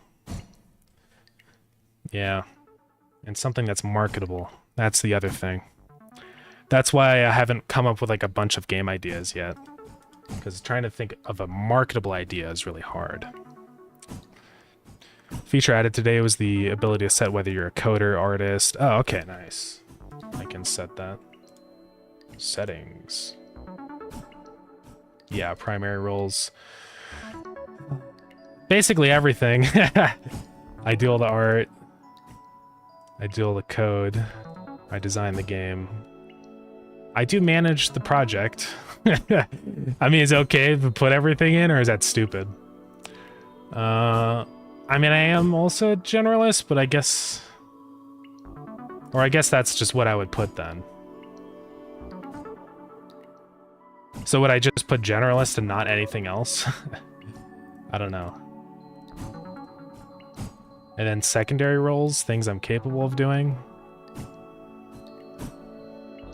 I don't know. I mean, everything, I guess? I don't know. Yeah. Ooh, don't show my email. Hello, gamers! I don't know what to put. Oops, hello, games. Hello, gamers. Yeah, I'm a voice actor, guys. I can put a profile picture and stuff. Nice. I'll have to do that. Yeah. I also did all the sounds for the new guy. The Antoid Husk. I don't know if you guys heard those sounds yet. Here's the attack sound. That was really loud. I'm going to turn that down. That's the attack sound. The charge sound. That's kind of quiet. The take damage sound, which there's 3 of them. Let's see. There's hurt 3, hurt 2, hurt 1. The step noise, which this was a combination of me going and then somebody squishing a banana. So I think it works pretty well. The death noise. The death noise I might change because it's a little quiet, but that's good enough for now. But yeah. Anyways. Man, this is a bloodbath in here, but we did it. It works. Challenge room works. I'm going to spend some time and add in sounds and all that business and, you know, make it a little more polished, but it is working. And also the loot table should be working now. Yes, it does. So we got some cool parts here. A grabber, preserved clover. Yeah, I definitely think this challenge chest thing is kind of like very suited toward artifacts. So I would like to add in more artifacts. I do actually have a lot of ideas for artifacts, especially now with like the effect system being more prominent. I think like a gas mask would be cool. Ace mentioned that last night, I think, or today, sometime, I don't remember. But yeah, gas mask would be pretty cool. I don't know. I'm gonna come up with some more artifact ideas. Let me know if any of you guys have ideas for that. So, but I think, let's see. One last thing I wanted to do in here was say, set the particles emitting. So dot emitting is equal to status. Yeah. And I think that's it. Shoot. Terrible ad timing. I'm just going to launch the ad and we'll finish up here.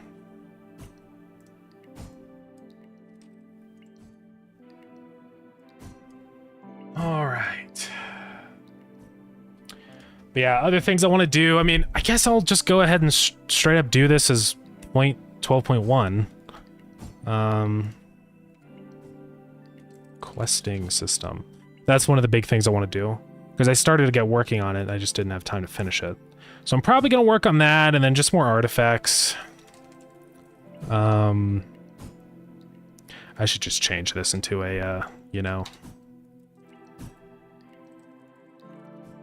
gas mask, and then whatever artifacts idea I come up with. Questing system... Oh, that's weird how that works. percentage-based Schrommel. I think that would be a nice thing. And then wave-based on Room is practically done. I just have to do sounds. All right. And yeah. I don't know. It's coming along. I think this will be a nice, fun little update. It'll just kind of really help supplement some of the things I felt I just didn't get time to add, right? Yeah, if I just had like a week or two more, I think I could have gotten a bunch of stuff done, but yeah. But, oh well. And yeah, also all the balancing with the guns. I'm glad I'm doing that. I mean, I know it kind of maybe takes some of the fun out of it if you have a gun that kills everything instantly, but... Or if you can't have the gun that kills everything instantly. But I think for, you know, it's... I think we gotta balance things a little bit. I don't think it makes sense to have a gun with 0 cooldown that deals like 200 damage per second. That's just insane. Week or Fortnite, one of the two, yeah. Thank God it wasn't a Fortnite. I wouldn't have been doing anything. I would have been just playing Fortnite. Okay, well, that's gonna be it for today. Thank you everybody for coming to the stream. I appreciate it. Yeah, things are coming along. I'm just gonna keep working on adding more things. Yeah, I have the Gatling gun listed down, like the minigun. I think that'll be fun. But yeah, we're gonna go raid out. Zorkaniver's actually streaming. I don't know how long his stream has been going on or anything. He's working on assembly stuff, which is always really, just really interesting. I don't know anybody that does assembly stuff, so... Thanks for streaming your feedback. Yeah, no problem. I'm always happy to answer any questions about marketing stuff, you know, because I've been through it. So, if, you know, let me know if you ever have any questions about stuff, or just anything, honestly. Steam stuff, especially if you have questions about that. I'm happy to share whatever. Yeah, thank you everybody for coming to stream. Point 12 is out now. Starground is on sale for the spring sale, so grab it if you want. This update should be up hopefully kind of soon. No promises, but I'm guessing at least a couple days. It doesn't seem like there's any major bugs in point 12, so it's not like I'm not in a massive rush to get it out, but yeah, I'd say maybe Monday. I don't know. We'll see. Yeah, thank you everybody. Appreciate it. We're gonna go raid Zorkenheimer. He's working on Tetris and assembly, which is crazy. And yeah, feel free to join the Discord if you want. And that's gonna be it. Bye gamers. I'll see you tomorrow. Same time, 3 p.m. MDT. So yeah. All right. Bye-bye, everybody. Bye-bye. Happy streamer. All right. Oh, wait. I always forget. I have to wait 10 seconds. But the reason why I wait is because I hate when I accidentally click it and then I get cut off, so... Okay. Bye, gamers.